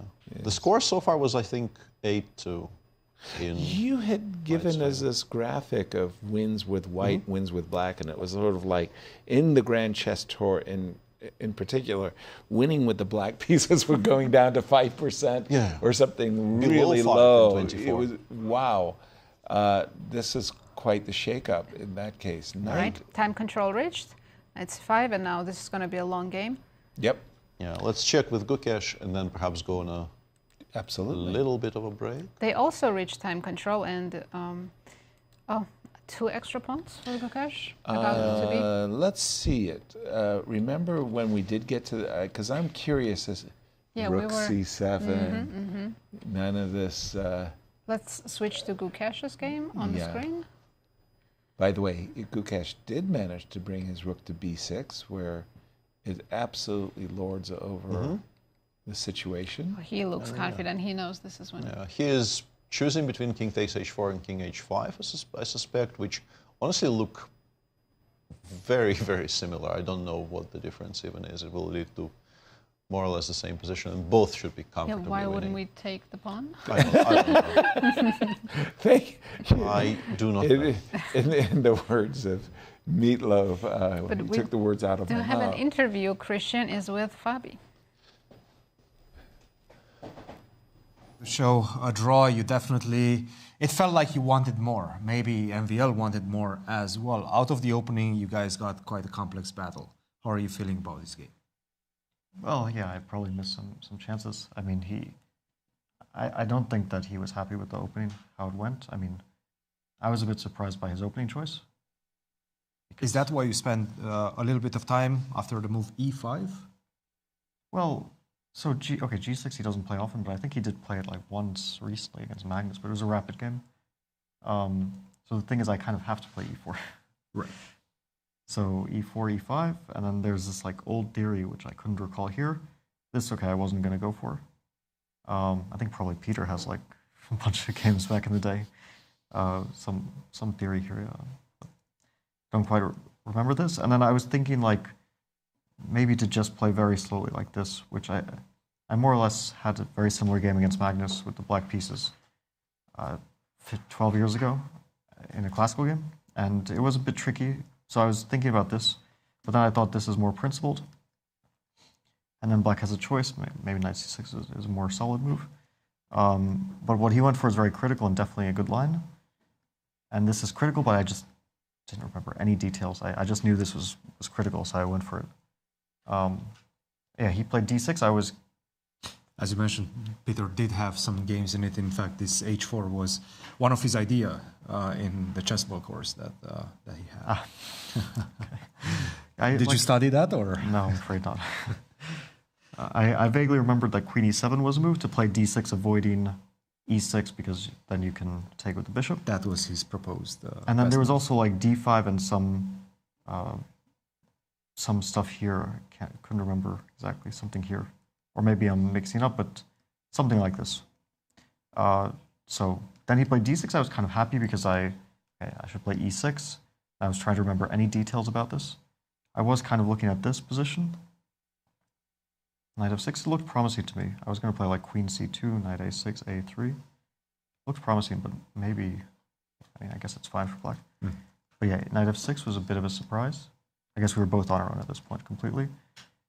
So here I was just hesitating because I also have this, and I guess he wanted to play like knight g4, long castle, knight e3, fe3. Maybe I should have gone for it because it was a bit more like now the onus is on him to find moves. But I really thought like maybe it's borderline winning for white, and so I spent a lot of time deciding between these two options. Here it's kind of forcing. Taking I wasn't sure about. Okay, I thought this is critical. I mean, his moves are forced. He can't allow g4, of course. Again, g4, like this position, I didn't see the clear follow-up. It's just basically by a tempo. The issue is that his moves are kind of forced, all of them, and I have to think on each move because I always have different options. Maybe I should have just gone with my intuition quickly, which was to go for what I did.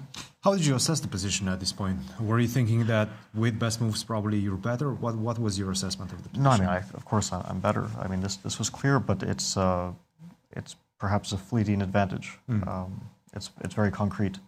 So I was deciding between many options. Okay, bishop a7 like kind of crossed my mind, but I didn't like it. Just to grab a pawn, didn't feel in the spirit of the position. c5, d5, bishop a6, what the engine shows, I didn't even consider. Like this position just didn't occur to me. Yeah, it looks promising, yeah, suddenly, but probably it's winning for white, but it just didn't occur to me at all to go for this. Maybe it should have. So I was deciding between, okay, bishop h6, wasn't 100% sure about, or rook h3, rook h4, which I couldn't figure out which was more accurate. I decided maybe I would need rook g3 someday, so I played rook h3. And yeah, somehow I didn't quite see that this is winning. I forget what I even considered this, but I don't know why I didn't think it was winning. But I should have stopped here because, of course, it's very critical to take in queen g5. And queen e6 is the only sensible move. I mean, of course, I guess he can sack the f5 pawn, but it's complete free roll, probably just winning for white. So queen e6, rook f1. Just wondering, like, knight g4 is take and rook h6, because this was, like, maybe this is what I didn't quite see, this rook h6, because I wasn't, I mean, I thought maybe he plays queen f6 and the idea being that and queen g6, rook h8 mate. Rook h8 yeah, is pretty much and over. if queen e5, rook queen g6 and rook h8 mate. And I probably should have spent more time here, but I wasn't sure what the critical moment would be. And I missed king f7. I mean, I didn't miss it, but I thought like there's bishop h6 and then rook g8. Actually, apparently not the only move, but yeah, rook g8, and I don't have a way to get rid of his knight.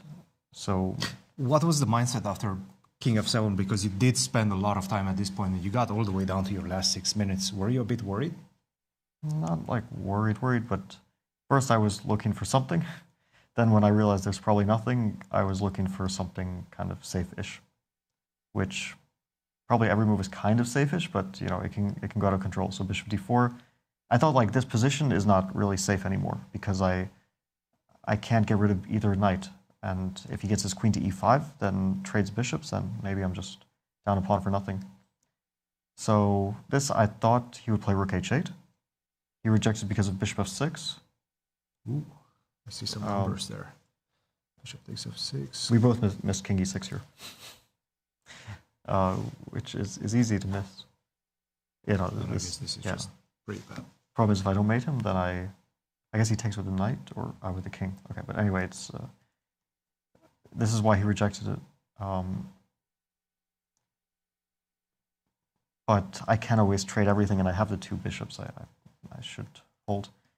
Yeah, here I again, I saw g4, but to be honest, after 96, I just didn't think this was clear, this position.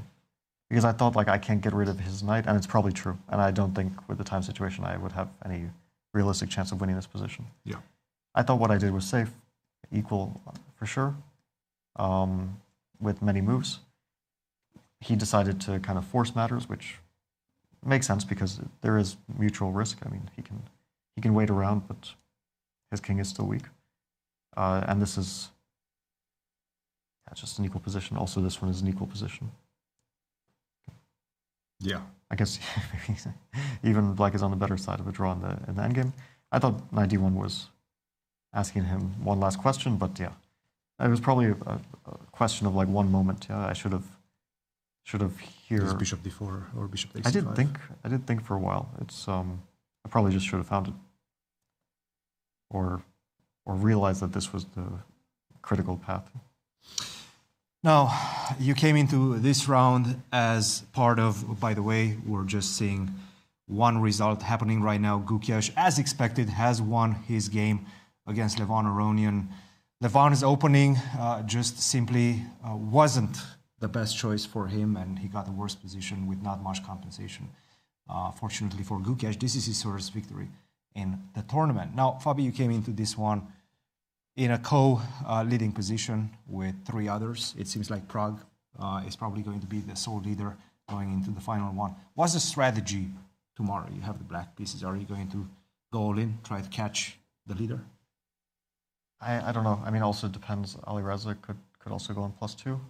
I'm kind of curious. I mean, either Alireza or Prague already won, or Nodirbek. Oh no, Nodirbek is only 50%, so he can't. Correct. Sorry. Yes. Okay, it looked very promising a few moves ago, I thought, but like this moment, to me, looked like a promising position. This is the game between Alireza but okay, and Nodirbek. not a clear one, despite definitely being nice for white, not being clear cut at all. So yeah, Prague won with black. It's not great. But I'm playing Gukesh with black. I think he'll also try. So I don't really think I need to go all out because he'll also be eager to fight. Bobby, thank you very much for joining us. We'll see you tomorrow for the final round. Thanks. Nice, back to you. Thank you, Cristian and Fabi. While that interview was taking place, huge development. Huge development. The world champion won his first game in this tournament. We can see them discussing probably the end game or... Saving his best for last, Peter. I mean, Gukesh, our world champion, obviously has had a terrible event, but a victory today with the black pieces. It will cheer him up, yes, quite significantly. You feel like you're sort of back to some sort of fighting best, right? And 2 wins for the black pieces today in the penultimate round.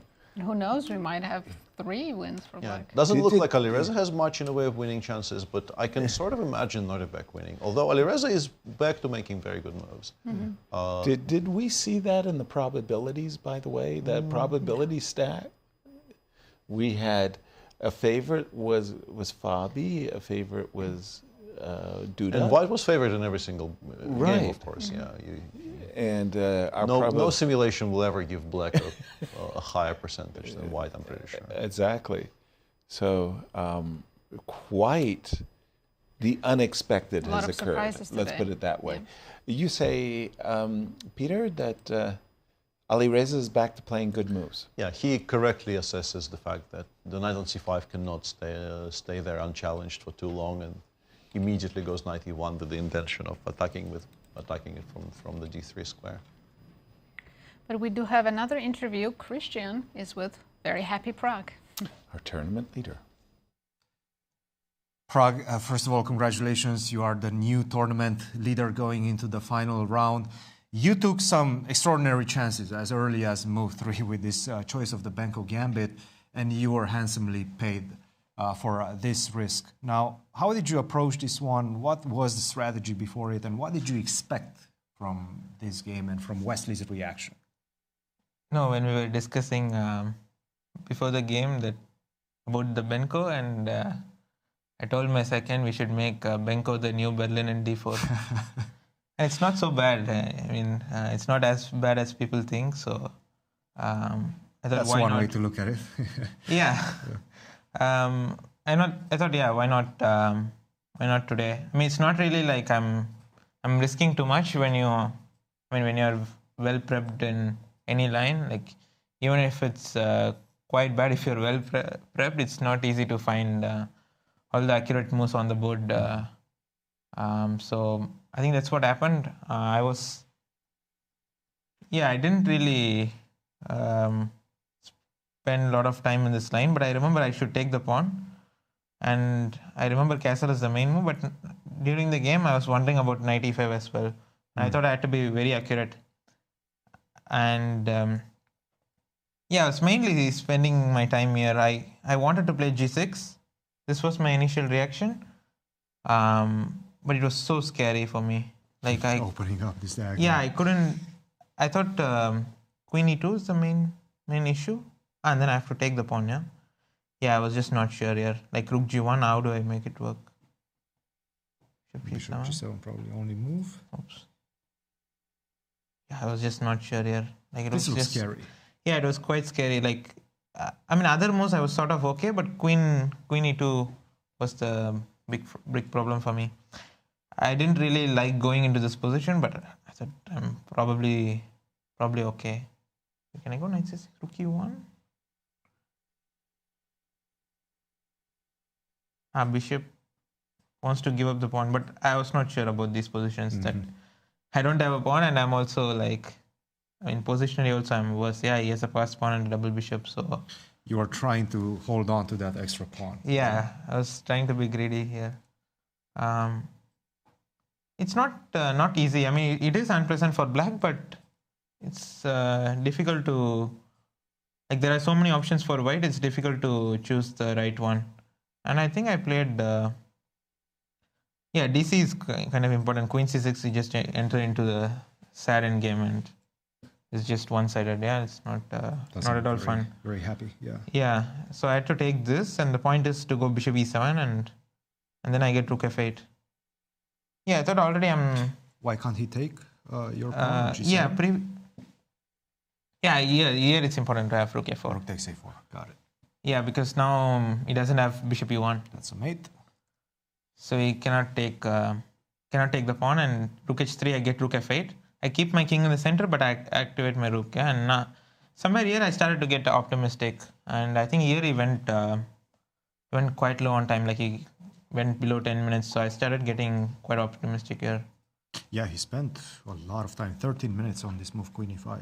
Yeah, the problem here is that white shouldn't be worse, but also it's not easy to find a bailout here. Like you have to keep playing,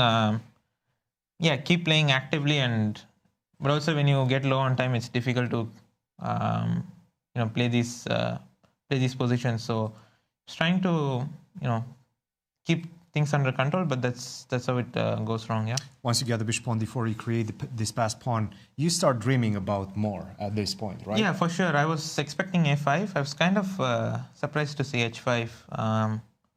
I think I reacted well here. During the game, I thought maybe you should go queen f3 and try to hope that this endgame is holdable, but yeah, it's certainly unpleasant. I think g3 is a blunder. I think after this it's just over. Yeah. I get my pieces in. And Obviously, towards the end, I was actually I was so focused that when I resigned, I just didn't expect it. Yeah. the mate is coming, Yeah, right? it's Or just over. the extra queen. Prague, obviously, this is a huge victory for you. With the black pieces, you get white tomorrow. It seems like you probably will be the leader going into the final round, depending, of course, on Alireza versus Nodirbek.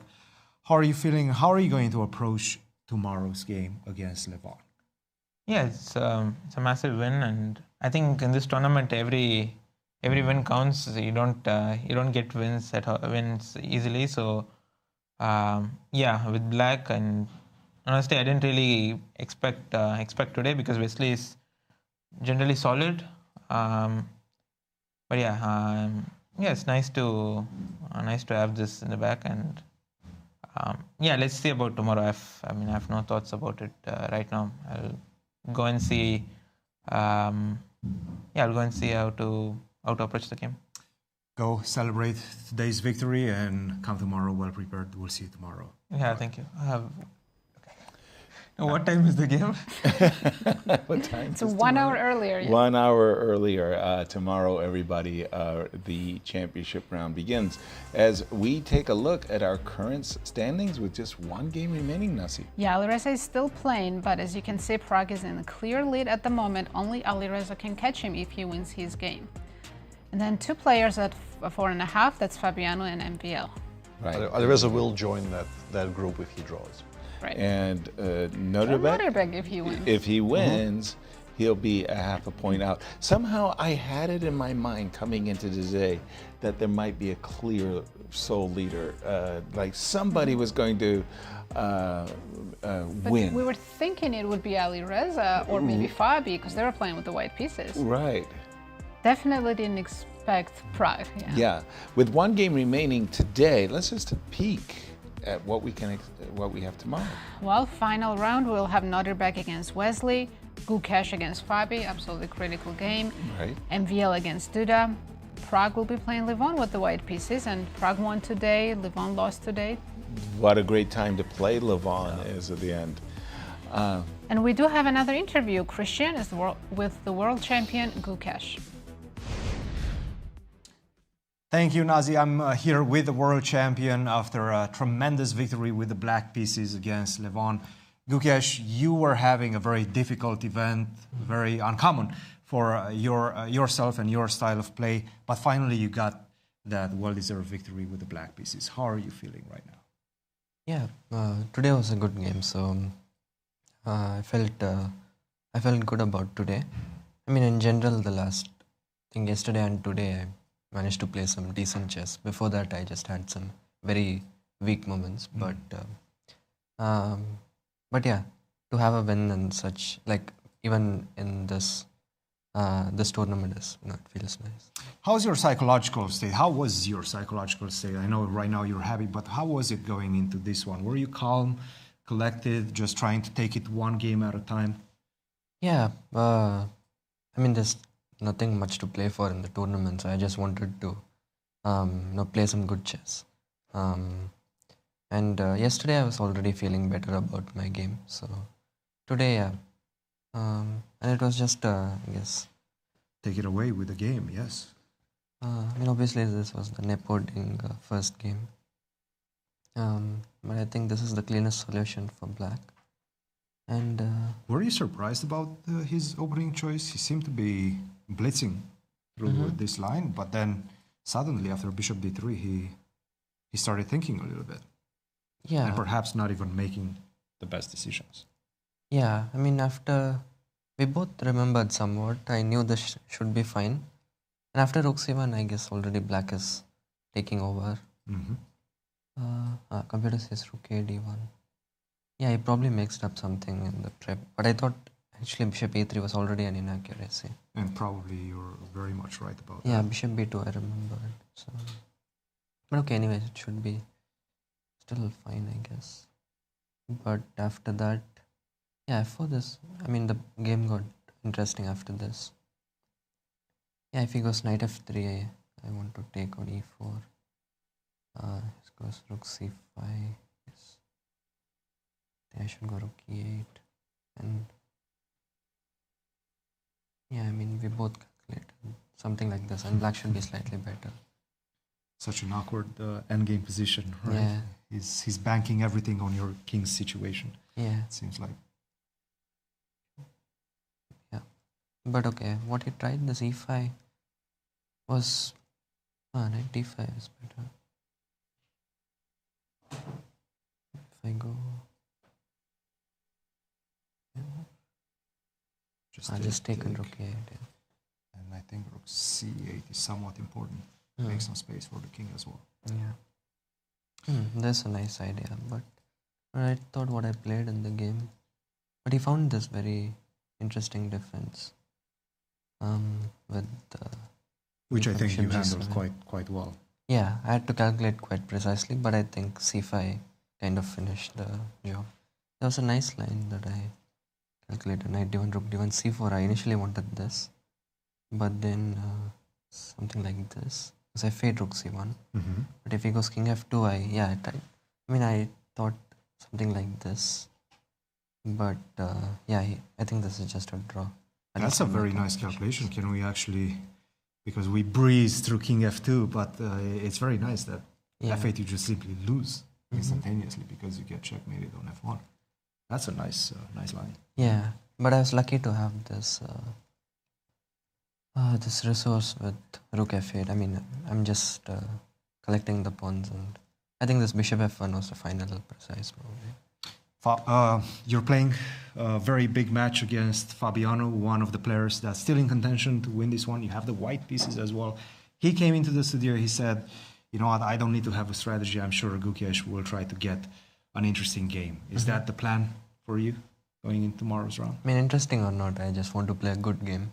Already yesterday and today were good. So, yeah, just trying to continue with that. Yeah. Thank you very much, Gukesh, for joining us. We will go on a short commercial break, and we'll be back shortly with the final moments of that important game between Alireza and Nodirbek.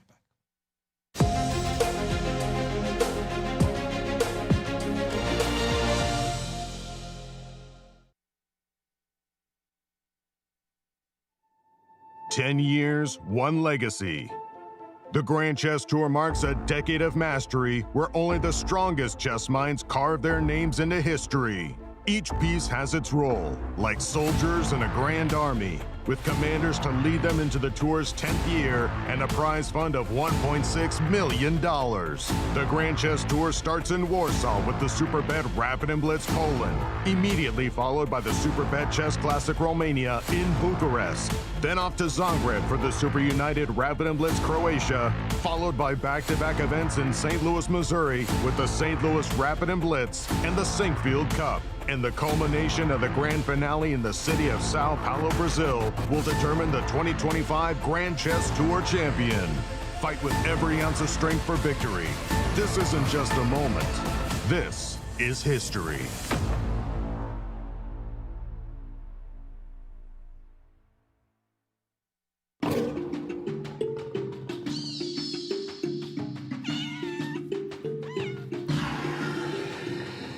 We just had our grand opening of Paws and Pawns Exploring Animal Chess Sets. This show contains over 50 chess sets, sculptures, photographs, and other artwork exploring the connection between chess and the natural world. We have sets and boards that date from the late 19th century all the way up to the present. You get to see a little bit of how artists have reinterpreted familiar chess pieces using the imagery of the animal world. The World Chess Hall of Fame's collection has over 800 chess sets, and as we were going through this collection, I noticed so many different ways that people integrated animals into these artistic chess sets. And it just seemed a natural fit to make a whole show of it. We reached out to some really wonderful lenders, including from Chess Collectors International and some great artists. And we even reached out to local artist Justin King to create a giant T-Rex especially for this exhibit. At the opening, people really enjoyed seeing their favorite animal in the show, whether it was something in the cats versus dogs chess set section or the set that we have from the local artist Sophie Bender. And that is a woodburn chess set that has different animals engraved on each square. We also have really wonderful, elaborate chess sets from the artist Laura Sturtz. One has kind of creepy crawly creatures, chess bugs. And then we have another one that looks at the beauty of sea life, and so there are manatees, walruses, and other things. If you'd like to learn more about this exhibition, you can go to the World Chess Hall of Fame's website at worldchesshof.org or check out our social media channels. Ladies, are you looking for something fun to do? Do you want to make new friends and broaden your horizons? Ladies' Night is the premier all-female chess event in St. Louis. Every Wednesday night, you can meet and play with new people while learning one of the world's most popular games from a certified woman grandmaster. Plus, St. Louis Chess Club members can attend for free. Whatever your age or skill level, you're welcome at Ladies' Night. If you love playing chess and want to put your skills to the test, the St. Louis Chess Club welcomes you to our monthly open tournaments. This is your chance to compete in a 5-round Swiss system tournament with 2 sections: Open, which is FIDE rated, and Under 1800. Feel the thrill of competition as you contend for a share of $4,200 in prizes every month. To learn more and to register, please visit stlouischessclub.org. You know Q Boutique at the World Chess Hall of Fame has the region's best selection of chess sets. But this store is so much more. Discover our masterfully curated selection of unique jewelry, clever kids games that nurture critical thinking and creativity, quirky greeting cards, books for all ages, and a wide variety of locally made goods. Find just what you're looking for at Q Boutique at the World Chess Hall of Fame. Mark your calendar. The 2025 Strategy Across the Board Gala is Saturday, August 16th at the Chase Park Plaza Hotel. Enjoy fine dining and world-class entertainment, all while helping to support chess education, cultural exhibits, and public programming at the St. Louis Chess Club and World Chess Hall of Fame. To learn more and to purchase tickets and sponsorships, please visit stlouischessclub.org. I'm Justin King. I'm a sculptor here in St. Louis, and I tend to make a lot of work with recycled materials, and especially cardboard. I make a lot of animals. It's one of my favorite things to make. So the World Chess Hall of Fame, they're doing an exhibit called Paws, and it's showing off all the animals that are influenced within chess. And so we got this crazy idea to make a T-Rex. It's a wonderful opportunity to work with the World Chess Hall of Fame, and I've had the pleasure of working with the Chess Hall of Fame before. We got together during Chess the Musical at the Muni, and they were promoting that. And so we made a knight chess piece out of other chess pieces. And as people stood in line, they were able to sign and draw all over these chess pieces. Then I was able to collect those and reconstruct it. And then when I got the email and phone call to come back and make something, we decided to go big, and we made this big T-Rex, and we're excited to put it where it's going to be and seen by so many people from all over, so I'm super pumped about it. At the World Chess Hall of Fame, we love highlighting the talent of the St. Louis art community. And when I was curating Paws and Pawns, Justin King was a natural fit with his fun and whimsical animal sculptures. We're looking forward to seeing how our visitors react to this oversized T-Rex that'll be popping out of the wall, enlivening the space. It was nice to get back together to create something new, and hopefully this relationship continues into the future. I hope you get a chance to come down to the World Chess Hall of Fame, check out the exhibit, see this monumental T-Rex we've installed, how we've used these materials and tied it all back together into the world of chess. We hope to see you there. 10 years, one legacy. The Grand Chess Tour marks a decade of mastery where only the strongest chess minds carve their names into history. Each piece has its role, like soldiers in a grand army. with commanders to lead them into the tour's 10th year and a prize fund of $1.6 million. The Grand Chess Tour starts in Warsaw with the Superbet Rapid and Blitz Poland, immediately followed by the Superbet Chess Classic Romania in Bucharest. Then off to Zagreb for the Super United Rapid and Blitz Croatia, followed by back-to-back events in St. Louis, Missouri with the St. Louis Rapid and Blitz and the Sinkfield Cup. And the culmination of the grand finale in the city of Sao Paulo, Brazil, will determine the 2025 Grand Chess Tour champion.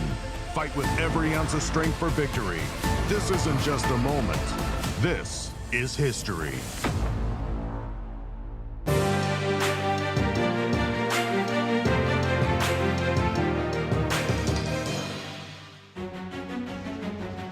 Welcome back, everyone. We're at the end of round 8. We only have one game left, but let's take a look at our current standings with all the results so far. As you can see, Praggnanandhaa defeated Wesley So, and Gukesh won his game against Levon Aronian. So at the moment, we have a So leader, Prag in first place. And then 2 players are half a point behind him, Fabi and Maxime. And the game that's remaining, Alireza, should he win, can join Prag. Nodirbek, should he win, can join Fabi and MVL. And let's jump to it, Peter. Absolutely. The current position, F2, F4. Well, okay. Let's begin the a bit ambition, earlier, because we missed a moment here. Yes. 91 was played on move 41 by Alireza, as I mentioned. Challenging the knight on c5 is massively important for white. And here, queen e7, king a2 was included. The engine plays rook moves along the f file, rook f4 creates an annoying threat of rook e4, but I guess you can react to it by playing f3. But Nodirbek was, he had something else in mind. He wanted to attack the entirety of the white king side. 93 equalizes here, but Alireza instantly grasps a chance to perhaps make the game a lot sharper, because we're offering the pawn on h2. You can take it, it doesn't lose.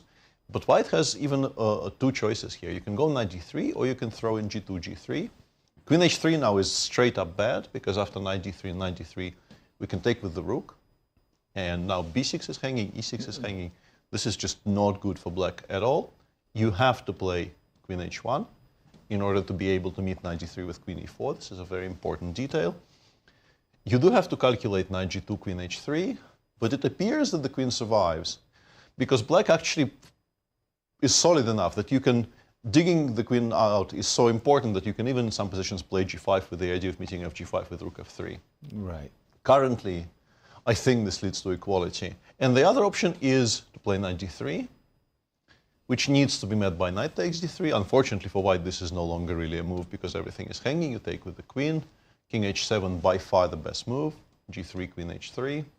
Rook e1, rook f6, more or less a must. And after rook e5, king g7, more or less a must. This is harder for me to understand why specifically g7 and not, for instance, h6. But king g7 is an important move. And now white can, currently my screen is saying c5 might be giving white decent winning chances. So wow. There's been a turnaround. If you want to bail on all of this, you can maybe play queen f6, g3. We have a couple of moves. Nodirbek took on f4. Or that, yeah. Gf3, knight f3, and queen f4. But now the machine says, we don't trade queens, of course. We want to play queen e1 in order to play knight e5 next move. I think e1 is being chosen to be able to meet knight e4 with rook d4 because we want to control the c3 square, so there's no checks. After queen e1, black might need to be careful. I'm looking at what the engine suggests here, and it's definitely in white's favor. And the moves are, first line is rook f6. We're not even obliged to come in immediately. You can throw in some kind of a useful move h2, h3, which mainly, I think, just illustrates how tied up black is. Your pieces, in particular, the knight on c5, continues looking very beautiful. It looks like $1 million, but you don't have active moves. You can't push the e-pawn because it's just hanging. If you play rook e8, I will, of course, not allow you to play e6, e5. Now knight e5 is quite strong. Another idea of h3 maybe is to not blunder it after knight e5. Right. Doesn't seem very critical, but maybe it's useful. This is very much still a game which could go rook e1 chosen. That's a bit of a surprise. It's the second best move, but I would have thought Alireza would be interested in keeping the game. Is queen trade really bad for black? No, but you probably want to do it maybe on your terms, because now that you've taken away the e1 square from the queen, you can maybe play rook f5 first, because white probably takes on f4, and you probably are happy having the rook on a more active square. Because rook d6 we can meet with some counterplay. I guess Alireza's plan is to get the queens off the board and then try to land the rook on d6. Remind black that there are some weaknesses on the other side of the board. So if takes happens, first line is rook b7. Since we can't stop rook d6, we just prepare for it, and I guess maybe we want to king over to e7. This shouldn't be horrible, but with white having by far the more active rooks, you do prefer white. The engine even says you can try king a3 with the idea of before king takes before king b5 and so on. What? This will be a much more active king on b5 than this one on g8. But weaken in a4 pawn, kind of Yeah, counterintuitive. not an easy decision, but you do need to make progress somewhere. Right. Thank you, Peter, for that. Some very, very surprising results here in our penultimate round as 2 victories by the black pieces. Both Indian superstars, Gukesh defeated Levon, Aronian, with perfect play after Levon allowed some chances. And Pragg against Wesley, that was a crazy game. Absolutely, and all-important game still remaining as both of these people trying to get into first. These results do mean that we have a new sole leader at the moment. That's Praggnanandhaa with 5 points, and only Alireza can catch him if he wins this endgame, which we were just talking about. Seems like a draw, but he still will try. Yeah, not only will he try, he'll be very pleased to get this position, because I'm going to say about half a dozen moves ago, I actually preferred black's position. We were talking about the possibility of 3 black victories in this round.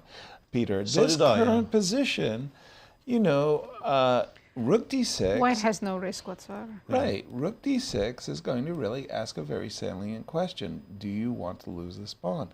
If you have to go rook b7. Or rook b8, yeah. Or rook b8, putting the king on a3, putting the knight on e5, potentially Going up to g6, yeah. Yeah, putting the rook on g3.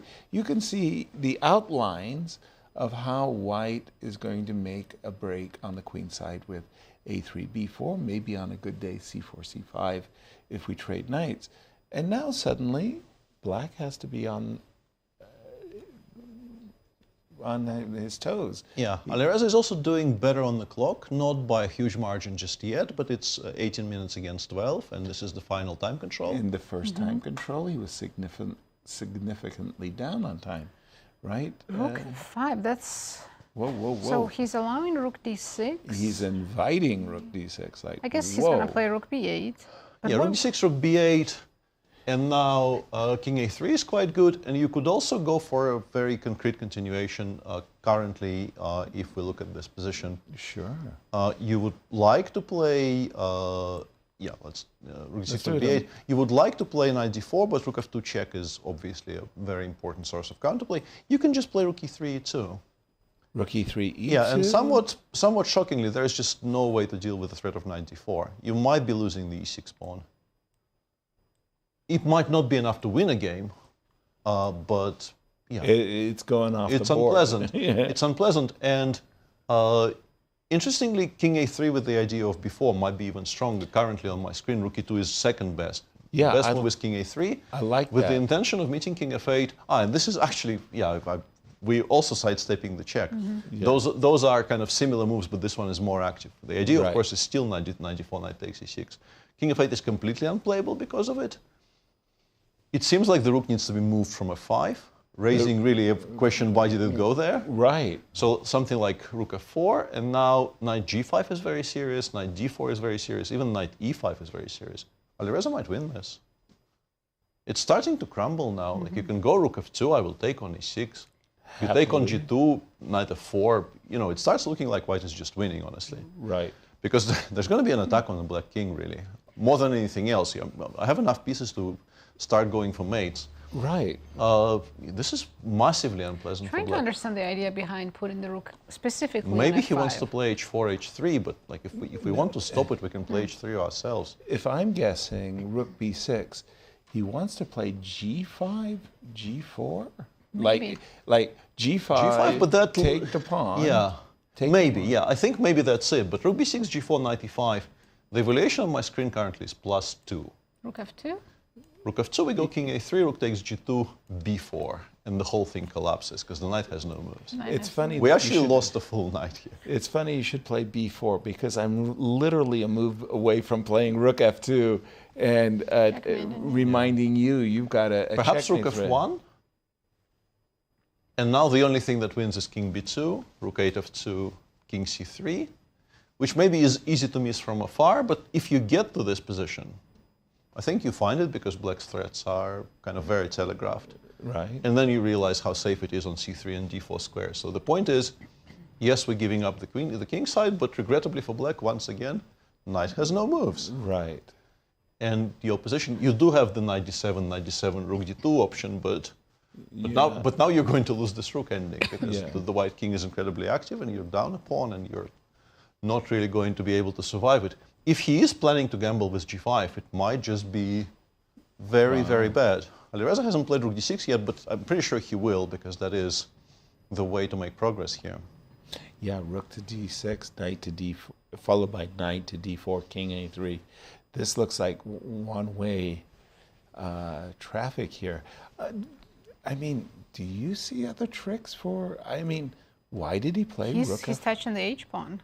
Well, yeah, he wants to stop g5. I guess he believes rook d6, g5. Mm-hmm. You know, it's the strangest thing. You're sitting there at the chessboard, and your opponent makes a move, and then you think to yourself, why did he do that? He wants to play g5, and it's sort of like, I'm going to stop you. You know, makes sense. So, makes a lot of sense. h4, and now king f7 equalizes on this spot. Now black is just in time to play king f7, rook d6, rook b8, and the king swings over to e7. And once the king lands on e7, you're not going to have much of anything at all. So is king f7 easy move to make? What if I go knight d4? Do you play rook f4? So King you f7. mean king f7. Black wants to centralize his king. Knight to d4, you asked. Rook f4 probably, right? Rook d8, black much better.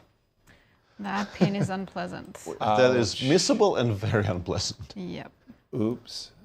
No. Rook f4 was fine, but rook d8 is more massively than fine. More than fine, yeah. So we have played rook to d6. You have played rook b8. Rook b8. Yeah. I've played knight d4, and you have played rook f2 check. Rook f2 check, just in time. And king e7, I think. No. Okay, just a second. Rook e6 and knight just. Yeah, I just want to kind of stare at this position for a king moment. King f7 hasn't been played either, so. Yeah, because I want to take rook d6 and then go knight 6. But I pick up on g2 in the end. Yeah. I'm probably better actually in that final endgame because knight on b8 is not like what is my knight striking fear into the hearts of opponents. After Nodirbek played rook f4, we can go back to our original idea, right? Rook d6.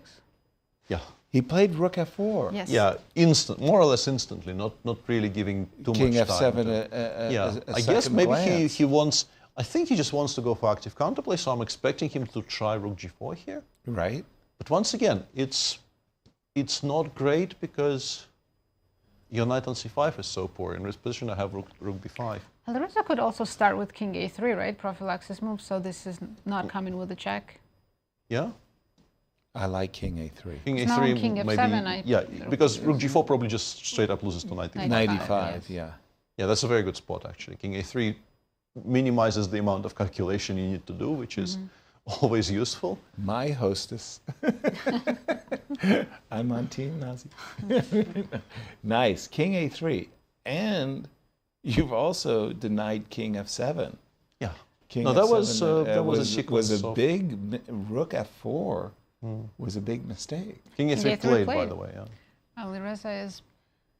You have to play. You have to play king f7 again, maybe, but you're not getting the same check. Position because after knight e5 check, What you'll do we have to do? go to g7, and among other things, knight d7 is massively unpleasant because rook d8, sadly for you, does not come with check. Instantly loses to this. This is not a check anymore. Exactly. Yasser. Yeah.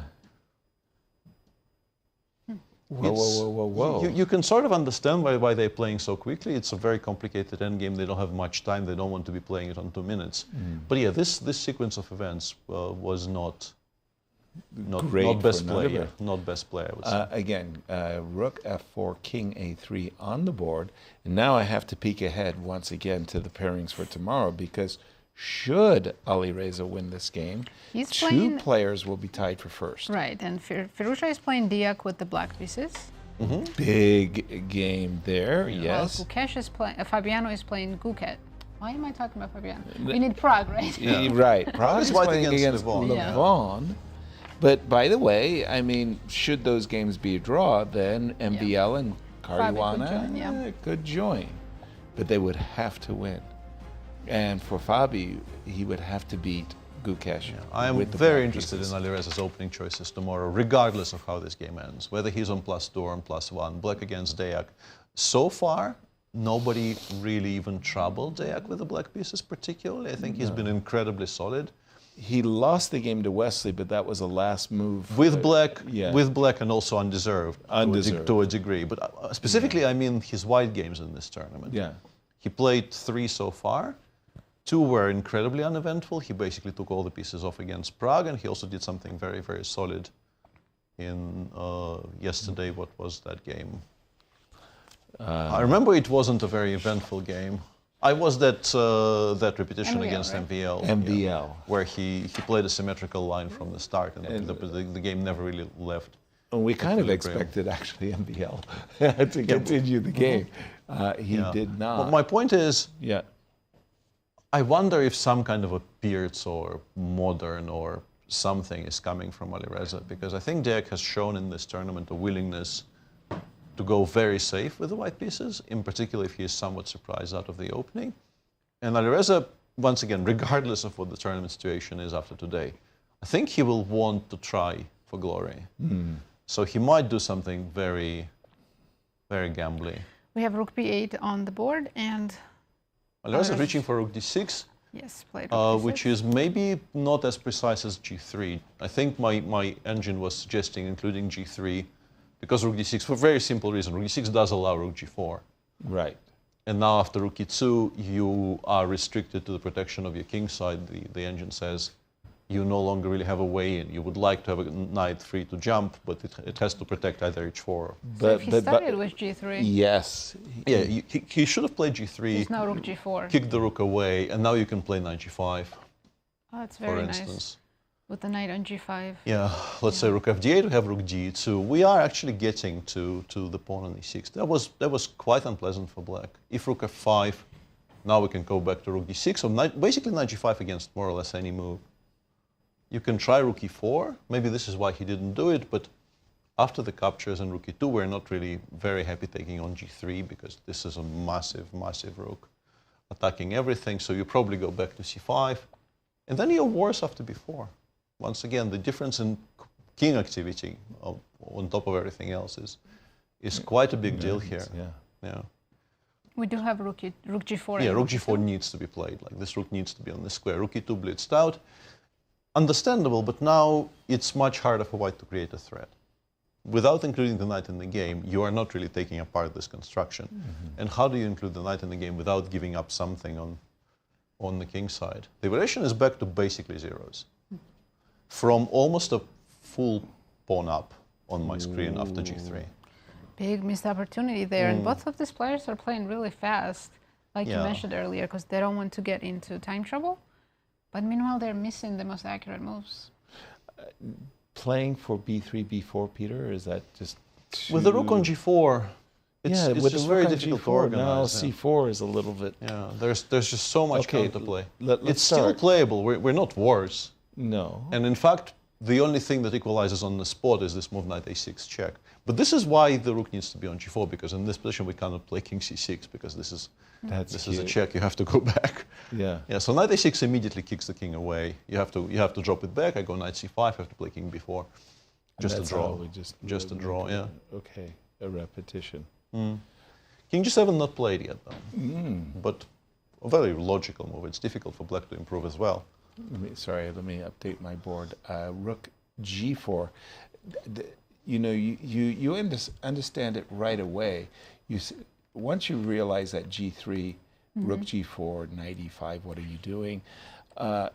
your rook has to go back, knight to g5, and you say, okay, now my king side is absolutely permanently safe, if you will, and I'm focused on the pawn on e6. It's a two result game. Rook d6, however, rook g4, rook e2. Now suddenly... It's hard to make any progress. We can't move the knight without giving up h4. Right. Can't move the rook without giving up e2. g2, yeah. Literally, this rook is not going to win the game by itself, which is why I proposed... you must have some idea, How about rook c6? What's my idea? Rook b7? Exactly. To avoid the check? It's funny. My idea was that if you played this knight a6, by putting your rook on b7... I still have a check, right? Knight c7. You denied me the one thing that I wanted to do, which was... It was by accident. Yeah,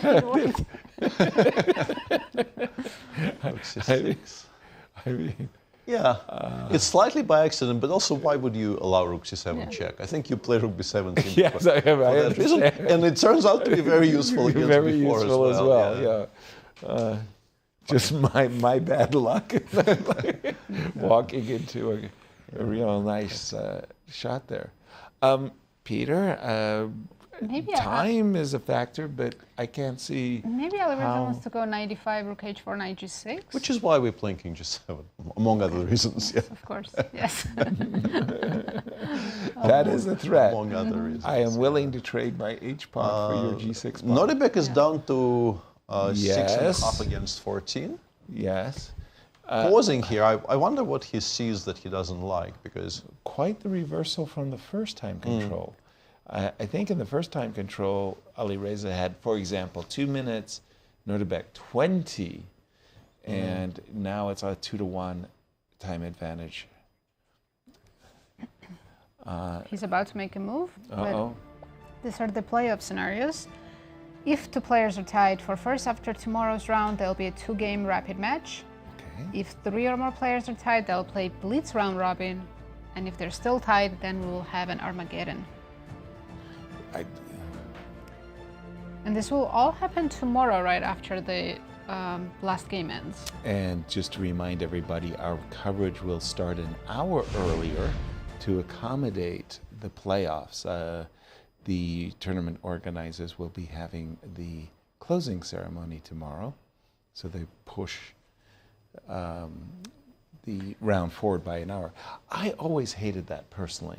I'm very happy you continue this conversation, because I was about to ask. And this is one of my all-time favorite gripes. And 1 hour, honestly, is fine. But you occasionally, even in very high-profile tournaments, see the last round moved by, I don't know, 3 hours. Yeah, you go from 1 p.m. to 10 a.m. You know, and that. Or from 3 to midday, even. Yeah, and you've adjusted the whole time to a particular rhythm. There's a certain rhythm you get very used to during your prep.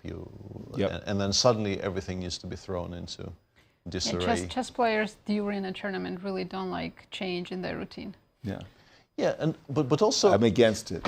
I think all of us are. It feels like we are, spoiled children griping about insignificant things, which is true. Yes. But we also, I think chess players are kind of rational, rational and within their rights, because what is also an additional layer to this is that is when the whole tournament will be decided. It's not a random round 4. Right. It's the last round of the tournament where the most is at stake. Yeah. And for that one decisive round, they're asking you to throw away the whole routine of preparation and sleep patterns and all of these things, which you've established over the course of 2 weeks perhaps, or in case of the candidates, 3 weeks. Although in the candidates they don't move the last round very much, so it's rarely a problem. And then you have the very last round coming, and the president of the country wants to visit, and he only has a window of opportunity from this time. Therefore, we're going to move the event 4 hours early to accommodate his schedule. Is like, what? No, you're not.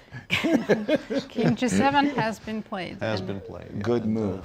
This episode of Old Men Yell at Clouds was brought to you by... who is our sponsor in this? AI, your go-to. Normally NordVPN these days. Yeah. Not a paid advertisement. Knight E5. Just a second. Knight e5, rook h4. Do you want to go to c6? I was going to go to d7, but I don't see... After rook d8? Yeah, this isn't one of those beautiful I trick you, rather I trick myself setups. We're stuck. We're stuck. Yeah. Our pieces are sort of where they should be, but they cannot really be improved very easily. Right. Is knight d4 anything to be afraid of? Knight d4, rook takes h4, knight d6. I think we can take and put it back on g4. I don't know if white is winning that race. Yeah, if yeah, you give me the the g2 pawn, I think maybe black is winning that race. Yeah, I'm afraid of precisely that. No, I have c pawn. Yeah, well, the rook will be on c2 very soon. My king needs to be on c3. Yeah. But this is not a... on a3, I think black is... Hold on. This is not a race that is guaranteed, right? Like h4. It ends up being a draw very often. Like even this, you pick black, but it ends up being a draw. But you have to be careful. c5, g5, like make a move. c5, g5. Yeah, I want to wait for... a5, h3, yeah? Yeah, we have split pawns and our king's awkwardly placed. The king is really okay, not but well placed. a5, h3. Play. Yeah. Rook, h2, rook, push, push, push. No. Rook, yeah, we're missing a tempo, right? If the pawn was already on g5, this would have been trouble. I would have played rook f2 here. a6, rook f6 loses that pawn. Right. I would be very optimistic, but unfortunately rook h1, I think, makes an immediate draw, regrettably for us. Exactly.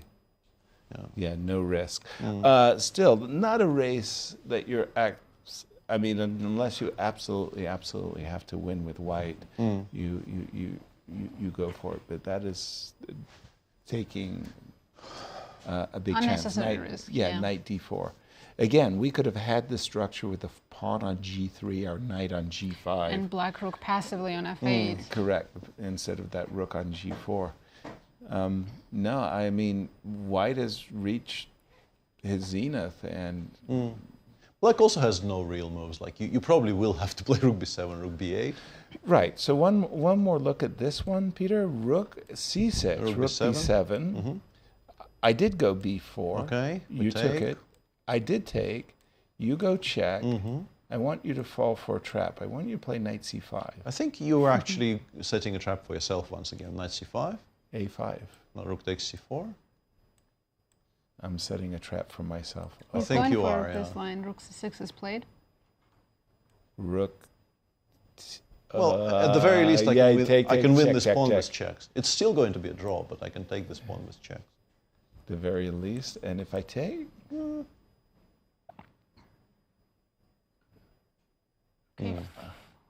don't know. At least I made rook c3 a little bit of a mess. You did. I have an immediate draw with rook c3 check and knight a4, but I want more. Maybe there is. I beg your pardon? Anymore. Rook c3, king b4? King b4. Sorry, I'm losing my mind. Apologies. Yeah, no worries. Rook c6. Okay. Rook b7 on the board. And rook b7 played very quickly. So if you play and before, rook b7 played very quickly. Yeah. Actually, before is a before no immediate equality, but knight d3 equalizes on the spot. My engine tells me. Knight d3 equalizes on the spot. Why does knight d3 equalize on the spot? Not obvious to me. You should play before here then. I was pretty sure a4 was a comfortable draw, but apparently it kind of isn't. Because after knight a6 check, what you should do, king a3 is nothing, but king c3 is... A smidge? Yeah, because after knight c5, a5, this is not hanging. It probably still is a draw, but the best move in this position is king g7, h6. That's not obvious. Yeah, which is already kind of dangerous territory. With the idea, of course, of waiting for ab6 and then winning it back with knight a4 check. And you're probably holding here, but yeah, you absolutely have to go for it then, because after knight d3, I mean, we go b5 and we hope that once the knight returns to c5, maybe we can find a way to sacrifice or something, or we go knight g5 and we claim that our races are much improved. Yes, and they have been greatly improved. And well, I mean, our king is not very safe either. So like, there's counterplay coming now. With the pawn on b3, we didn't have to worry about these things. So if he goes for before and after d3, in particular if he goes b5, because there are still bailouts available to us. ba is zeros. Zeros. Rook c takes e6, and both rook takes c4, and even the immediate knight f4 are very easy equality for both sides after rook f7. And so rook e7, we take, and we go rook a7, and nobody's going to be winning any of this. No. But still, it's really the only realistic chance to make the game sharp again that is available to white, seemingly. You can try preparing it, but I'm not even sure. Let's say we can include rook e2, c2. Right. But does that improve our chances of making b4 workable? I'm not sure. The knight will be on d3. Yeah, exactly. Provoking the knight to come to... I know. I've got a... Wow, just a second. Let me kiss myself. Rook to b2. Okay. Mysterious rook move. Right. With the idea of before rook takes b4 and rook takes c5? Yes. Okay. You spotted the lousy idea at once. If I go knight d3? I guess rook g2. Then I can go back. And then go back, yeah. Yeah. Rook No real improvement. Well, my rook went from e2 to d2. For free, sure. Yeah. I'm proud. I'm deeply proud of myself, because then I play b4, and you can't play knight d3. Yeah. Sorry, just to for our viewers, in case of this move, knight to d3, rook here, knight here, we have the game position with the rook on d2. I'm sorry, me. Machine says b4 is not a real threat, so why not go rook b2, rook e4, and claim that our position has improved somewhat, because rook b2, rook e4. Rook e4, and we're sort of more in control of whoa, things. Whoa. Okay. He played before He played before. Very good. Very good. We're very much on board with this development. And by the way, both players have last 6 minutes left. He used a lot of time for this last move. Alireza, sorry. Alireza was ahead on the clock. Not anymore. 6 minutes for both. Very good. Ooh. Takes I was instantly. about, no, I jinxed it. I wanted to say very good early signs for Nodirbek that he hasn't blitzed out 8 takes before. As I was mid-sentence. Nailed it. Absolutely nailed it, yeah. Nice. Yeah. Well, nice. As we know, still holdable, but you now enter the realm of needing to make only moves. Right. Whereas what Peter was saying, knight d3 was the straight up zeros. AB, and now Alireza's in with a shove. Knight a6 check, strictly the only move, by the way. Because king a5 is a threat. A5? No, a5 is a threat. a5 is basically a winning threat right now. a5 is a winning And knight d3, threat. king b5, I guess we also are in a lot of trouble, because all of our structure, like the entirety of our structure, is now hanging after that. Makes So sense. check knight a6. Yeah. And then then after we're king trying c3, king c3. After king c3, you actually have to So if, oh wow. grit I your was gonna teeth, say, go knight c5, a5, king h6. What if I go knight c7? Just to avoid a5. Rook d2, right? d2. That's ugly. That is very ugly. Yeah, that's a mistreatment Of of my the knight, knight. yes, I mean, agreed. you could get cited. You know, what have you done to? No, actually, this is the mistreatment of the knight. You get something like this, and you're Remember we in the game between Prague and MVL, Black had that beautiful steed on e6, and we were playing knight c8. A8, that was crazy. But not here. It's a very different position. And we do knight have e6 knight played. a6 only Alireza will move. play king c3 quite quickly, I'm pretty sure. Exclamation mark. Well, you can play king a3, but with the intention of going knight c5, king b4. Right. And then correcting yourself. Right. No real point in gaining a minute just now, because he is ahead on the clock. I have a lovely story to share about, we're making fun of the knight in the corner. And in Vachier-Lagrave, at the Tata Steel Chess Festival, a village on the North Shore there in Holland, they have a pub called Ray's Pard. There's chess grandmaster Hans Ray, and Pard is horse, so or knight. So I said to Hans Ray, wow, that's great. I mean, the owner's so happy with you. He honors you by naming his pub after me. He says, no, he's mocking me. I said, what? He said, against the Finnish Grandmaster Heikki Westerinen, he put his knight in the corner. He went knight A1 as white. Heikki played bishop A4. The knight was dominated for the rest of the game. Raised part. And it's like on a shield somewhere above the sign. Exactly. You know, so I said, you've been immortalized with an insult. Yes. I know, it was very good. Brings to mind. That's a chess fan. As a chess, yeah. That's a... Yeah, I loved it. A reminder to our audience, tomorrow is going to be an early start. Last round starts 1 hour earlier at 6:20 a.m. Central Time. Wait, 6:20? Yeah, that doesn't seem right. That should be 6. That's half hour. Yeah. Oh, right. We have a half hour delay. So. Gotcha. Yes. People at home will see it at 6:20 a.m. Central Time. How could you doubt our graphics design department is on point. Yes. Knight c5, really the only move, by the way, returning to the immediate business at hand. And you what's the absolutely have to play trickies? knight c5, What's allowing a5. Yeah, that's and then you have scary. to pass.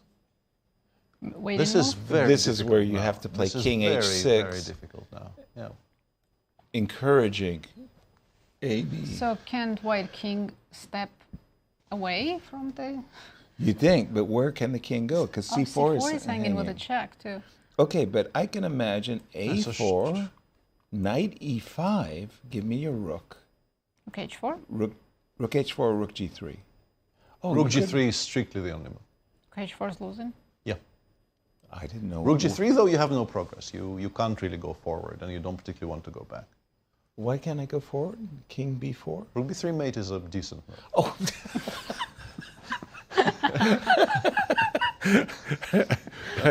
As a commentator, you have to show every Yes, possible yes. checkmate in one. And Absolutely. It is a the reasonable... march of the lemmings.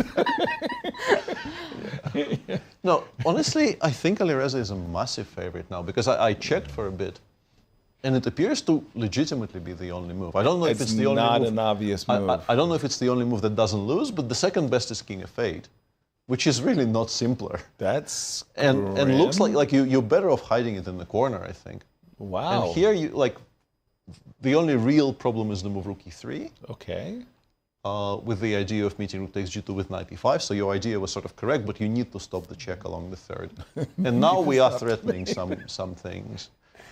But what I mean is, if these are your decisions after knight c5, a5, and It's you're, easy and to you're go already wrong. on a minute and a bit, yeah, Oh, wow. you're going to be in a lot of trouble. He's so low on time now. This is a serious chance for Alireza.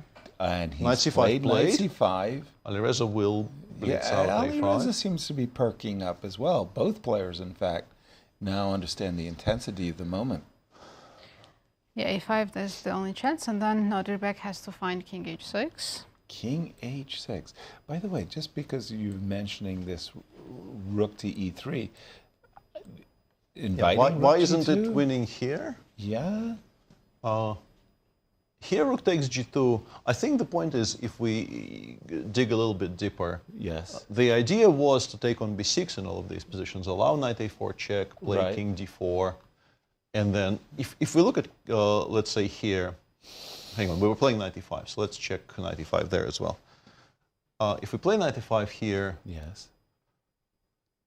I think there's just a lot more leeway because the king is quite safe. Like it goes rook g1, waits for you to take a b6, knight a4, king d4, gives you maybe an additional check and picks up on b6. If instead you play king f8 and you play rook g1 here, just trying to compare. Yes. Now you actually lost because you're stepping into a fork. You're not winning the pawn back. That's why the king on f8 Yeah. is more vulnerable. Wow. Which brings us to the question of, I don't know how to ask this board this question. I'm really wondering. King h6, amazing. I think you get there by the order of elimination because everything else was worse. Yeah, but this is very Fabulous. impressive. Very, very impressive. Wow. By Nodirbek. Because it's so easy to go wrong. Oh my goodness. King h6. Yeah, he used his 4 or 5 minutes to find this defense, but Good use of his time. Yeah. Seems to be surviving now, at least with best play, but down to his final 2 minutes. Right. And the position remains quite, in particular if White wants to gamble. Yeah. I think Alireza, as he mentioned in his interview, you got to seize your chance. Yeah. And he's probably thinking you're in time trouble. The problem is, after this move, King H6, it's not actually that easy to find a gamble. I think Rook E3 95 doesn't occur to you naturally very easily. Right. It's not just giving Black the G2 pawn to make a quiet move on the next move as well is not something I think that very many people will even consider. Right. Peter, in the current position, Knight E5. Rook G3 check. And I want to go forwards. I want to go forward. I want to go forward. But Knight B3. Yes. I know. King. Even B takes A5 maybe, right? Okay. You want to go after the rook, yeah. I want to trade. So B takes A5, not a bad move. But no, but then King F4, Rook E6. This is, yes. I'm suddenly very interested with White. Yeah. That's exactly what I'm saying. Maybe it's fine after Rook G7, but that is a good gamble to try. Because you were asking what can White do as a gamble? This is a very good answer, yeah. Yeah, this is... Yeah, this I feel White's the one. Even weirdly, a move like Rook E2, E3. Rook E2, E3? Just to get rid of that active rook, and then I want to claim that my rook on E6 is so much stronger than the rook on G7 that maybe I have something. I'm not convinced it's a lot or really even anything. Or Rook F6, yeah. Knight F7 check, Knight G5 check. That's a good move. Something to think about. And again, when your opponent's in time trouble, what you're trying to do is just ask the steady questions. What about this? What about that? They're both in time trouble now. Uh-oh. This is getting we actually found tense. We found best moves? Best moves. Not quite. We almost got there, but we missed an important detail in this position. After King F4, Rook C3 is a mistake. It still holds, but this is much more comfortable. It's still a draw. I mean, White is not worse. Right. White is not. Yeah, White is still going to be completely fine. But Knight D4, so like now you no longer believe you're playing for a win. Is my point. Exactly. Yeah. Well. You know you're not playing for a win. But Knight D4 is a visual. Yeah. Important to spot. You can still do that and play Rook G7, and you are holding. So our line was of a pretty good standard, but Knight D4 is simpler. Okay. King H6 on the board. Below 3 minutes now for Alireza as well. Did he make a move? No, not yet. Not yet, no. He's shaking his head. He can't find anything because there isn't anything. Do you see some tricks that Alireza could not at all use? Such an interesting position. It's like mutual. Yeah, he's going to go Knight E5. He's done Nodirbek is going to go Rook G3 check, Rook takes H4. I think nobody even considers seriously. It's way too risky to get your rook sort of off screen like this. Right. So I think Rook G3 check happens. And then the question is, what do you try King D4? He's got to try King D4. I mean, what happens if King C2? Knight B3. There are all these forks again. Yeah. And that's even worse. That might be even worse, yeah. Because then it's checks. Well, he's considering probably Rook H4. He hasn't played Rook G3 yet. Hasn't played it yet, a long time over this decision. Rook H4 loses to King B4. You really shouldn't. Play games. Yeah, you really, really shouldn't. Yeah. Rook G3. Yeah. Well, King B4 a moment ago lost. King B4 in this moment wins. This after Rook G3, King B4 loses. And after King C2, another thing Black can do immediately. Knight B3 is actually Black is a bit worse, but Rook A7 makes an immediate draw. After King C2? Yeah, I can play Rook A7 and give an immediate perpetual. AB, Rook A2, King D1, Rook A1. AB, Rook A2, what? I can't go King B1 because the rook's hanging. So. And this is the immediate perpetual. Yeah. King D1, Rook A1, you have to go King C2 actually, because King D2 might be running some risks on Knight B3. Yeah. Right. And yeah, that's an immediate draw. perpetual. That's an immediate draw. Okay. Good to know. Which means if Alireza wants to keep playing for the win. It's either King D4 or you can put it back on F3 and look for something else after Rook G4. He's going with the king. I think he's planning to play King D4. 2 minutes for both players. Again, asking questions. I would play knight f3 if I Once, felt yeah? yes, if I felt that rook g4 was the only move. Good, correctly asked and answered. Yeah. Let's go back and try king d4. King c2. Okay. Oh, Now rook a7 is Yeah, rook forced a7 in a is the draw. only clean solution. Knight b3 is the second best, but then you're slightly worse after rook takes b6 and c5. It's possible to imagine that you lose this. yes, yes. If he spots rook a7, he's definitely I think he going to sees go for rook it. a7, yeah. And then white no He's longer played really it. has... Yeah, Wow. Confidently. From No, Nodirbek. I mean seriously, hat tip to Nodirbek. King h6 was not an easy Especially move. with little time. Yeah. Yeah. And now white needs to pull the plug. Like you're worse if you don't go ab6 here. Right. Maybe not by a You lot, might but start you're... seeing some ghosts, though. Yeah. It takes b rook a2. You might see. Yeah. It's not Yeah. there. It's a little bit worrisome. Like, for example, after rook a1 check, king c2, what if the other rook comes to a3? But your knight is hanging. Knight is hanging. Your knight is hanging. There's not really... Don't have time. Yeah. So Not a lot to be afraid of here. Well, what Nazi is saying King that... has to go to d2. Pardon me. Because here there's knight b3, right? No, it's... Or the opposite. The other way around. The other way around, Yeah. What Nazi was saying is that what is Alireza worried about or potentially worried about? He might in his mind's eye see a move like rook a3 and say, wait a minute, my king could be in trouble. Peter... not after rook c5. Eagle If eye... Rook still plays knight b3 instead Sorry? of rook a3, knight b3 here. King b2 probably? Even king b2, yeah. Or knight f3. Be careful. This is a... Knight f3, rook f3, right? This is a... c6 is hanging. I have king b2. The rook in the corner will rook be is hanging. hanging. Yeah. This is a super pawn here, you know. Like, Below 1 minute now for Alireza. Knight Well, f3. he knows he has a draw. He's just checking if he has anything stronger. I'm very sure he knows he has it. And king b2, as you said, Peter. Mhm. King c2. Hold on, I'm just refreshing my board. We're expecting a5 takes b6. Rook a2 check. Rook takes b6 is doing 28 seconds. Black a great favor. Rook takes a5. Now the knight is absolutely And the king on a6 powerful. is safer than the king on c2 even, so... Yes. It's still a draw, but it's a draw black will enjoy. Right. By the way, what is the clock 13, time? 12, 13. 11, 10, 9... A, B6, let's go. Alireza. Time to take on b6. Whoa. Yeah. How many, for you, I heard you say 5-4. 4, Six yeah, he seconds made it on 4. maybe, yeah, or 5, yeah, something like that. Wow. We have seen players flag. King d1. King d1, And now there's the immediate perpetual that we know. Oh. Wait, what's happening? But for black, really, you Move can- 60. New scores. New scores. New scores. It's- Just what you want to see on 30 seconds, yeah. Check. People interrupting your flow by bringing stuff into your field of vision. Right. Yeah. Does King d2 This is lose? gonna be a King repetition. d2 does lose, yeah. Knight You don't b3 want to. check. You don't want to fool around with it. Yeah. Yeah.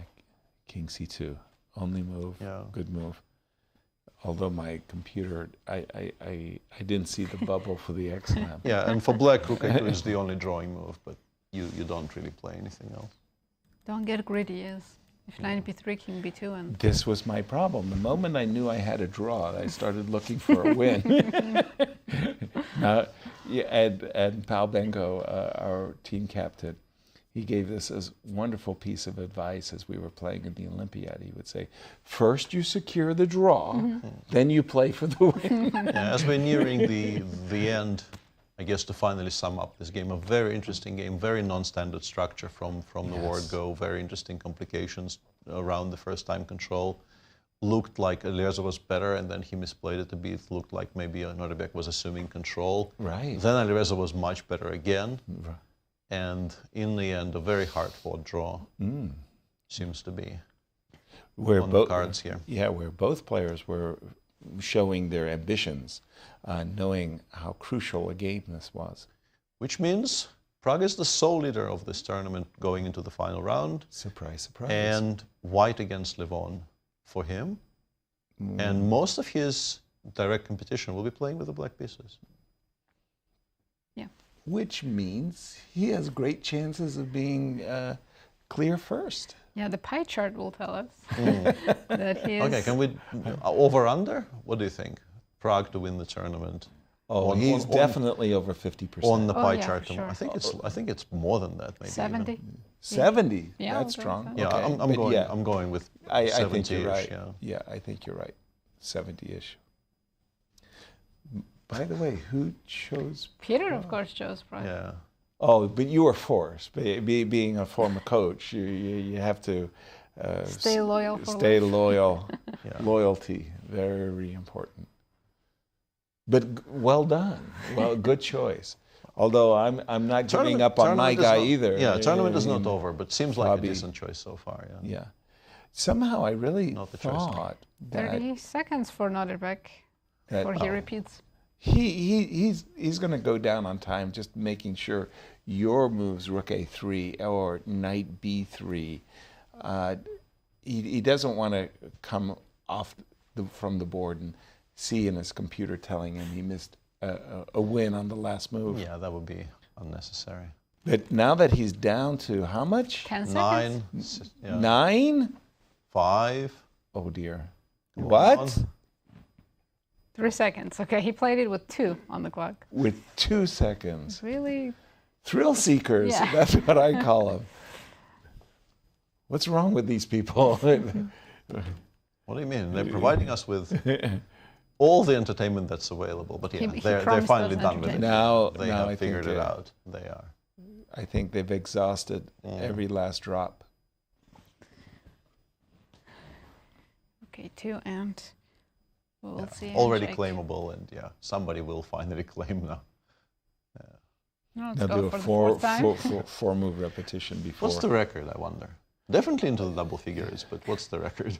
I know John Vanderbilt and Anatoly Karpov in the Zaitsev, knight g5, knight f3. They played four moves and neither claimed a draw, and then John went on and played the game. They eventually drew it, move 50. Hard-fought game, ended in a draw. A very eventful penultimate round. 2 wins with the black pieces. 2 wins with the black pieces. Nobody and the saw sole that leader coming. going to the final round. Once again, reminder for everybody, starts an hour early tomorrow. Right. Reminder to the players as well. Reminder to the commentators. Yeah. Okay. It's good to be reminded of things. Yes. Probably going to analyze that end game. Maybe that Alireza missed a g3 move. Where, Peter, when you look at this game, just as I don't know if we're going to have interviews, but on your board, if you don't mind, just tell us what, in your mind, were the key moments. The critical turning points. I guess an important turning point was, if you don't mind, from the opening. That there was some opening moments from the very too. start. I think. If we want to go sort of in depth, Queen c3 is probably not as precise as something like knight d4 in this position, or even simply castling. For black, it's interesting that bishop d7 seems to be a lot more straightforward than the move b6, which Nodirbek chose, just trying to play rook c8 as quickly as possible, and then perhaps e6, queen f6 in some positions. Then there was an important turning point here, where Nodirbek, I think, trying to get as complicated a position as possible, went bishop d3 instead of knight d3. I do think this endgame probably ends up being a draw rather than a black win. I think after knight b5, if you give white a tempo to play either rook d5 or rook d1 or knight e5, you will start preferring white. So I think it's time to actually go for this and maybe take on a4. But after something like knight c7, the king is unsafe. I have a feeling white will have enough counterplay to make a draw, but white would need to be quite precise. Then we come to a position where, I think it was here, things have moved on. Black, any kind of an attack here didn't materialize. The king is now very safe on a2. And had Alireza worked out that you don't actually need to pawn on f2 anymore. That was the big moment. Yeah, rook d6, let's say queen takes f2. Knight ac2, it's not even rook d2. White is completely winning after knight ac2, queen f6, rook f1, and things start to collapse for black, quite simply. So rook d6 instead of queen d4 was much stronger, because you get a position similar to what he got, but with a very active rook on d6 added to the mix, which makes a big difference. And then by move 40, black is sort of completely fine. White is trying to equalize by playing 91-93.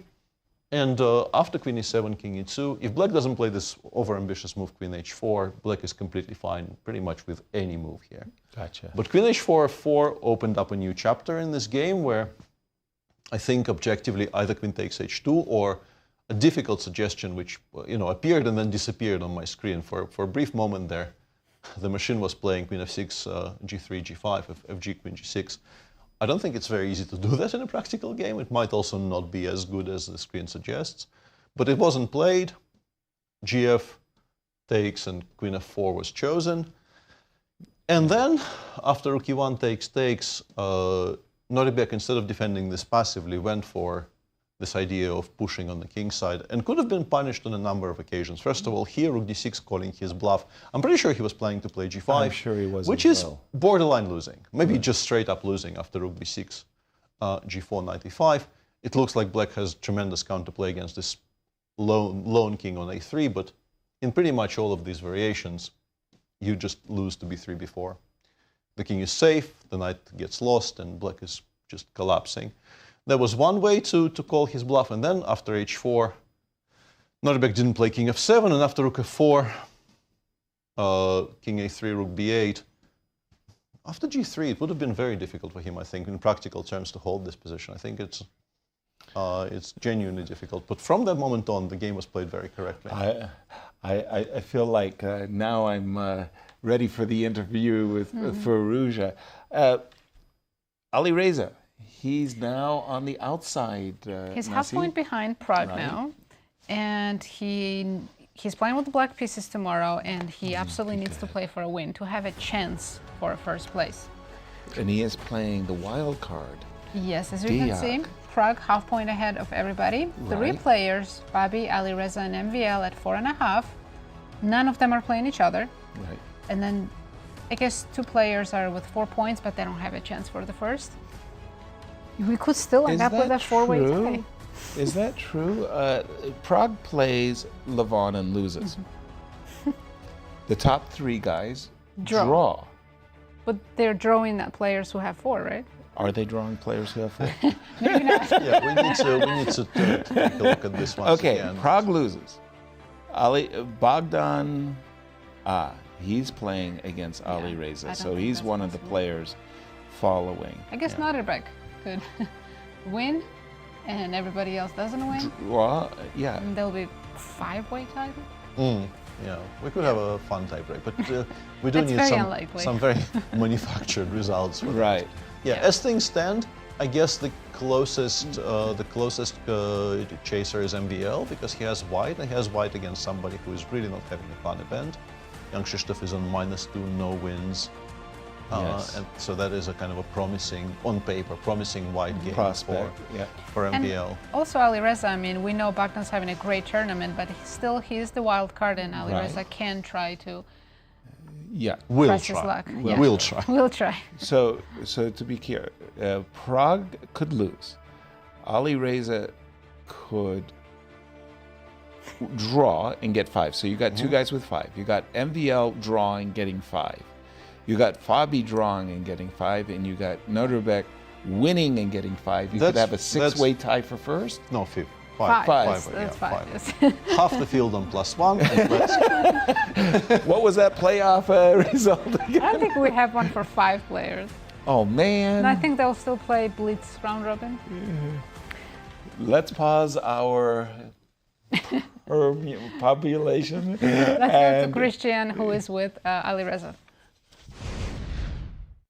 Thank you, guys. Alireza, welcome back to the show. Obviously, you banked a lot of hopes on this game with the white pieces against a very fighting opponent as well that would, in fight, a complex game.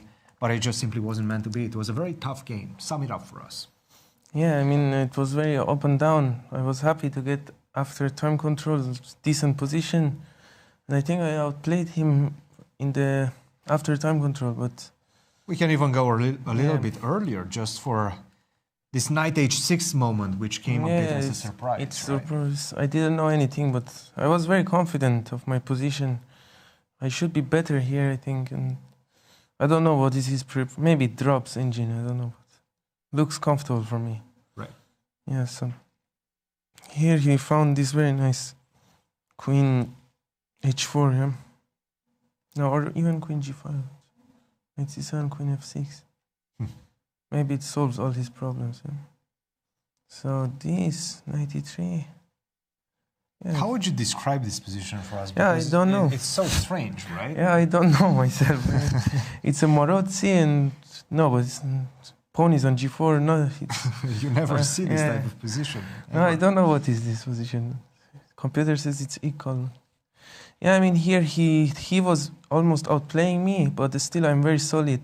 Did you check this knight d3 instead of bishop d3? Yeah, I felt it's not much. I wanted to go for this. I don't know. Yeah. I just wanted to go like this and hope for best. I didn't. I stopped calculating. Oh yeah, okay. This. You have to find this, but. Oh, that's. Yes. Still, I think it's draw. crazy move. I think it's draw. Rook e1, rook e3, king c2 to c3. I think it's draw. Actually. You should be able to hold. Yeah, I think so. Yeah. So, but I think his choice is very interesting. And go back. Now you're starting to. Yeah, I'm better here for sure because my structure is better and my king is safe already. I think this was the moment Peter was mentioning that you probably should have played the rook d6 just because it gives you, after realizing that if it takes, it's pretty bad. Ah, of course. Yeah. It just gives you a better position than what you got in Yeah, the game. no. Similar, but Yeah, I don't know how much time here I had, but yeah, I just automatically forgot. Even if it takes, it's nothing. Yeah. But yeah, no, I felt I could take on g4 and take on b6, but it was very interesting. I don't think it's a good move to take. He just gets b5, and it's very strange. Yeah, yeah. Everything works for him, but yeah. So this, yeah, and then we reach time control. It's very messy. He missed the 4, of course. Beautiful move. Yeah. And here I should convert. I think it's a big missed opportunity. Once again, probably rook d6 seems to be the better alternative. Yeah, this is just wins, yeah. King b2, wow. I missed king b2. I guess you go I'll not be mated. Yeah, I saw rook f4. Also not that easy. Yeah. I mean, he is taking your pawns also. Yeah, of course. That's, yeah. Yeah, after h4, still I have chances. Oh yeah, here is already draw. Maybe I should play more accurate at some point. This is draw, I think. Yeah. Or not. Yes. Slightly better, Yeah, but I don't probably know. it finishes in a draw in this one. Now, Alireza, you came into today's round as one of the co-leaders. Now there's a sole leader. Yeah. Prague has won with the black pieces. Tomorrow you have a game against Bogdan, the lowest rated player, but a player that's been playing tremendous chess so far. And you have the black pieces. What's the play there? What's the strategy? I don't know. I have to check what are the results, and I don't know if I should risk or I play solid. I don't know. We'll see. I guess we will see tomorrow. Yes. Alireza, thank you very much for Thank you. joining. We cannot wait to see you play your final game tomorrow. Thank you. Guys, back to you. Thank you, Cristian. Good luck tomorrow, Alireza. But let's standings with Let's have a look one more time. the penultimate round completed. Going into the last round, we have a sole leader, Praggnanandhaa. We haven't had a sole leader for a couple of days now. Right. Half the event, actually.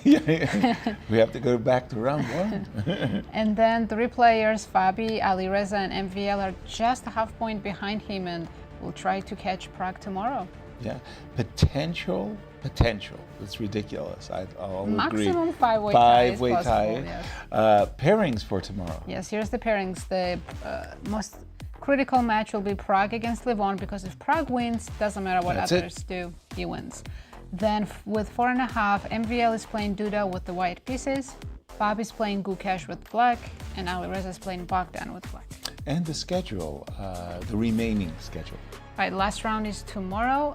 The games start 1 hour earlier. Live coverage, you can join at 6:20 a.m. Central Time. And we want to send things over to Bucharest to get the final word. Over to you, Anastasiya and Cristian. Well, we had a very similar situation last year with the sole leader going into the final round. That was Fabiano Caruana, and he did lose against Anish Giri. He allowed other players to catch up with him, 3 other players, in fact, and it was a 4-way tie. So will tomorrow history repeat itself? Well, only time will tell. Anastasia, how did you spend your day? Yeah, it was of course an exciting round. I'm happy to have 2 decisive games. We came back to normal situation, yes, in the tournament. I think it was a pattern for most of the rounds. And I think the fact that we have the sole leader also puts more pressure on the other players, and they have to really think about their strategy tomorrow. So definitely they will spend all evening thinking about what to play, which opening to choose, and it's very important. It can be crucial for the last round. I don't know, it's going to be maybe a very long day if we have playoffs, or maybe it will all be over pretty soon. We don't know, and this is the great thing about it, that it's still not clear who is going to win the tournament. Absolutely, and we have some incredible games tomorrow. MVL is the only player in the chasing pack that will be playing with the white pieces, so definitely one to follow in that one. And then who knows, maybe players with the black pieces that need that victory, that crucial victory to catch up with the leader, would take more chances. Well, we will wait and see. From Bucharest for the last time today, we'll send it back to you in St. Louis. Thank you, Cristian. Yeah, well, there you have it, the predictions. 4 of you have a very good chance. And even Anastasia has a chance, actually. True that. And a very eventful penultimate round. Thank you both. I really enjoyed the games. I enjoyed the commentary. Thanks to the players for winning with black pieces. Right. Thank you for sharing your day with us. Tell your friends where you're hanging out. We'll all see you tomorrow an hour earlier than usual. Good night from St. Louis. Thanks for joining us, and see you tomorrow. Wow.